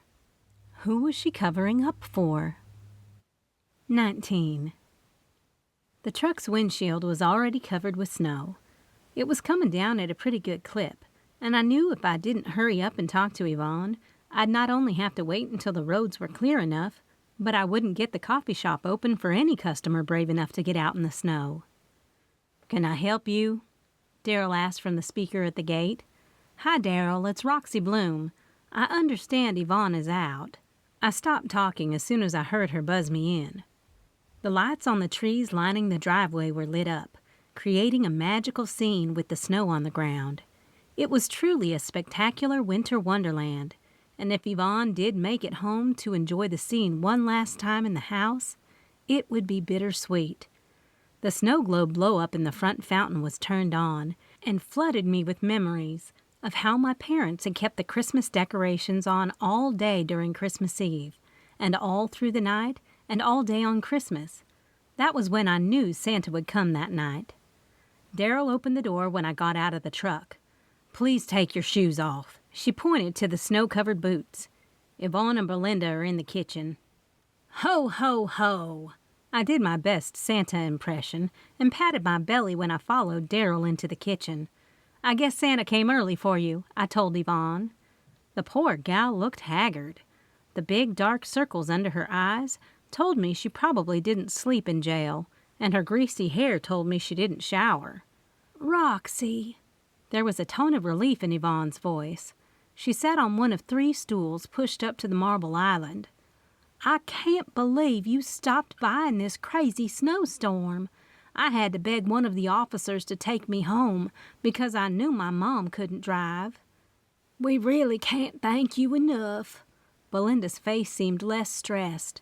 She grabbed the glass carafe from their coffee pot, grabbed a mug and set it in front of me, at which point she filled it to the top with the brew. "You can have a cup of Christmas joy with us." I'd love to, but quickly. They had no idea how trained my esophagus was from all the years of brewing, testing, and remaking hot coffee I had under my belt. I was almost as much of a champion at coffee brewing as Yvonne was at swimming. I sat down on one of the stools and looked at the 3-tiered display that was meant for food, but it all appeared to be a catch-all for them, holding various envelopes, keys, and ink pens. "You know, you can get in trouble for interfering with a criminal investigation, or even helping the killer if you're covering for someone," I blurted it out. Yvonne looked taken aback by my sudden outburst. "Listen, I have to know. Yvonne, you can't cover up a murder that's turned into a double homicide. It was not only illegal, but immoral. When you told Spencer you did it after we talked about the greenhouse, I knew you were lying. I recalled how you told me you hate being cold. I know you didn't walk to the greenhouse in your bare feet because you don't wear anything but heels. And you told me Ryan had hired Lodgson because you hated gardening. You lied. You lied to Sheriff Spencer about everything." Belinda and Darryl looked back and forth between Yvonne and me. "I thought maybe Abigail did it." She shook her head. "Not that I didn't want to bring Ryan's killer to justice, but I do love Abigail despite what happened between us. I'm probably more upset she's dead than Ryan, only because I know that Ryan was the one who came on to her. I know she turned him down, but the second time, in the greenhouse, she was vulnerable and lost. If Ryan had not tried to kiss her in our kitchen a year ago, she'd never have tried to kiss him in the greenhouse." How did she know about the greenhouse? My "oh crap on a cracker" meter started to tick. Had I been wrong all along? Did Yvonne really kill him? I slid my eyes past the door frame and into the big family room. I could see the empty bookshelves where Yvonne's prized swimming trophies used to be proudly displayed. "There's one thing that did disturb me about the night Patrick pulled you out of the water." I glanced back around to look at her feet. They were nicely manicured and small. Did the shoe print in the snow at the greenhouse just so happen to be hers? Did she really not own a pair of tennis shoes? "I had no idea you were a champion swimmer until I came here and your mom was putting your trophies in a box." "Yvonne is home now," Belinda spoke up. "I don't like your line of questioning. You make it sound like you believe Yvonne did kill Ryan. How do you know Abigail didn't do it and then poison herself? She knew the police were getting closer to her as the murderer." Good point. I could feel the air in the room get a little thicker and less, well, filled with Christmas cheer. She has a young son. I spoke to her maybe within the hour of her death, and she sure didn't seem like she was in any mood to kill herself, though she said she felt ill. "It's fine, Mom." Yvonne shifted in her chair to look at me. "What does me being a good swimmer have to do with anything?" "I'm not sure why you didn't swim to the top. Maybe the amount of time it took Patrick to get you out and up on the banks would have been enough time to save Ryan. Unless you didn't want Ryan saved. Or even yourself?" I stared at Yvonne. "Yvonne, did you slip Ryan the hemlock? Did you plan on not surviving a crash that night as well?" "That is about enough." Belinda smacked her hand on the counter so hard that it got my attention. "I won't have this in my house. Get out." Yvonne sat completely still and kept my stare. She didn't flinch or budge. That was my cue that I better get out of there. Slowly I got up, and when I turned around to go back to the front door, I noticed a pair of tennis shoes tossed on the drying mat next to the back door. One was placed on its side with the sole facing out. "That shoe looks a lot like the shoe print I took at the greenhouse this morning. And small like your feet, Yvonne." I pulled my phone out of my pocket and swiped to my photos, showing the photo face out. "This is ridiculous." Belinda walked over to me faster than I'd ever seen her walk in the past few days. She pinched my arm in her grasp, pushing me toward the entrance of the house. "If you don't leave on your own, I'll be more than happy to help you." Ouch! I jerked my arm away from her and smacked over the 3-tiered stand, sending it crashing to the floor and spilling out the contents. "I'm sorry, I didn't mean to press any buttons." I bent down and gathered as many things as I could. "But I just can't wrap my head around why you'd confess. It's the lawyer in me."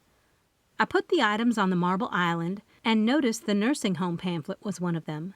It was creased open to an image of a one-person room with a big red ink circle around it and Belinda's name accompanied by several exclamation points. "Belinda!" I gasped and looked over at her, then down at her feet. "Of course!" I started that nervous laughing thing I did when I knew I was in a pickle. "Yvonne has your feet. You wear tennis shoes. You can walk pretty well. And Ryan wanted to put you in a nursing home. You poisoned him, but how did you do it?" "I told Yvonne you were trouble," Belinda spat, her little old woman ways suddenly disappearing. "Mom, please don't." Yvonne covered her ears. "I don't want to hear it." "You're going to hear it, and we're going to get rid of her, unless you want to go to jail for knowing deep down that I did kill Ryan, and it was all for you." Did Belinda just really confess to killing Ryan? "Belinda," Daryl hurried to her side. "I don't think you know what you're talking about. We need to get you medication." "Of course I know. You're the one who gave that young boy money and extra hemlock the night they went out to dinner. Don't be acting like this is my fault, Daryl." "What young boy?" Yvonne asked with panic in her voice. "That young man that works for the landscape company. He needed extra money. He said he was only hired for holiday work. The Lodgson Landscape Company was worried about being able to stay open because Ryan was going to run them out of business," Belinda snarled. "He was ruining everyone's life. He didn't care who he hurt. He cheated on you. He was never a father to Jo Beth, and he fired Gio for no reason whatsoever. He was going to take away all the livelihood the Lodgsons had, and then you'd be here with nothing." She shook a finger at her daughter. "You were going to let him put me in that nursing home. I heard him telling you that the two of you were going to move and stick me in there alone, with no one." "You mean to tell me that you killed Ryan because he mentioned a nursing home and your name in the same sentence?" Yvonne walked over and stood nose to nose with the woman who had brought her into this world. "When Shepard said they'd found hemlock in the greenhouse and Ryan was poisoned with hemlock, I knew it had to be you that killed him. I was willing to take the fall for you. But when they let me go because Abigail had been killed in the same way, I thought I got it wrong because you loved her. You have been begging me for the past 12 months to mend our friendship." "I was until she came back here yesterday after I kicked her out. She figured it out. She came back here to tell me how she knew I was connected somehow while she sipped on some of my freshly brewed coffee." Belinda looked at me. "Was your coffee good?" My heart sank. Did she really just let me know that she poisoned me? Instantly I felt sick. "You hold on right there." Yvonne pointed at me to tell me to stay, and she grabbed her phone. "Yes, please send an ambulance and the sheriff to the Ryan Moore home. This is Yvonne Moore, and my mother killed my husband and Abigail Porter." 20. I was dreaming of a white Christmas, but I never figured it'd be this white. I had decided to pull my hair up in a bun and wear a black turtleneck and buffalo check A-frame skirt along with a pair of heels for the Christmas Day dinner. Most of my friends and family had only seen me wear the staple outfit, jeans or khakis with a Bean Hive logo shirt, which I covered up with an apron that had more spills on it than one could count. "I'm just glad I'm spending another Christmas with you." Patrick was putting the final cloth napkins around the table in the coffee shop. "Glad you didn't test positive for hemlock poisoning." That was a scare. I sucked in a deep breath and continued to look out the window with a grateful outlook, given how this time yesterday had turned out. Yvonne had done the right thing and called 911. After they got there, The ambulance had whisked me off to the hospital, where they did all sorts of tests to make sure I wasn't poisoned. After Spencer heard I'd gotten the all clear, he was in my room lickety-split. He told me they were on the cusp of pinning either Belinda or Daryl as the killer. Spencer had taken my leads about the busboy and gotten video footage like he said he would do, and it revealed that the young man did work for the Lodgson Landscaping Company. Of course, Amy Lodgson had come out in the clear with my theory. Then there was Abigail. He said he'd not put the puzzle pieces together until they'd used her cell phone. Shepard found phone pings from various cell towers where Abigail had been to see Belinda a second time that day after I'd seen her there. Phone records showed a call placed from the Moore's home to Abigail's phone, leading him to believe the killer was in the house and not Yvonne because she was locked up. "Hey, buddy." Pepper, sniffing my ankles, brought me out of my thoughts. "You want to help me get the turkey out of the oven?" I twirled around on the toes of my high-heeled shoes and headed to the kitchen. I took in all the beautiful details of what Patrick and I had created for our family and friends. We had moved all the cafe tables to the side and formed a big U shape constructed of 3 large tables we'd gotten from all about the details. The tea gardens had brought down the table settings and placed them in front of each chair, along with cloth napkins and poinsettias neatly used as centerpieces. The Christmas tree was lit next to the roaring fire. But it was the turkey and all the baked goods that made it feel and smell like Christmas. "That looks good," I told Pepper and Sassy when we pulled open the oven door and looked at that golden bird. "Stand back."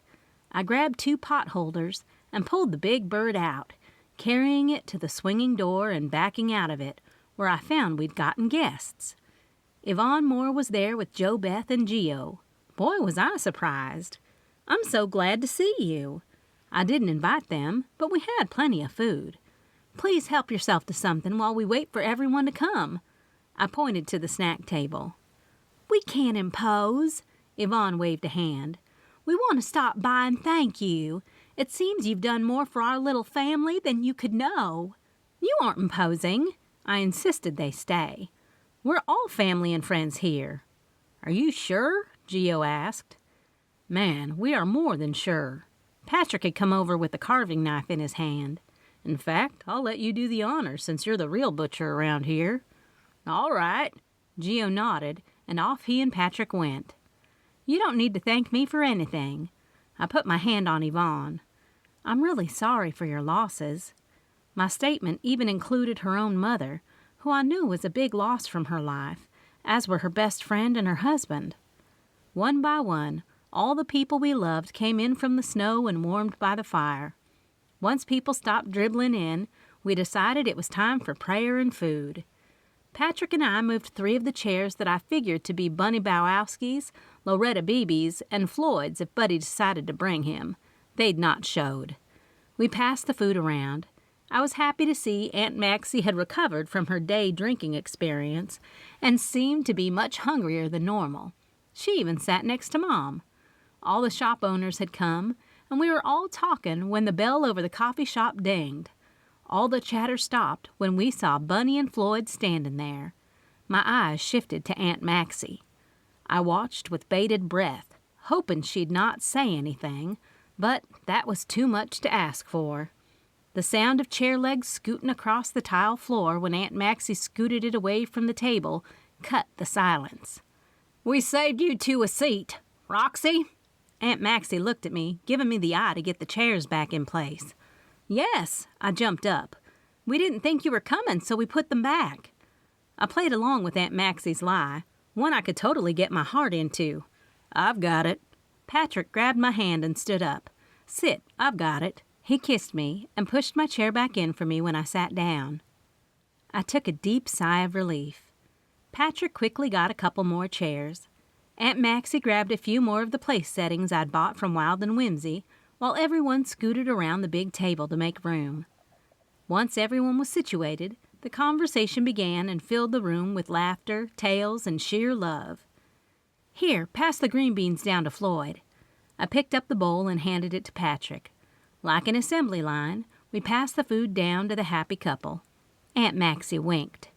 There was definitely something about the spirit of Christmas that brought the unlikeliest of conflicts to an end, even if that meant a truce just for one day. Recipes featured at the Bean Hive Coffee Shop. Burnt sugar cake, submitted by Jeannie Daniel.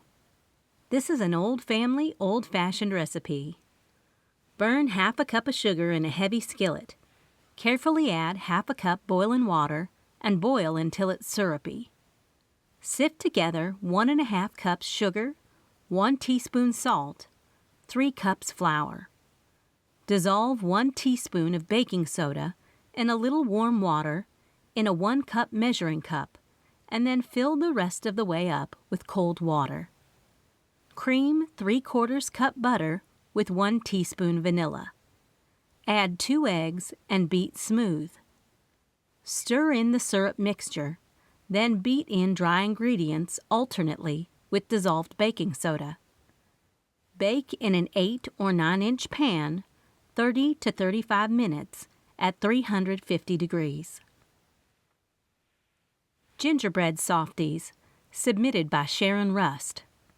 Ingredients: 1 18.25-ounce box spice cake mix, 1 8-ounce pack cream cheese, softened, ½ cup or ½ stick butter melted, 1 large egg, 1/4 cup packed brown sugar, 2 teaspoons ground ginger, 1 teaspoon cinnamon, 2 teaspoons vanilla. Directions: take about half of cake mix and blend with other ingredients until smooth. Then add remaining cake mix. You might have to do the remaining cake mix with spoon unless your mixer is strong. Place by teaspoonful until 2 inches apart on prepared cookie sheet. Bake 10 to 13 minutes in 350 degrees oven. Twinkie Cake, submitted by Robin Kyle. Ingredients: 1 box yellow cake mix. I use Duncan Hines. 5.1-ounce box instant vanilla pudding, the large box. 1 cup water.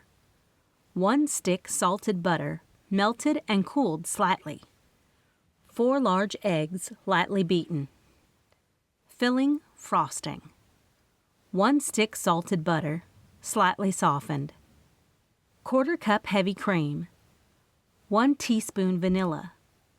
7-ounce jar marshmallow cream. 3½ cups powdered sugar. Sprinkles.